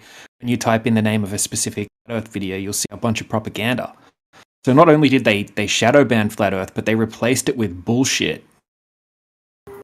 Honestly, Think about that. they should have Why would they do never that? let it happen in the first place. Like, you know, they should have stopped it like way before that. I don't know how they let it slip. The problem is Why? Flat Earth is outside. It's everywhere. You can't Yeah, but why? hide it, Why bro. should they have stopped it before? What's the reason for that? Why'd you say that? So that it doesn't get out. You know, like if Yeah, these but YouTube if it's true, why wouldn't you want it out?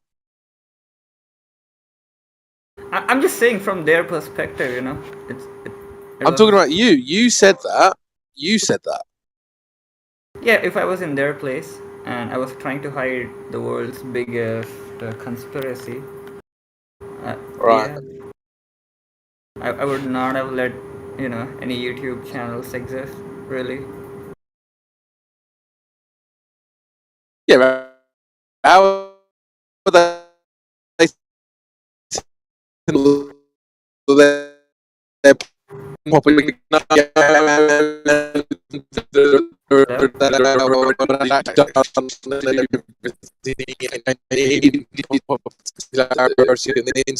it did. They probably thought. Like, can you repeat? My signal sort of dropped there. Yeah, no, that was. I wasn't sure if that was my connection. Crypto, can you say that again? Half of that roboted. Was that him? Oh, okay. I thought it was my connection, Lama. No, I heard it too.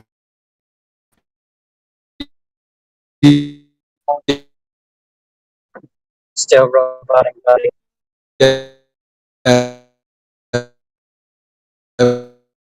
you're still roboting. I think it's. It's even worse now. Please,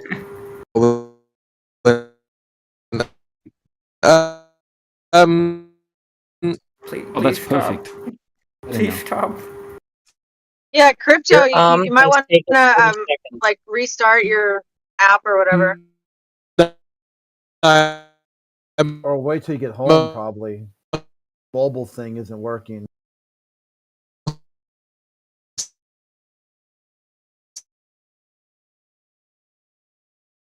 Like honestly, if I thought the world is flat, I would not be a public figure. That seems pretty dangerous, honestly. I don't know how these YouTubers go on these big shows. Then.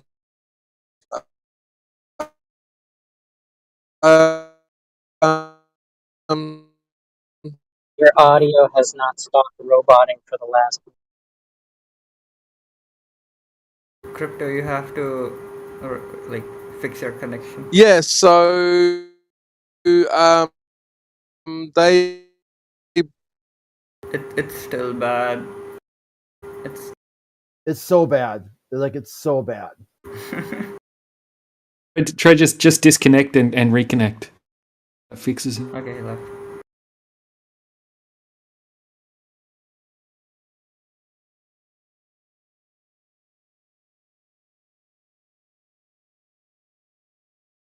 He's been taken out, Fry. See, I called it. I mean, you know, this is pretty standard procedure, I would imagine.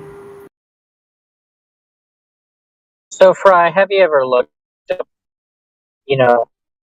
controversial videos on YouTube? Like a little box underneath the videos, Is it- sending you to a Is it wiki me or page. Tactical. he's roboting too? Tactical, it's happening to you now, bro.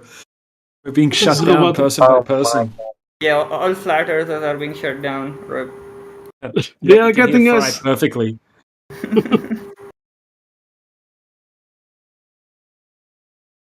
I did call it. Try again, Crypto.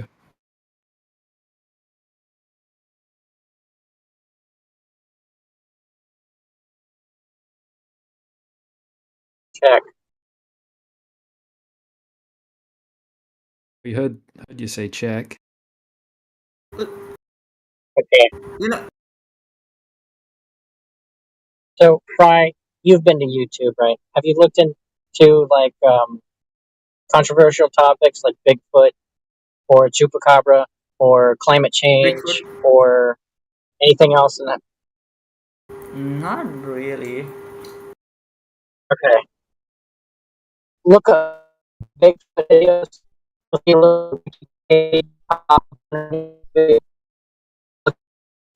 Dude, Crit, just fucking end these people.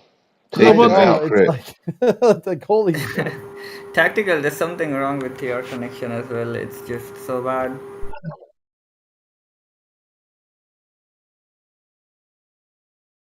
What about me? Am I roboting? No, you're okay. No. No, you're good. You're probably a glober, like, you know. No, I'm not. We sound like one because your internet's good.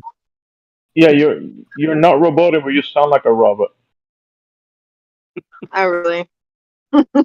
Miss Lips. Careful. I'm going to send my fairies over to screw up your connection right now. Oh no. I love fairies. I suspect that just whoever is roboting, has like either littered or just done something to offend the their fairies, so they're screwing up your connection right now.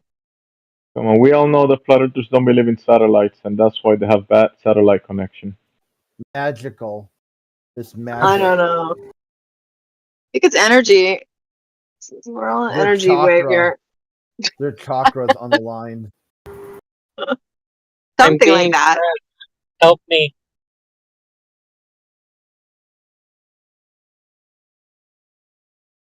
Bad satellite connection, obviously.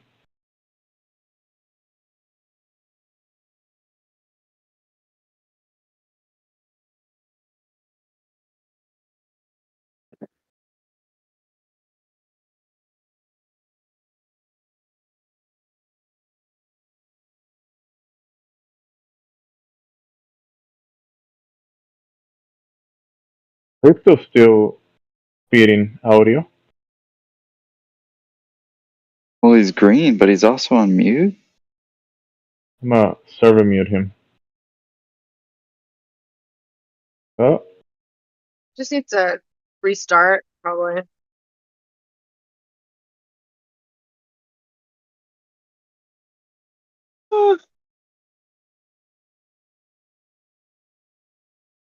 disconnecting. Let's see if it works.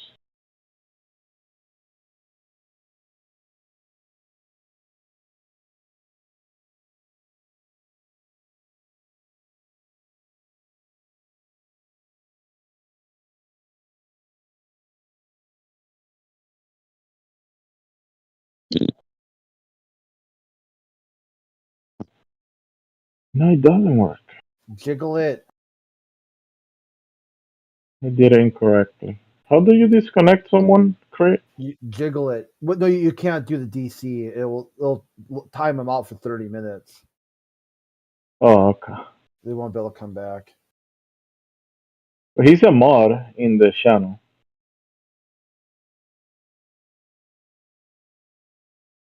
Yeah, there's another command for that, but I can't think of it right now. It's like How dare pause you. or something like that. Am I still roboting? Yes, No, you sound like Beautiful. a robot. Oh, You're wait. okay. You're okay now. Okay now. That's good. Much better. Yeah, much better now. It's Please. weird because Maybe you I are left a and robot. joined. I left and joined about 4 times to try and fix it. What's funny is that I can hear all of you guys telling me I'm roboting clearly, but No, it's okay. It's okay now. No, but that's what I'm saying. It's funny. It's like when I'm roboting, I can still hear all of you tell me, even when you can hear me roboting. So it's like, Yeah, that's this is important. So the information is getting to me, but it's not getting to you. It's weird. yeah, that's because we believe in satellites and you don't. What we gotta do to make sure to test that you're not a robot is you're gonna have to say the N word at least once.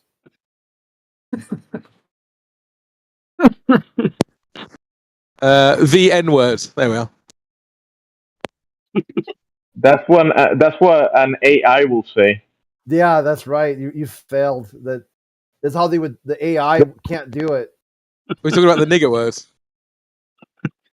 You Crit, said you are my nigger. There we are. Man is not a robot. We are done. You've been cleared.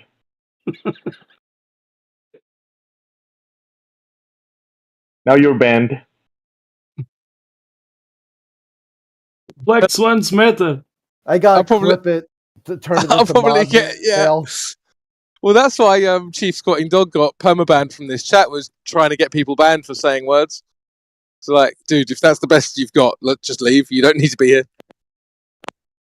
Just clip it for his next job application or whenever he's gonna run for office. Yeah, later on down the line, you're gonna run for like mayor or something, and they'll be like, "You think you know this person? This was crypto like 15 years ago on Discord."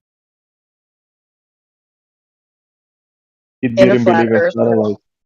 You Yeah, see, what in a happened flat earth. was they had the test to make sure it was legitly me and not a AI like chatbot. I'm actually going to start the N-word party, so that's going to be the central theme anyway.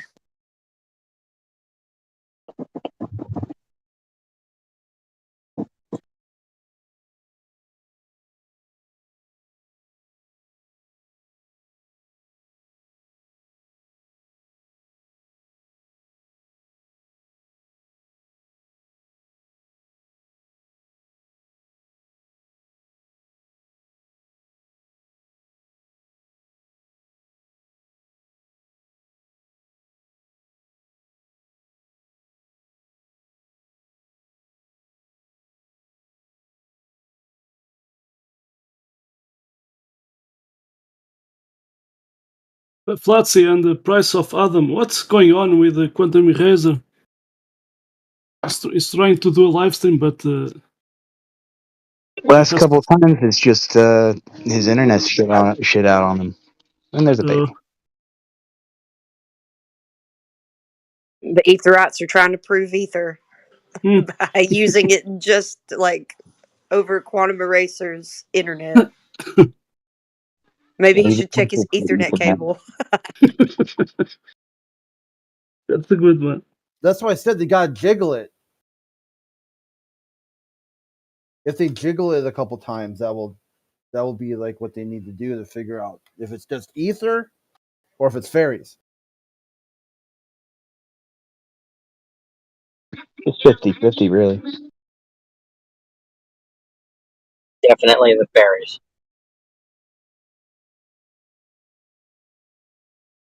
That's what you know if you jiggle it, because fairies don't like being jostled around, and they'll just they'll wake them up and they go to like a new location. But it's the ether. Right on fairies. The ether is resistant to jiggling because it permeates both the jiggle and the pre-jiggle.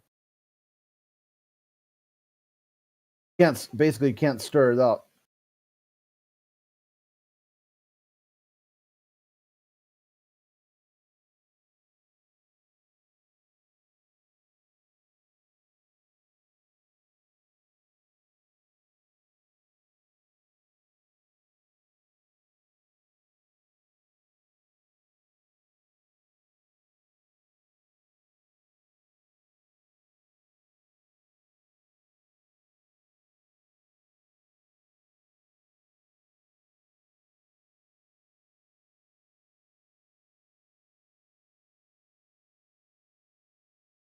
Yeah, Witsit was in there last time that it didn't work, and he said you should check the Ethernet cable, so I had to say it.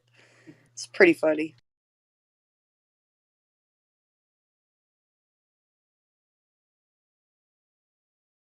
Yeah, I mean the Ethernet cable is the cable that carries the light, fiber optic light through the, to give you a better picture going. Through the Or medium. I'm sorry, faster communication. It travels through. But a it's not medium. traveling. It's not traveling now, Crit.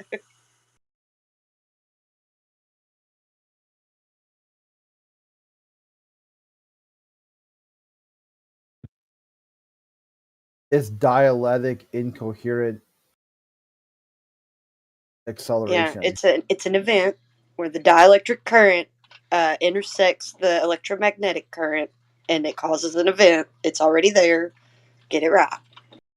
And then when you write it down, there's a diode that rotates perpendicular to the event and then creates a circular pattern and starts back over again. I like it.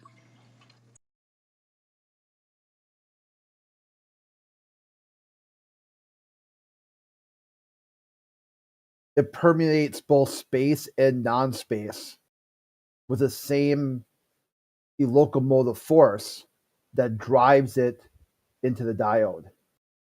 And that's how you know what happened, because it's right there Yeah, in front of you. that's how you know that nothing can't exist.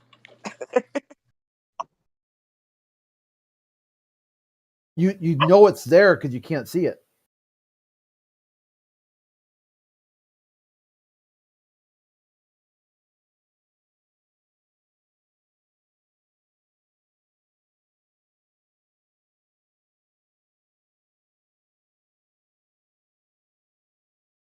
So here's your ticket to Antarctica. Congratulations. Yay! Is it made of paper?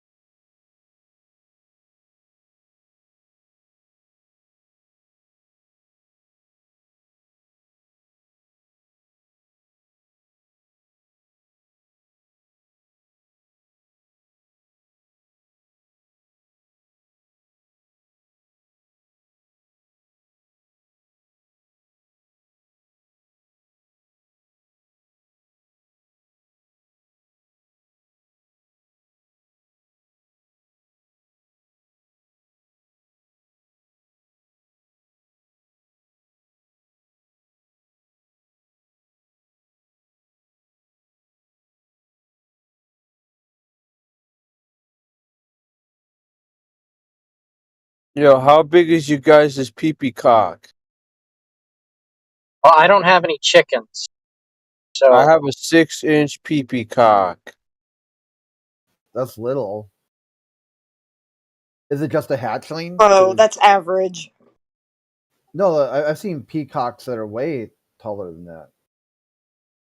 That's kind of little for This is a little. family show.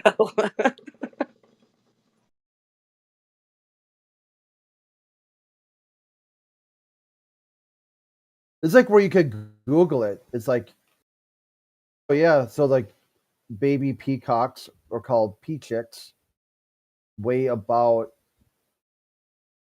3 ounces. It's actually not a bad. It's not a bad test. I just realized, like, say these things in front of like the women, right? And whoever's like first to call out, no, that's like normal. That's not. That girl's kind of she has some experience. You know what I mean? Yeah, that's like from Caddyshack, where he's like walks up to those girls at the bar and he's like, "You guys want to play hide the gopher? You want to play sneak the weasel?" Like just one thing after another until all of them walk away except for the one woman, and he tells her, "You ever seen a crisp $50 bill?" And he just laughs.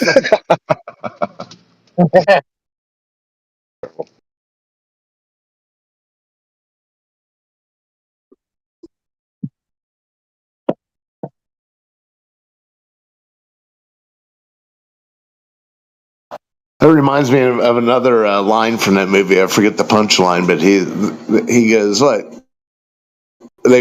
Chevy Chase tells him he doesn't keep a scorecard. He goes, "What do you mean you don't? What do you mean you don't keep score?" He goes, "How do you judge yourself against other golfers?" And I think he goes, "Length." I don't know. That's movies full of them. Hey Wayne, don't tell them you're Jewish. Yeah, I'm getting older. And I'm looking forward to watching this, like as a comedy. Like these are comedies to me now. I'm looking forward to watching the new Matt Walsh movie that's coming out. Oh yeah, And I like think you're it's gonna be bigot or something like that. Like you're all Yeah. bigoted. Like, how do you know you're a racist or something? Oh yeah, that's right. Yeah.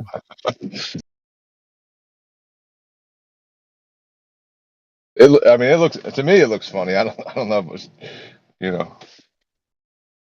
Yeah, it got to the point where if people have this idea that there's systematic racism, and the people in power are perpetuating endless systematic racism, then how are you going to fix that by just Joe the plumber or whatever, or that's it, not the actual Joe the plumber, just like your basic good old boy who just works 9 to 5 Monday through Friday, likes football and whatnot, knocks back a couple of Miller Lights, who has nothing to do with the system at all. Yeah, How it's kind is of ironic. attacking that person as a bigoted racist going to do anything at all? The guy's just living paycheck to paycheck, in the suburbs.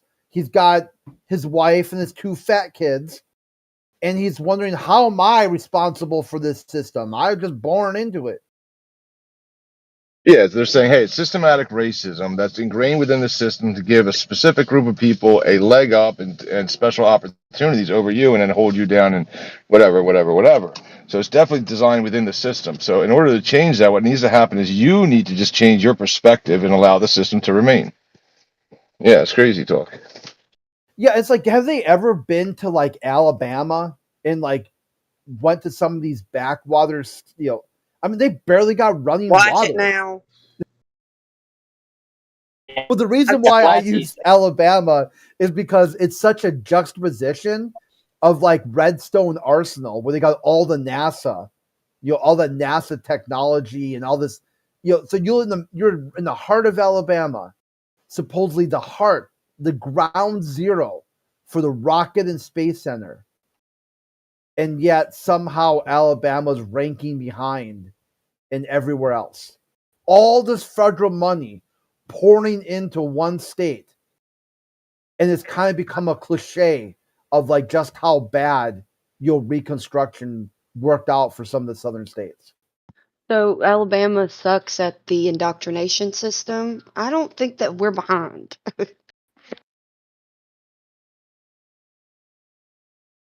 No, I'm that's just kind of playing. the. I'm just playing. You No, see, it's I'm yeah, I playing. know. No, you're right. Alabama's not behind. It's kind of like the talking point a lot of these neoliberals like to use, like Mississippi and Alabama are somehow like this is what happens if you reject science and reason and you erode your public school system and They don't say that about Mississippi for that yeah, reason, though.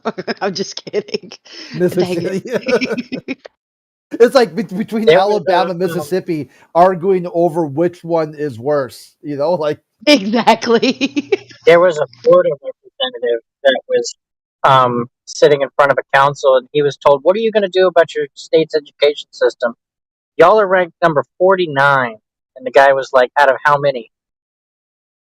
that's so epic. That's how we know how to, take a punch for real. My schooling was great here, but there just like there's zones where you have good schooling, and then you've got the places where for the poorer part of town they have their own school. It's the same thing like it is everywhere else here. There's good schooling and bad schooling. Yeah, look at Arizona is number 50. Apparently, anyway, in public school they just get another. There's private schools everywhere, though, so you have to keep that. Oh yeah, this is a public school system we're talking about. Yeah, we're talking about public. Yeah, like I went through religious public schools. school. Yeah. The religious schools are always going to be above. That's why all the elites take their kids to the religious schools.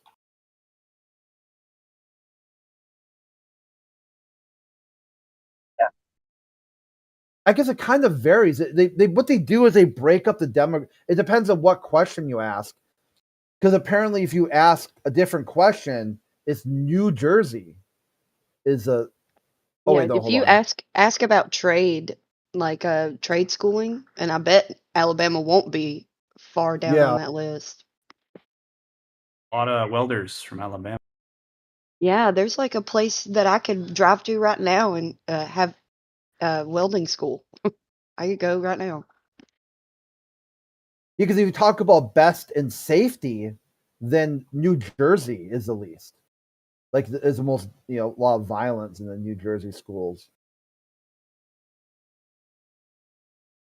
Or if you do pupil to teacher ratio, that really just varies.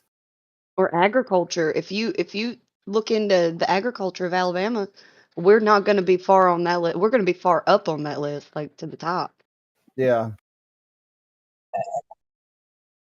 So basically, if you view between quality, safety, there's 33 different metrics, and yeah, it spreads them all out. It's like there's no Illuminati one state confirmed. that is at the bottom. So you've got math or reading score, graduation rate, mean SAT, mean ACT, pupil teacher ratio.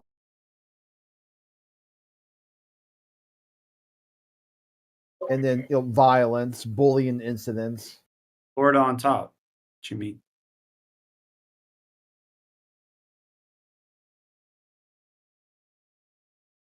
Plus, it's like it depends on the size of the state as well, because some of the larger states have a lot of discrepancies between like different counties. Some are rich, some are poor. So like public education system is going to be better in those communities that have a lot more wealth, right?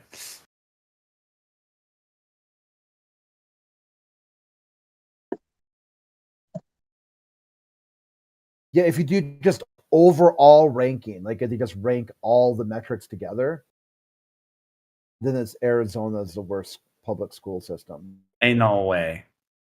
What? And then Louisiana, Nevada, What's New the Mexico, best? Alabama. What's the best? New Jersey. Which is weird because they have the highest violence. So like Violent people are smart, dude. It's high IQ shit right there. yeah, I suppose. Like you tell them one and the other. I mean, that's what in New Jersey. That's where they had that police officer who just beat the shit out of that like autistic girl, and they're like, "What the hell's wrong with you?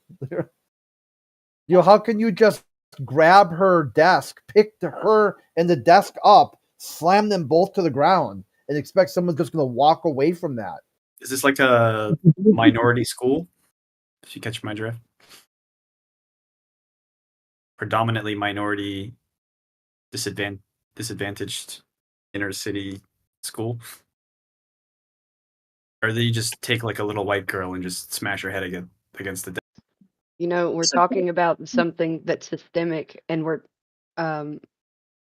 proving that it is kind of systemic in a way with the zoning of the schooling, or it is kind of systemic in a way. So people that want to take a hard stance on the opposing sides of that topic, there's actually a middle ground because clearly there is some evidence that it is without looking into whatever crap they're trying to peddle propaganda wise.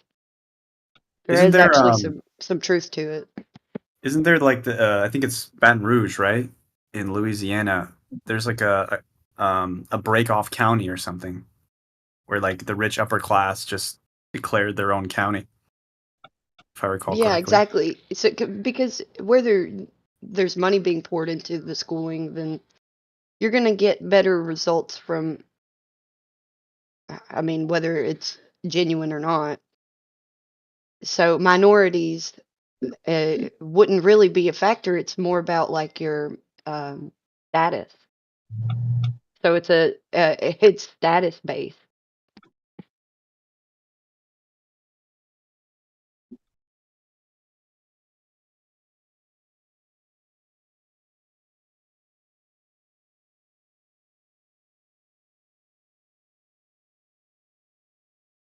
Just don't be poor, dude. Life is easier when you have money.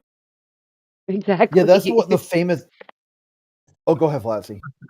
No, you go ahead. I'm about to have to get out of here. Yeah, I'll say that's the real key there is that it's not about race issues or gender or religious or whatever. It's really about people with money and people without.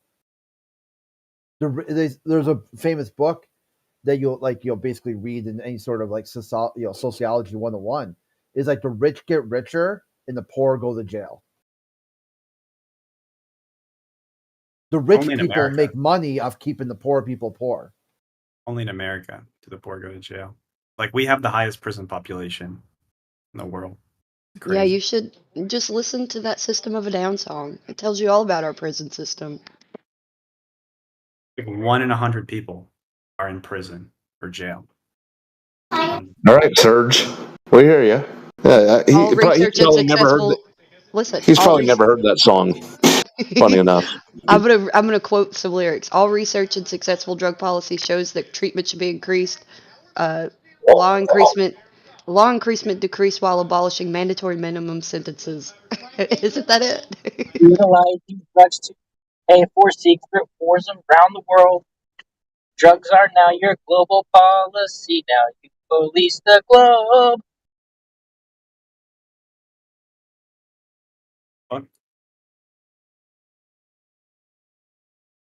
Listen, man, you got a lot of talents, but singing isn't one of them. Sorry, buddy. There is not. That's my job. He sings like a robot. He's a droid. He sings like a droid. Come on now. Yeah, exactly.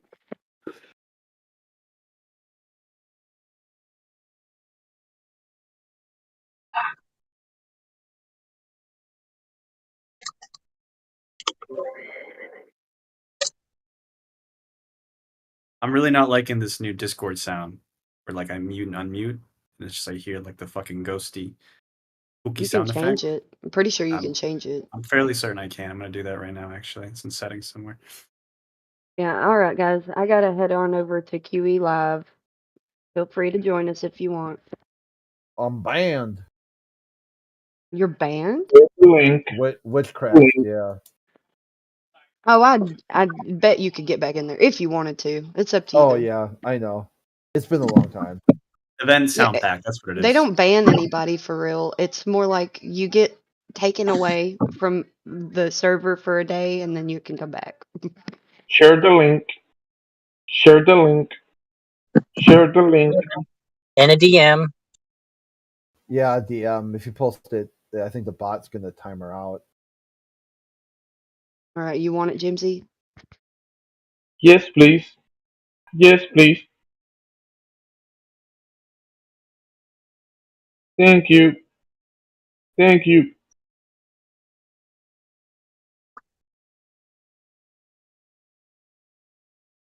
I'm trying to be a bot, but it doesn't work.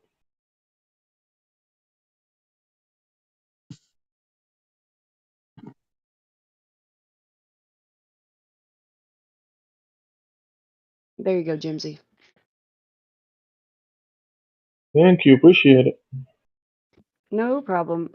And I can put a YouTube link in there though, right?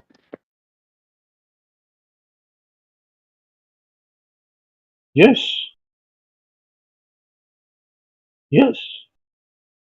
Yeah. You can. You can. I think I'm banned from that server because I can't join it. Yeah, I don't know. Honestly, the way that they I was talk gonna say, about it. Flats, you're not coming off well here. Let me check Yeah, again. they don't ban anybody permanently unless they've done something serious and egregious. Like So, witchcraft. I've never done something what do you serious mean? in my life. That's Not what I one got thing. banned for. I got banned for witchcraft. Yeah, but you know how they can get heated in there. They'll be like, remove them. But just like in every caveat to every show, you'll be warmly welcome back next time. Yeah, it's Yeah. probably a mistake from my end. Yeah, I think you guys could get unbanned. I agree with her. Yeah, too many cooks in the kitchen. I asked the wrong question. I asked, "Hey, Righteous Force, how would you advocate for flat Earth?" That's witchcraft, ban. If I'm doing it wrong, and you think I should be muted, let me see you do it. Let's see how you do it. Let's watch the expert, the guy who's calling the balls and strikes, who knows what the right way and the wrong way is to do it. Let's see it. Let's see this master orator just express flat Earth. That's going to wow me and show me the light.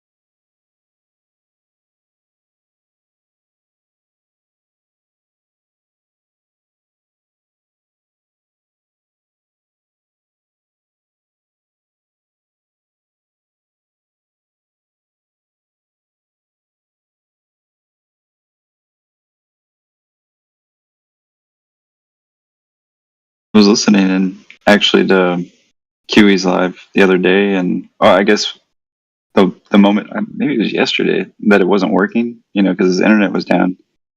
But there was still like, a room of 30 people, talking. And of course, it was actually kind of a nothing burger. They were basically arguing with AI because a previous conversation between Witsit, and they were basically just hashing this all out. But it was kind of interesting to, hear Witsit and QE, speak admirably to each other. And I don't know, it was a good time, even though it wasn't live. And maybe that's why it happened. But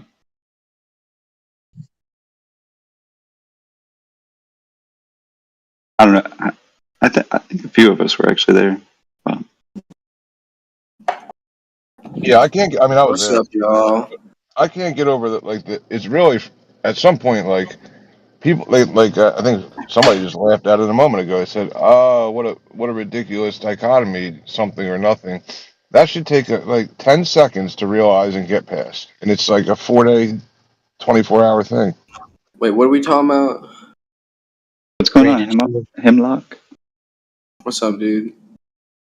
We are asking people how they know they live on a globe. or just the No. I was the- asking, what were we just talking about when I joined the call? the geometric horizon.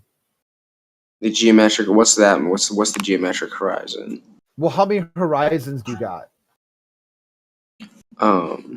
However many is in a flat Earth. It's an optical effect. It varies day to day. Yeah.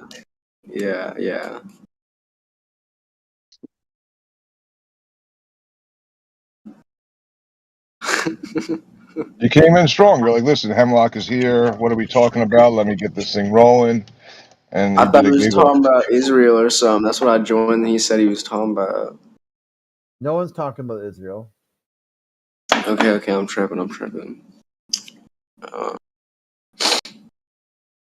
Okay, so like how many horizons do you see? Real? Like, do you see like No, one horizon in the morning, or like what do you mean? Like, I think someone said, "Is it real?"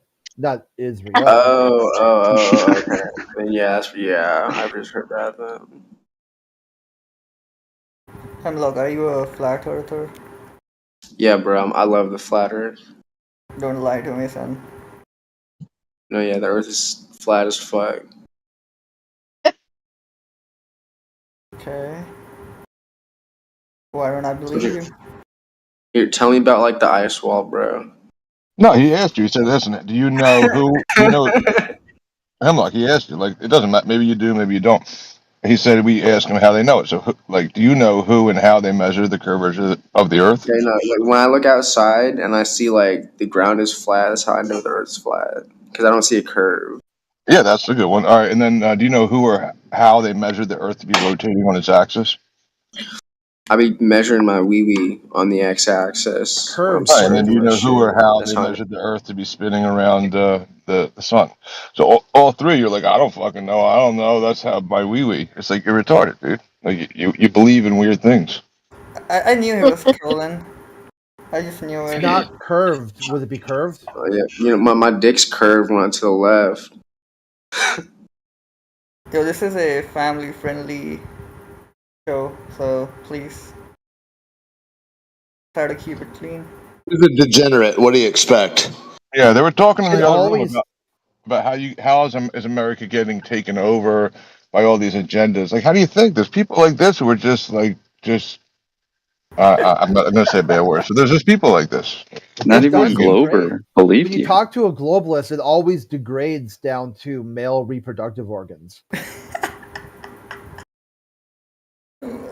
They are obsessed with balls. I don't know. It's some kind of Freudian problem. You ever watched Idiocracy and how they had their TV shows and there was this one guy who always just get pounded in the crotch? Yeah. Ouch, my This ball. would be that guy's favorite TV show. That would be Hemlock's favorite show. It nailed that movie.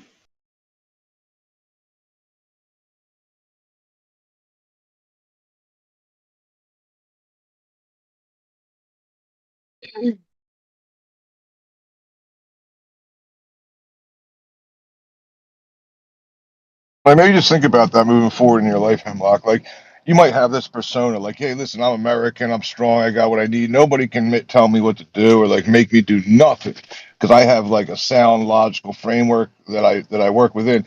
And then somebody just asks you, how do you know that? And you're like, my balls, dude. Your mind can be taken over so quickly. You're weak. Get strong.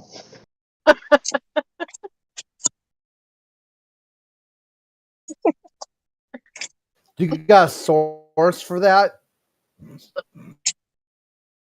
No. I ain't got shit. I'm looking for sources. Voices.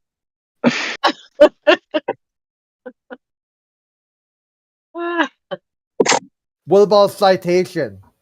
If you don't got a source, a citation. Who said it? Who's the first person to say it? Primary, documented.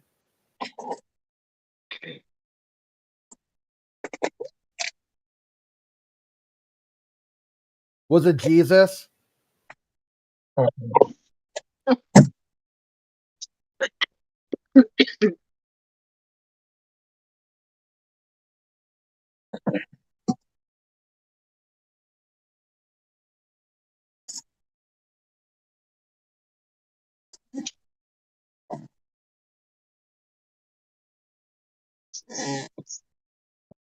He left.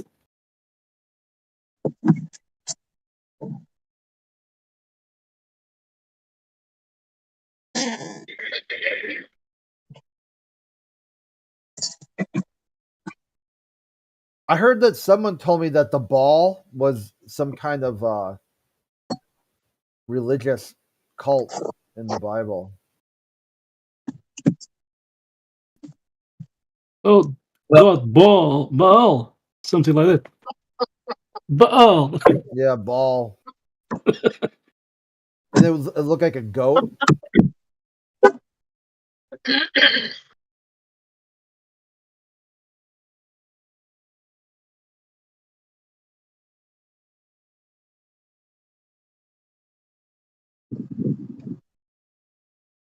Volcanoes.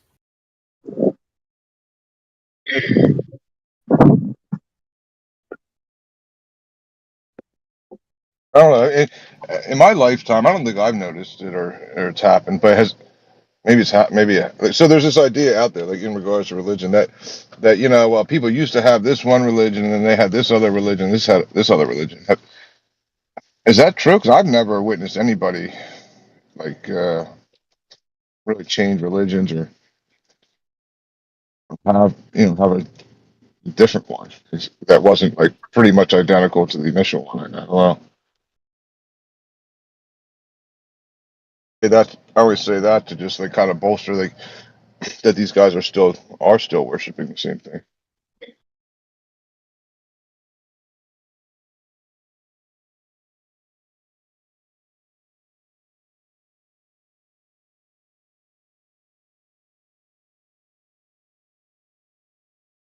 Yeah, I mean, it's like I don't know. I mean, I guess Scientology, that would be like the new. Is that a religion though? I don't think it is. Is it? I don't know. So like, I was kind of saying like I've never really witnessed the creation of a new religion, but these apparently, according to history, they had them like every other week, a new one coming out.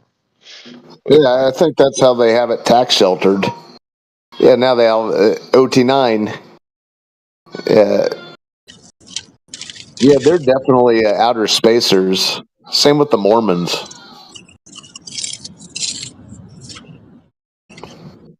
Yeah, but they're not. That's what I mean. They're not exactly new. New, like it's just like a sect of like Abrahamics or something. Yeah, they kind of. Yeah, that's fascinating to see something form so quickly.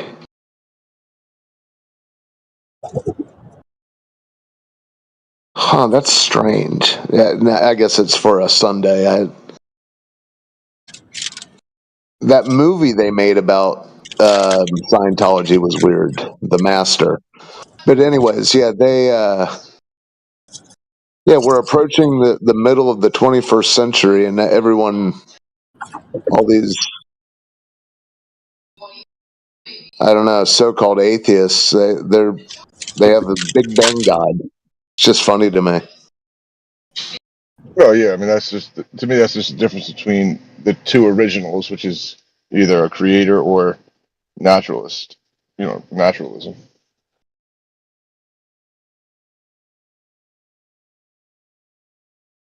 Yeah, like the Big Bang religion that you're talking, that's just naturalism. That the natural world can account for itself and somehow create itself, and then show the diversity in nature from one single thing. I think they say now through what do they call it? Random mutation. Random. What is that? Well, yeah, I don't know who it was but the quote from one of these Big Bang believers, or maybe they've left the church, but they said, "Give me one miracle, and you have the Yeah. whole thing explained." So I forget who that Yeah. was, but Well, it's everybody. It will be everything that doesn't accredit one single thing that accounts for all things. They say no matter what it is. They're gonna say I just need a. They're gonna need a miracle no matter what. They just need one. They're gonna need it, and then just give me the miracle, and I can go from there. But it the all miracle falls in is line. yeah.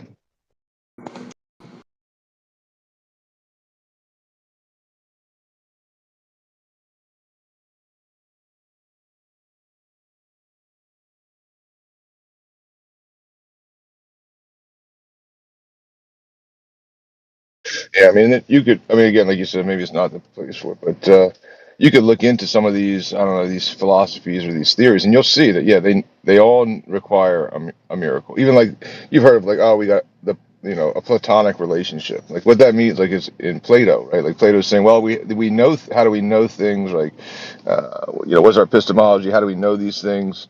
Um, and so, but he says, well, we know these things in themselves, like the tree, but they must be in a platonic realm. How is it communicated to us? So there must be like some, so even as ancient as that, they're saying, well, we know things, but we can't explain how we know. We need a miracle. How is it being revealed that we know things without, this miracle? So in every single philosophy, it was required. They got stuck on that, is what I'm saying. They got stuck on the platonic realm of how do they know anything. And how we have access to this knowledge, because we would have to know everything to know anything, but we know things. So they even needed a miracle. So they got stuck there for a while.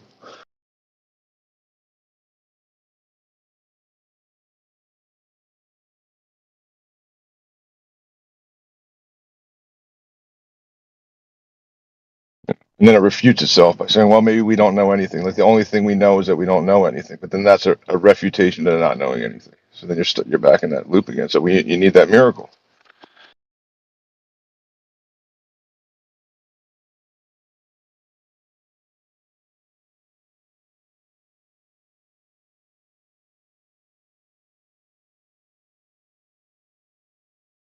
So it's, so like even these theory, Big Bang theories, like none of them can do away with with that requirement. But it does kick it down the can. I mean, it does kick the can down the road to the point where people can't get there. They can't. It seems like it's getting so far away that they can't get to the answer. Because I got to know what the Earth is, and I got a Venus and Sun, but then Sun is just our little Milky Way. Now we go beyond that to clusters of galaxies. We got to know what's at the end of that. Once we know what's at the end of that, but then they give up. They give up. You don't need to know all that.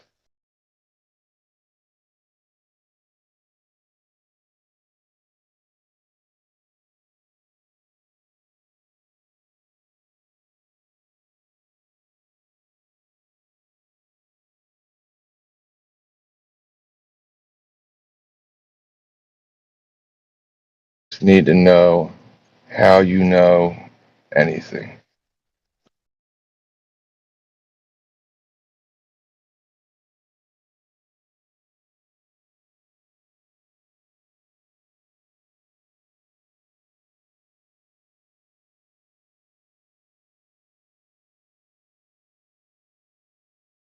For a while, like a lot of these solipsists were coming into the room, right?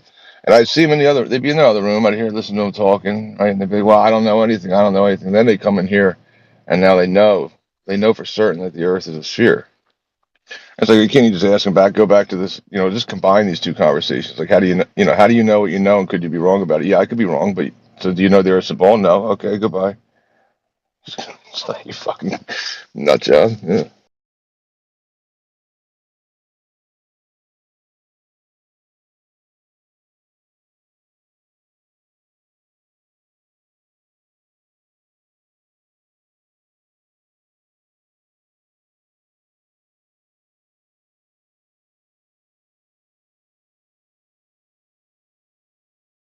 You know what? There are a lot that came to my mind because they're a lot like the Munchkins in the Wizard of Oz.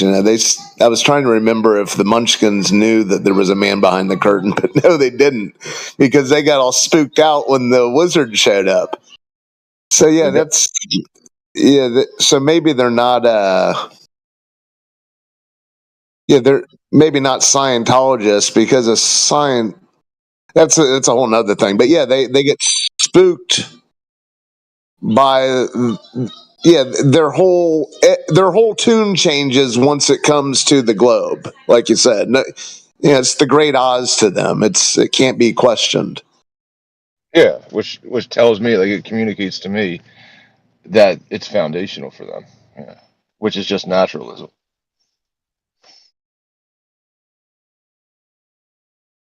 They represent the Lollipop Guild.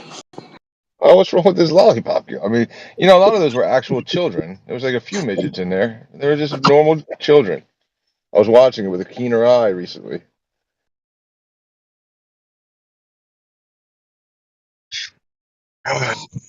There's something about those monkey puppets, the flying monkeys that are very. I don't have a flying monkey to base it on, but those are very realistic. Maybe they had a whole monkey department back in Hollywood in those days. Simpler times. Yeah, listen, you're from a different generation.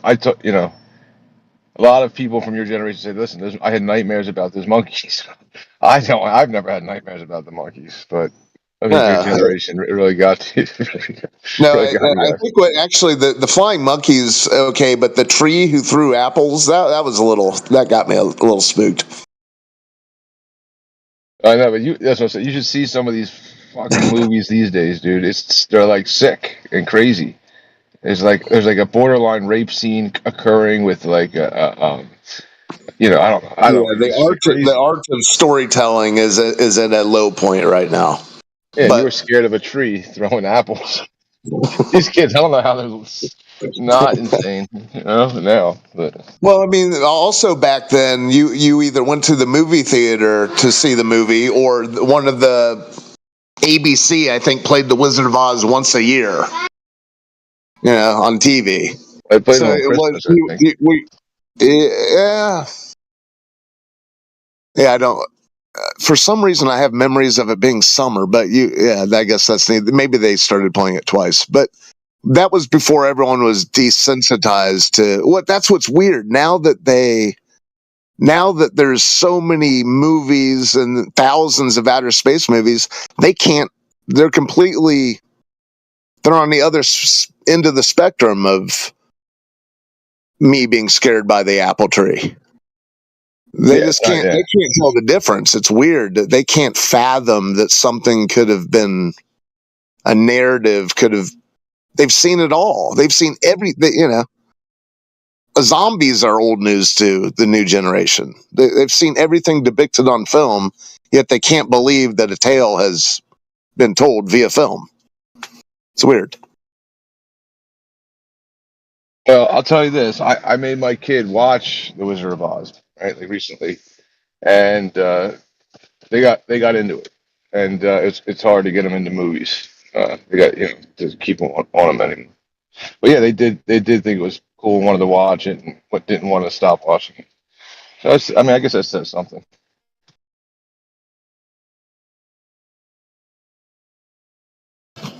Yeah, if you can get to the point of the movie where it changes to color, that's something that I can't remember another movie that does that. You know what I'm saying? So it's like if you can get to that point and see that, then you'll see it out. You'll see them go down the yellow brick road. Yeah, they make a big deal about Schindler's List, but that was all black and white, not changing. Yeah, but I feel like at one scene at the very end, they like colorized a rose. That's the whole Wizard of Oz is a pretty heavy movie. You know what I'm saying? There's a lot going on in that movie. Yeah, I like that movie a lot. Yeah.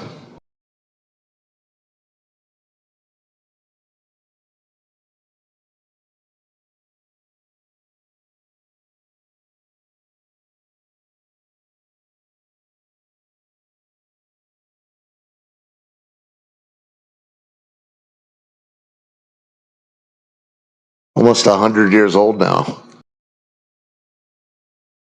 Yeah, I hear you, man. Yeah, I mean, I'm getting to the point where it's I like watching the same shows and same movies. Like I'll still watch the SG-1 and stuff. Still like Star Trek, watching it and all. But I'm getting to the point where it makes me depressed because people are not alive anymore in the movies. It's a little bit. Yeah, I don't even want to watch TV. I just go live before I end up like that.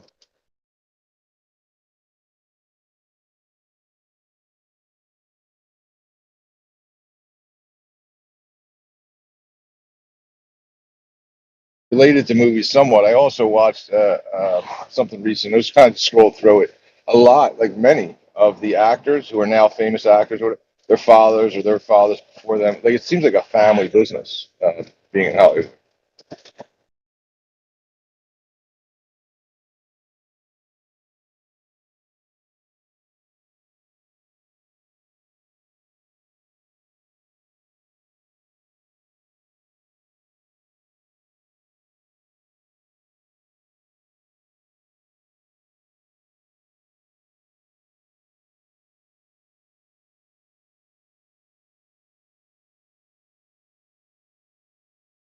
I think somebody said yesterday about football.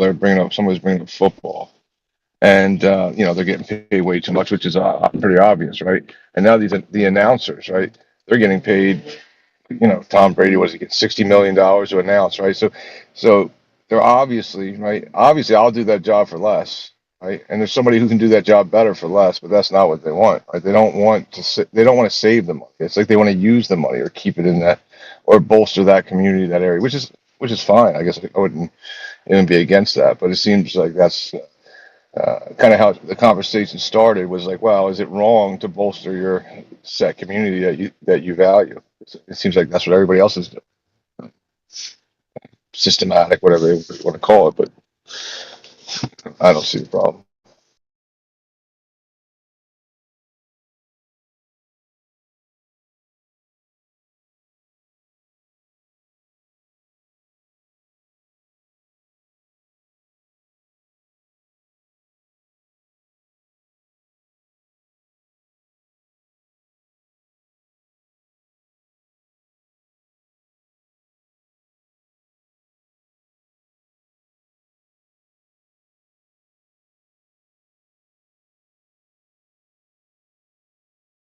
Yeah, I guess there's different levels of it. You have the pro wrestling where the people know that it's theater.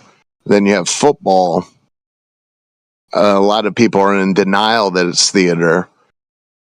And then you have space. Everyone, the masses are in denial that it's theater. So, and there's money. If the one in the middle, well, we know the first two generate billions of dollars. It's neither here nor there. That's a whole nother rabbit hole. But the NFL ditching its nonprofit status like 5 years ago, or becoming nonprofit entertainment or something like that. But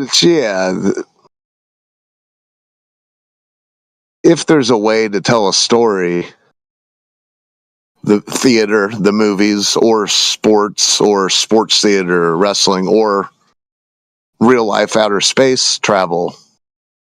I'm just rambling, but if there's a market for it, someone's going to exploit it, especially when they're getting money from the government on top of it. I mean, I know the National Endowment for the Arts exists as well, but it's interesting. In the NFL, the sports and things like that, they stand on their own. They generate their own thing. It seems like the other one has to be propped up and defended. You don't hear anyone in here.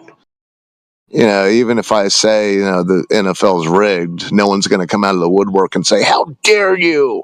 Are you saying there's nothing sacred? The gridiron is everything that happens. The referees never do anything fishy." That doesn't happen but anyways, but you'll sure as shit hear they'll come out of the woodwork when you challenge the theater of the Tin Can in Space and other travel episodes.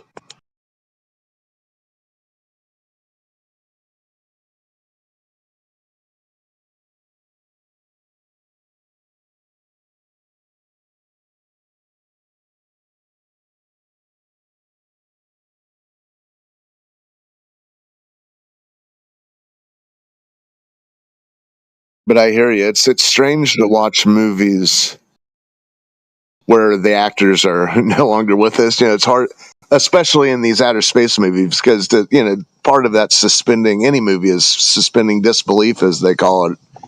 And if the actor if the guy playing the character is dead, then it's sort of that shaves off a little bit of your ability to imagine he's in outer space.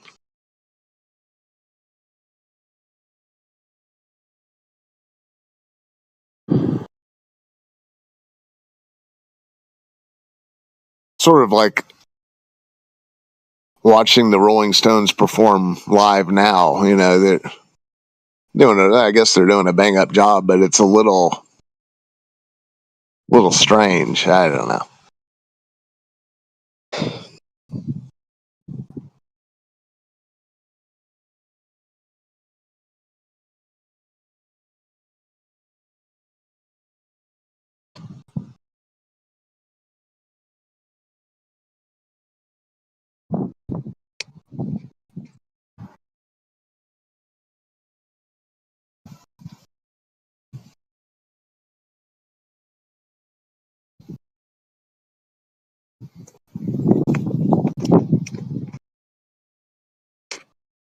What's up? Stop the Steal.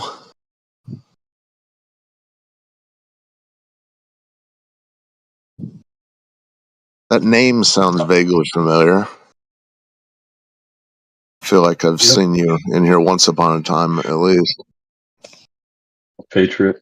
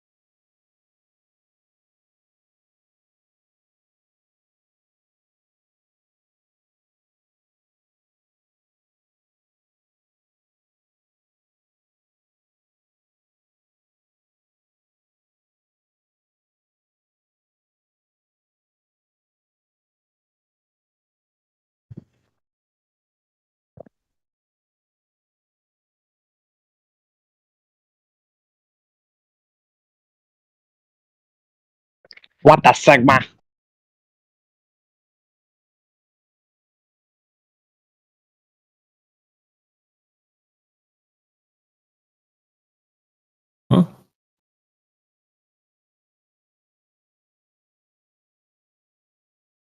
And these new sounds are annoying.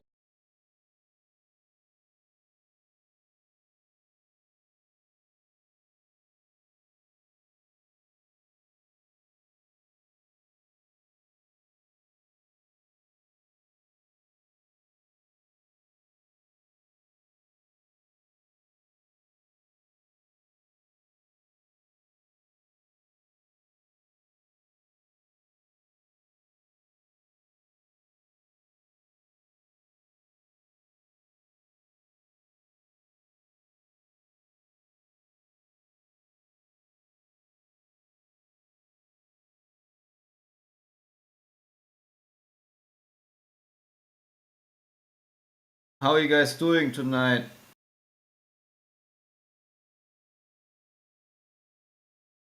Hello, mic check. Can you hear me? Hello? Doing good. So far, so good. Nice. You missed some good stuff earlier, Clay. Oh, really? What? Yeah, that's a lot of some running away, some coping, some chanting, some Cogdis on full display. Oh, man. That's why. Yeah, that's why we have the silence now. By the Globers. Well, who else? Why do I even ask?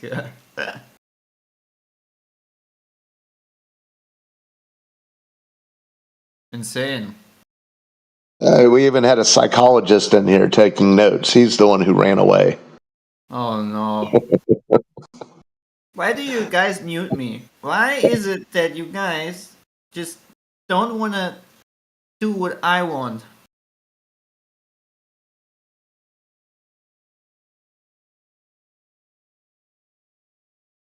It's always funny how Globers think that we need to serve them, even though they have the burden. They claim that they live on a spinning rock.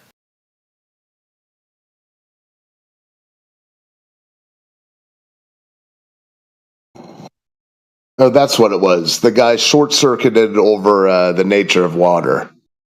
The psychologist chap. And it just sort of spiraled from there.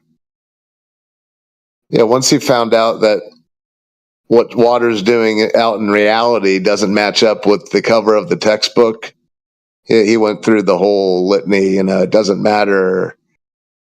There's, my priests, that kind of stuff. It was sorry to reminisce, but yeah, that's what's been up. Yeah. Then we had some LARPers that Fry was able to spot within seconds. A lot of activity. Man, LARPing is just so whack.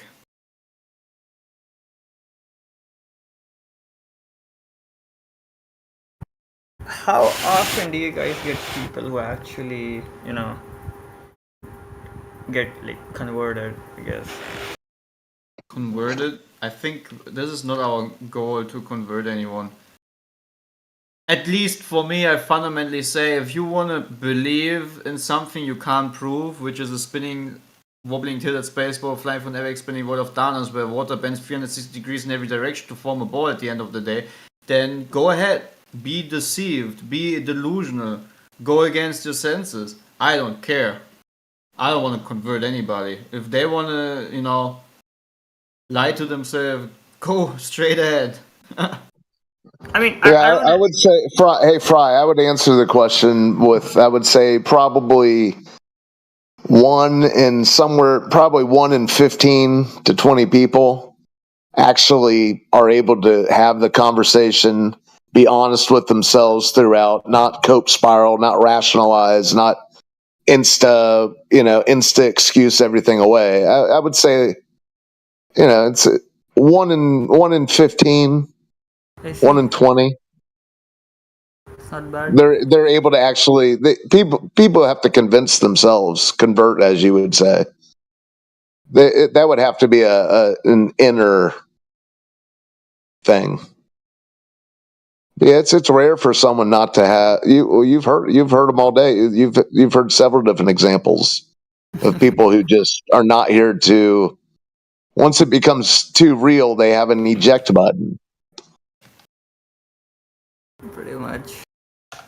But yeah, it happens where you'll hear people that the conversation's not too big for. It occurs. I see.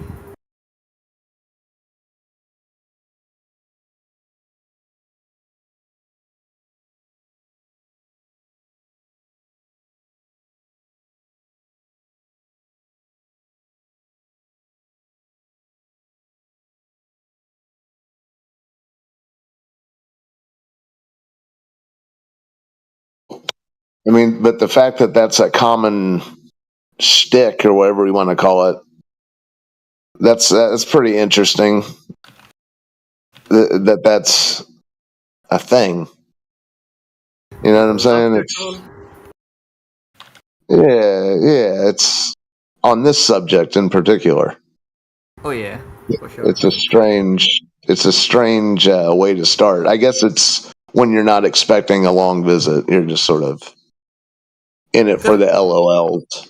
Honestly, I think most people who have not clicked on this VC, I mean, they probably wonder if it's even actually real. Like, are you guys serious? Because that's not a question that they'll ask any other rooms. Like, let's say there's like a Muslim room or like a vegan room. They would not go in and question, are you guys actually vegan, right? Yeah, coin collector room. They don't go in there. You guys aren't really interested in coins, are you?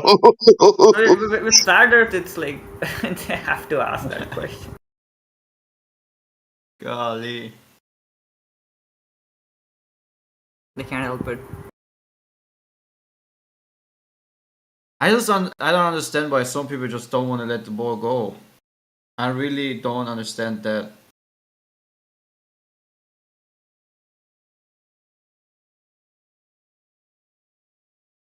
It's not in their plans. It wasn't. It isn't part of. It isn't a chapter of life that they had drawn up for themselves. Yeah.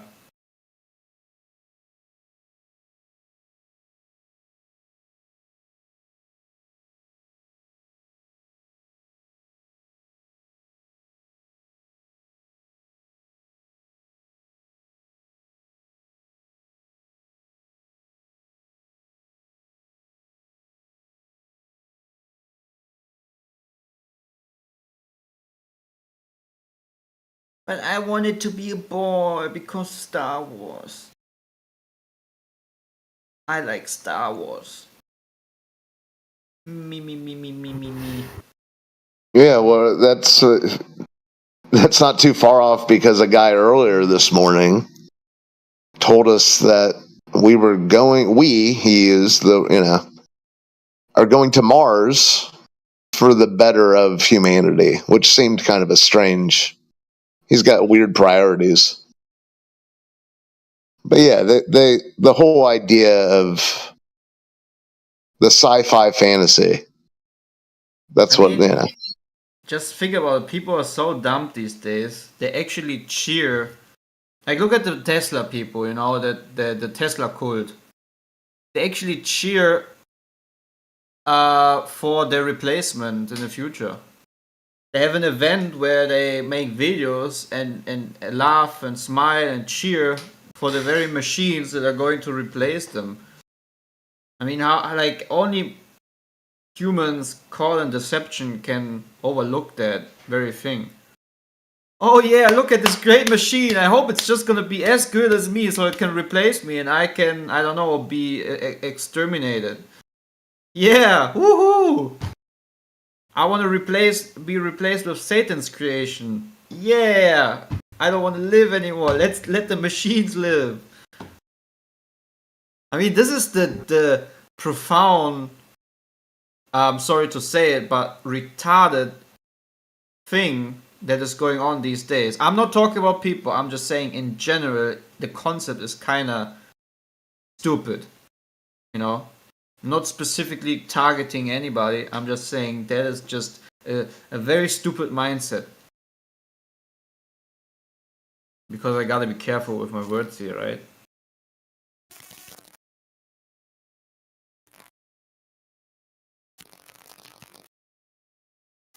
Well, yeah, they did a very impressive detouring of.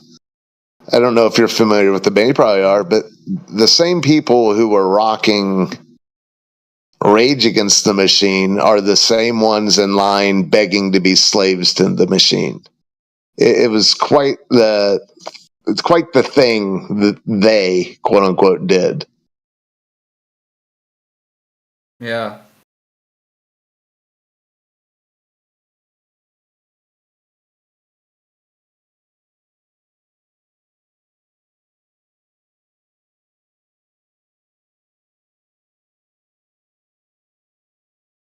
Yeah, and what's funny is in reality, this replacement drone force, it's a long way off from actually doing what people do. You know, show me one of these things that can tie its own shoes, and or how about we tie its shoelaces together and see how it fucking gets out of that saga. Yeah, it's a long way off. But yeah, people are wrapped up in the people who scream science are the same ones who, even though they realize it's in the name, they realize it's science fiction, but it's their science future reality, endless appeal to the future, illogical foundation. It's embedded in their psyche. Yep. Exactly what it is.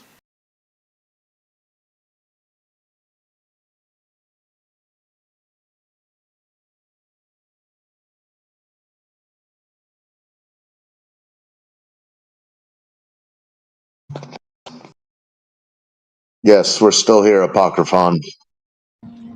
Yeah, I've been running errands all day. Just I'll jump in, then I gotta go. I'll jump in, then I gotta go. Same characters or new characters? Yeah, new twists on old characters. We had a psychiatrist with a notepad who ran away from his session. He thought he had us all on couches, and then he ran away from the appointment. We've had a lot. Then he realized he needed a psychiatrist. He went and checked himself in. Yeah, plot twist. Yeah, plot twist. Nice. Yeah, these guys are getting funnier and funnier.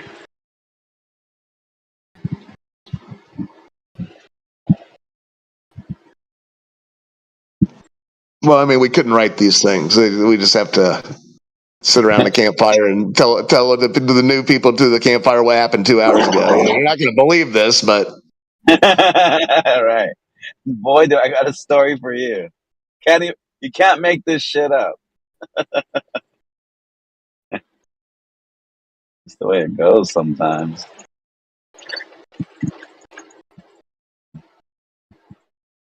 It's really funny though.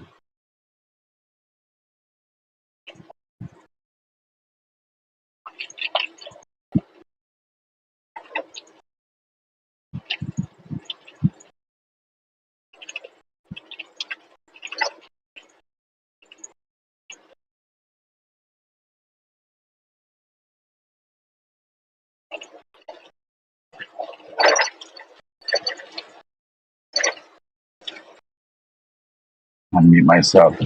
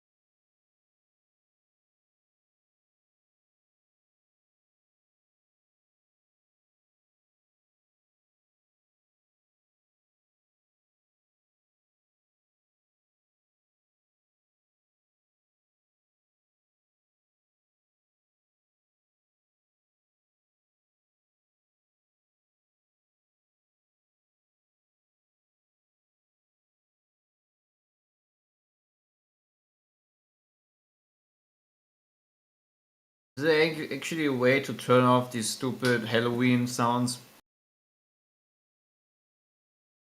Or am I forced to listen to this?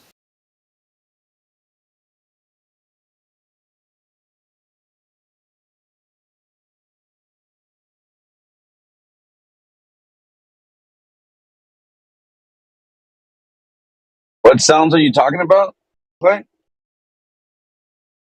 These Halloween sounds. What Halloween sound? You hear Halloween sounds? I don't hear nothing. The Discord has like an Halloween sounds for me. I don't know why. I'm not. I don't have that, so I don't know what you're talking about. What is it? Like every time someone joins, there's like makes a Halloween sound? Yeah. The normal sound like replaces some weird Halloween sound. It's so freaking annoying. Wow. I don't even have that on. So I don't know where you can go to turn that off. Settings, account settings. Maybe holiday sounds.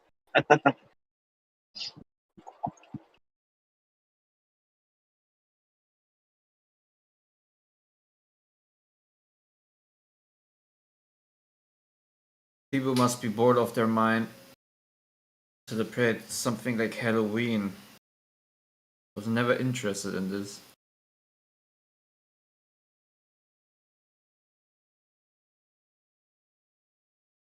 For some people, that's their favorite time of the year. What? I personally know people that Halloween is like they like it better than Thanksgiving and Christmas or any other holiday. It's their favorite time of the year. People are weird these days. And then I'm like, you know what? Now that I think about like how you are as a person, that makes sense that you love such an evil day.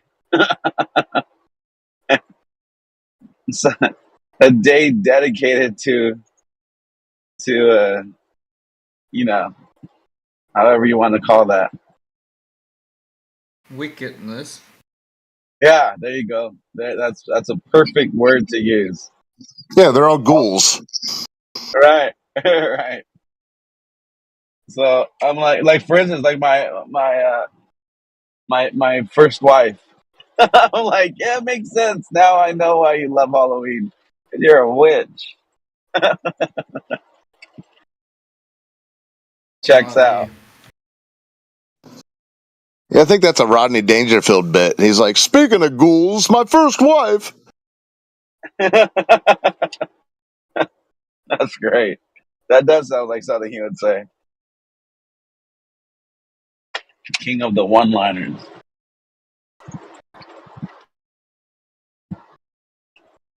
Yeah, and then my my ex found a new guy that they're like soulmates, bro. I had to even like be like, dang, like you couldn't find anyone more perfect for you, because he's into everything that she's into in that sick dark wickedness. Yep. Then they love Halloween together. It's their favorite time of the year. I remember the good old days when Halloween was about 3 hours. Now it's like they've extended it to 3 weeks. Yeah. Yeah. Yeah, you're right, dude. It just was that one night. And then not a full night because you couldn't like stay out late all night. It was just, you said, just when it gets Yeah. dark, you know, you go out, Don't walk eat any around, you come candy. Have your box of raisins and go to bed. And now it's like going into the second month of Halloween.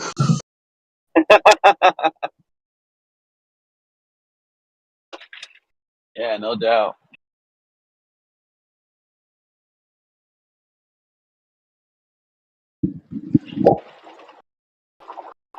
The it was, let me see. I was confused. I didn't realize even the like the timing, because I mean 2 weeks ago my friend was like, "Oh, I'm going to a Halloween party." I'm like, "It's already the end of October," and they're like, No, it's that's still not for a while. And I'm like, then how are you going to a Halloween party? Like Halloween parties were usually like on Halloween or like the Friday before Halloween or Saturday.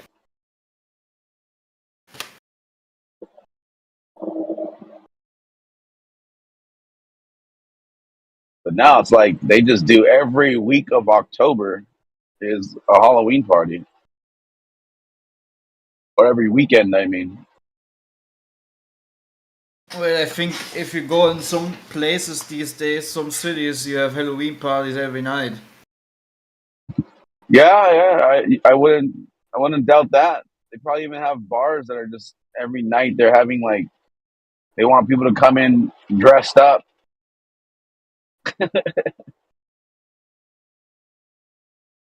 It's like before it used to be the night that the females can go dress like hoes that they want to dress like and not get judged for it. But now it's like they could dress all week or all month for it and just chalk it up to Halloween.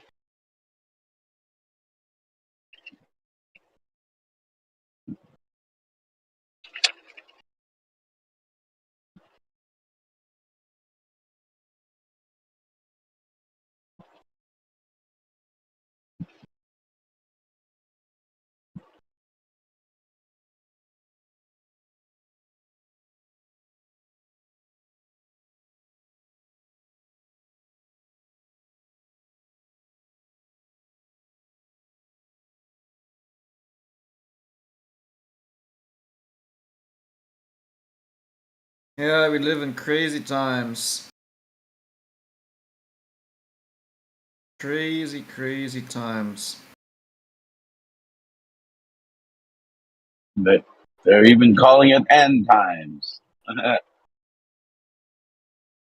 Man, this sound is so annoying. Golly.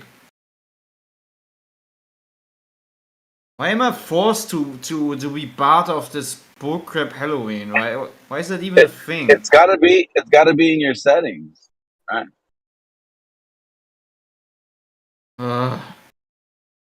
Even the politics server has stupid Halloween looking picture.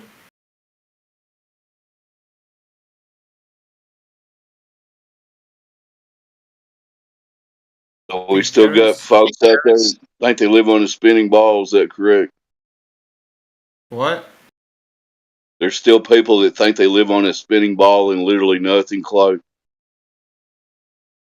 Yep, they are still existent. Wow.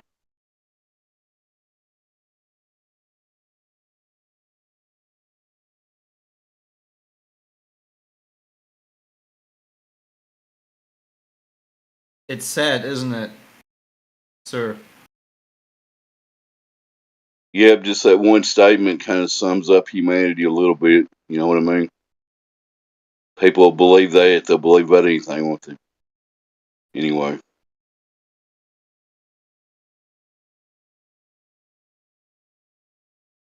Because the people are... I can't say that.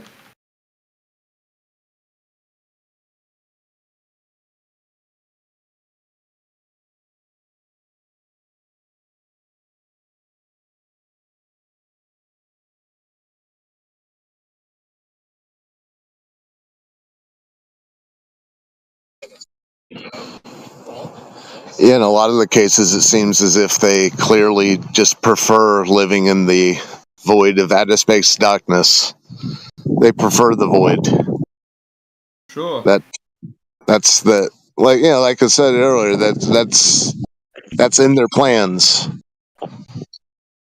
Yeah, they're. I agree on that's like the Cypher syndrome from the Matrix. They just want to stay in the fantasy, right?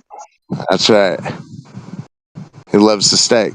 They love the idea of getting sucked into a black hole. Yeah, that's the height of their exhilaration. I knew a weatherman once, a funny guy, and on their website they said, describe your ideal day. And his ideal day was basically seeing the biggest tornado in recorded history wipe out the city that he's doing weather in. He wanted to see the big one, and he didn't care what aftermath might lay. And that's what they are. They want the void of darkness. And it was funny enough that he was honest. People kind of razzed him about it, like, "Are you serious, dude?" It's like, wait till you're in your next city to wish that upon your ideal day. But that's what their ideal day is, to wake up tomorrow and here it is. We're being sucked into a black hole. I guess, yeah, we were right. Yay!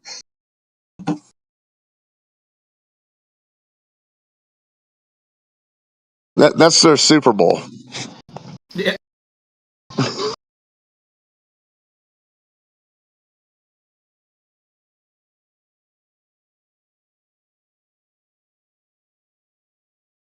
Yeah, and they can never accept that all these things out in the outer space and all this shit is stuff they'll never be able to verify or touch or any way physically do anything with. It's just a fantasy, But they don't see it that way, right?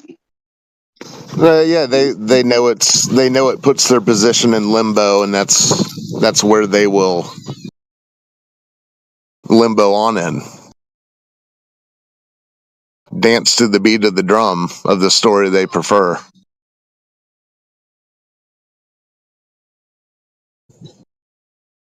Yeah, I don't know. Today, some guy got pinned down over water, and he had to deny.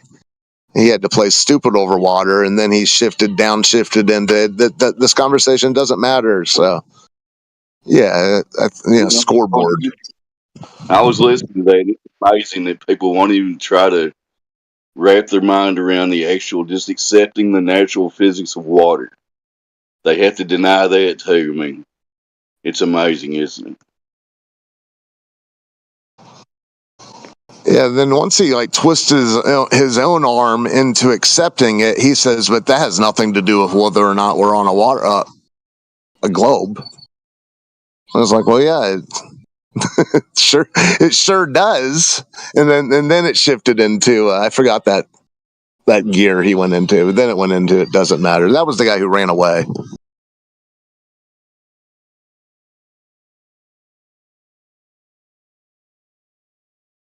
Yeah, people like that, they just think they've got a magic word, gravity, that fixes the water issue. So, what are y'all worried about? Y'all are just being crazy, right? Come on, man.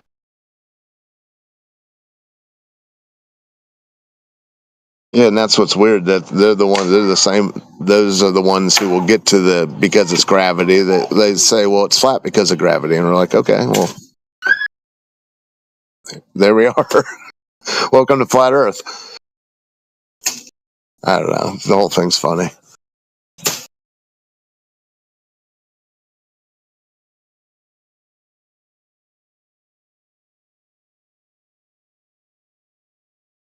Yeah, that's where I try to stay on the humor side of it as a spectator, just watching this spectacle in front of me, Whatever this is we're in, it's very interesting.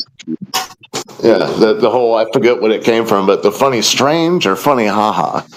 Yeah, it's somewhere in between.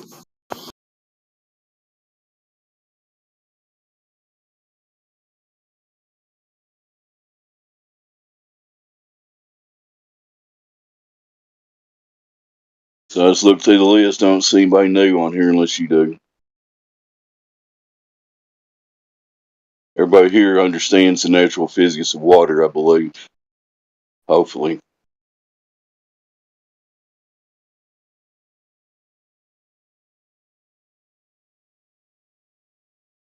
Back to you guys. Did I interrupt anything? Go ahead, Aldous. No, but you saying that, it caused Imbo to re-drop back in, so he just dropped he dropped right in when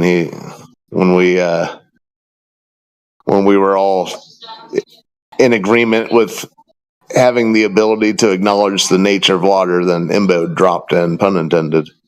What's up, Imbo? So Imbo, you can't acknowledge the natural physics of water and its behavior.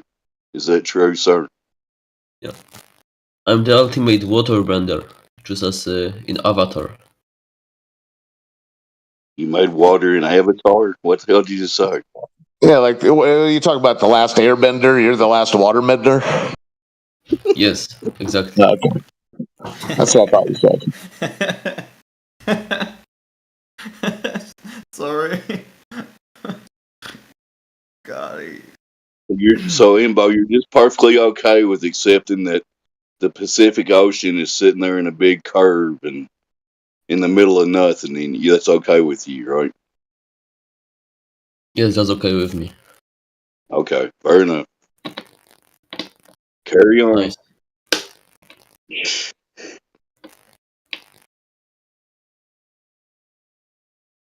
Thanks, I will.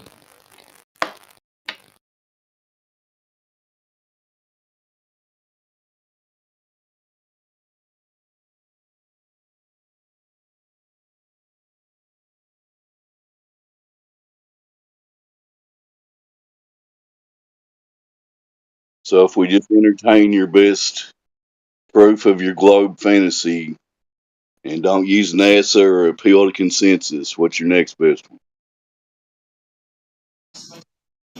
Well, his next best was bouncing out of here. Oh, that's a good proof of the globe too when you leave. So, anyway, it's not our fault, but this globe doesn't exist. You guys continue.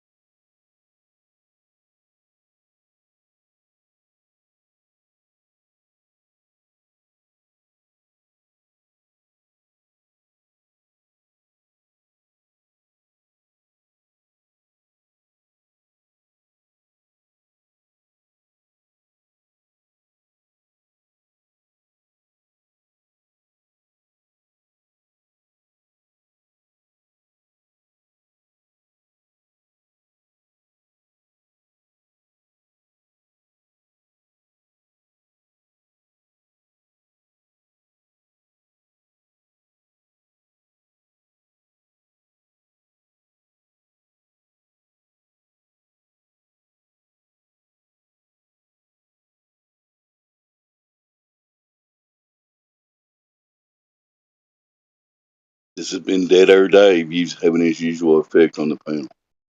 Everybody have a great day on the plane of existence, whatever it Thank is. you, you too, sir. I appreciate it. Right back at you, Clay. Anybody that's got the courage to get on here and talk about this stuff, respect.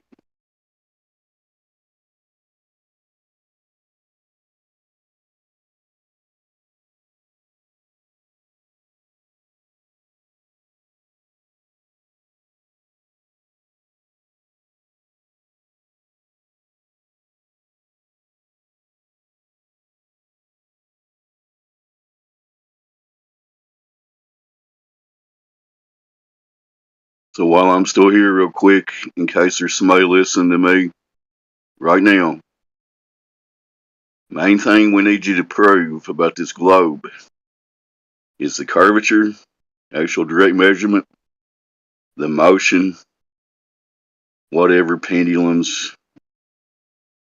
I've already lost track here, but nobody's ever detected the motion and the existence of this ball in literally nothing, outer space. So we need some evidence of one of those three claims. Thank you.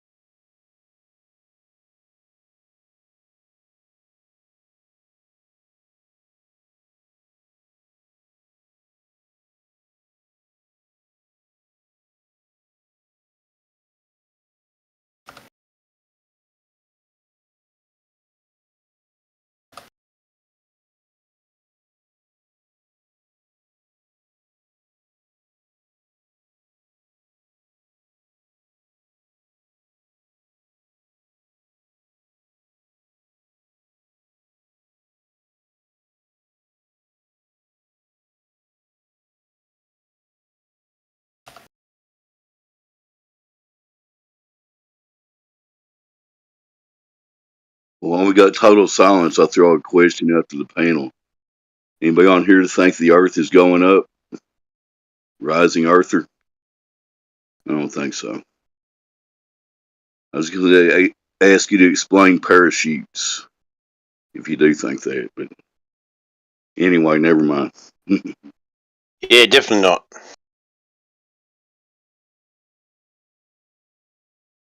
I just want to know when we went from trying to figure out what the Earth is to what the Earth is doing. Why is that important? That has to be going up or arguing about it. But anyway, I'll shut up.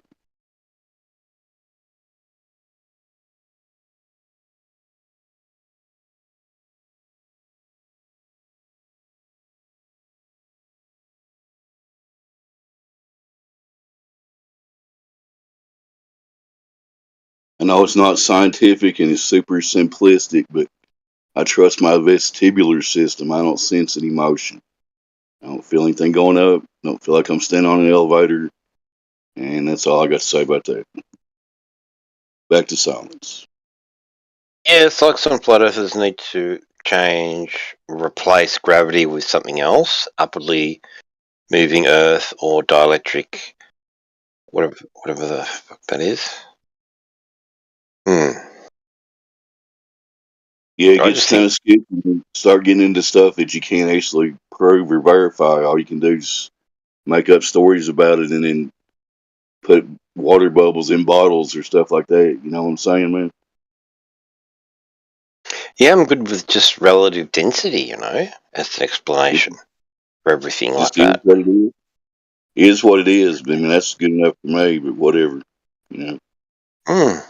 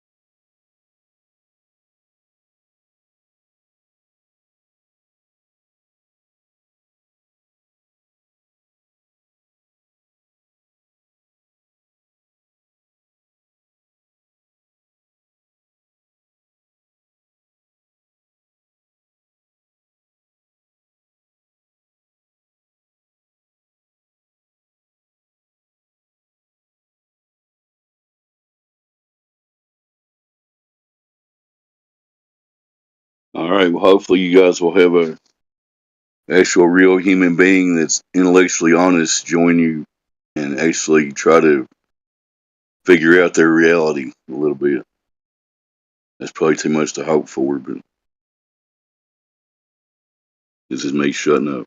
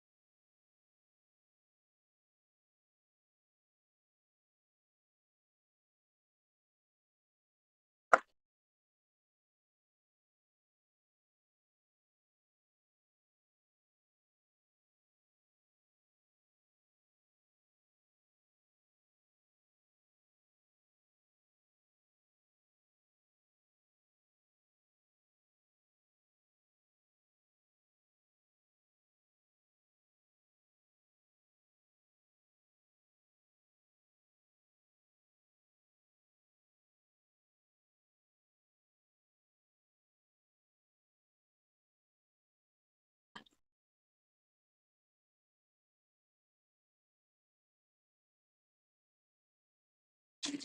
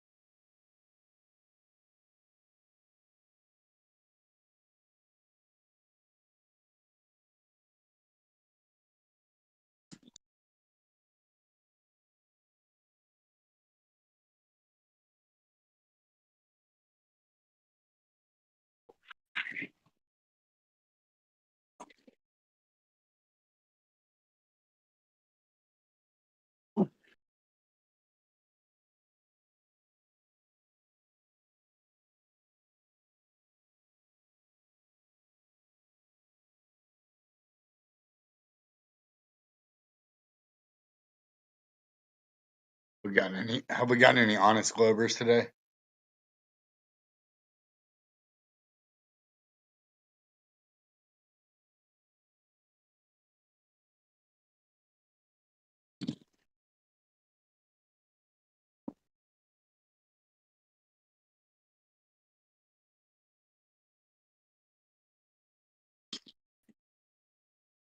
Excellent.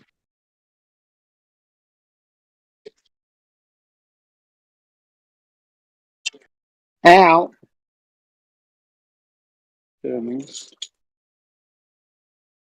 I know that's kind of an oxymoron, but Out. Out. Out. That's out.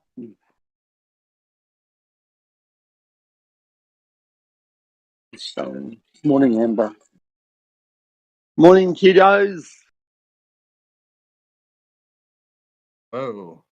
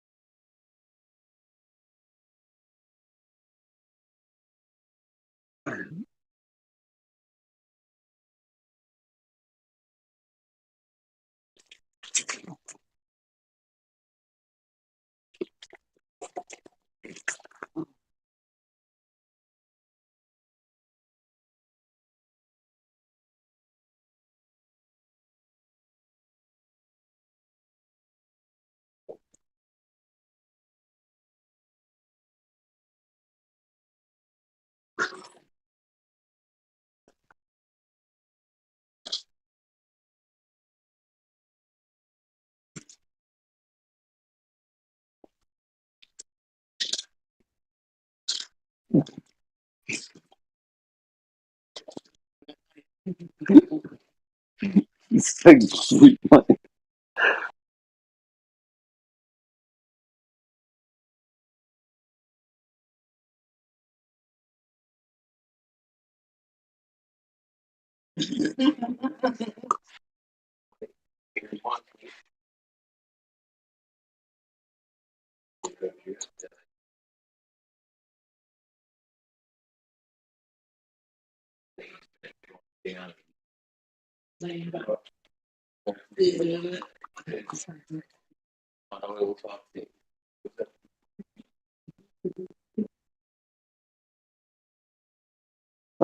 I think I'm going to put in long-term insulin today.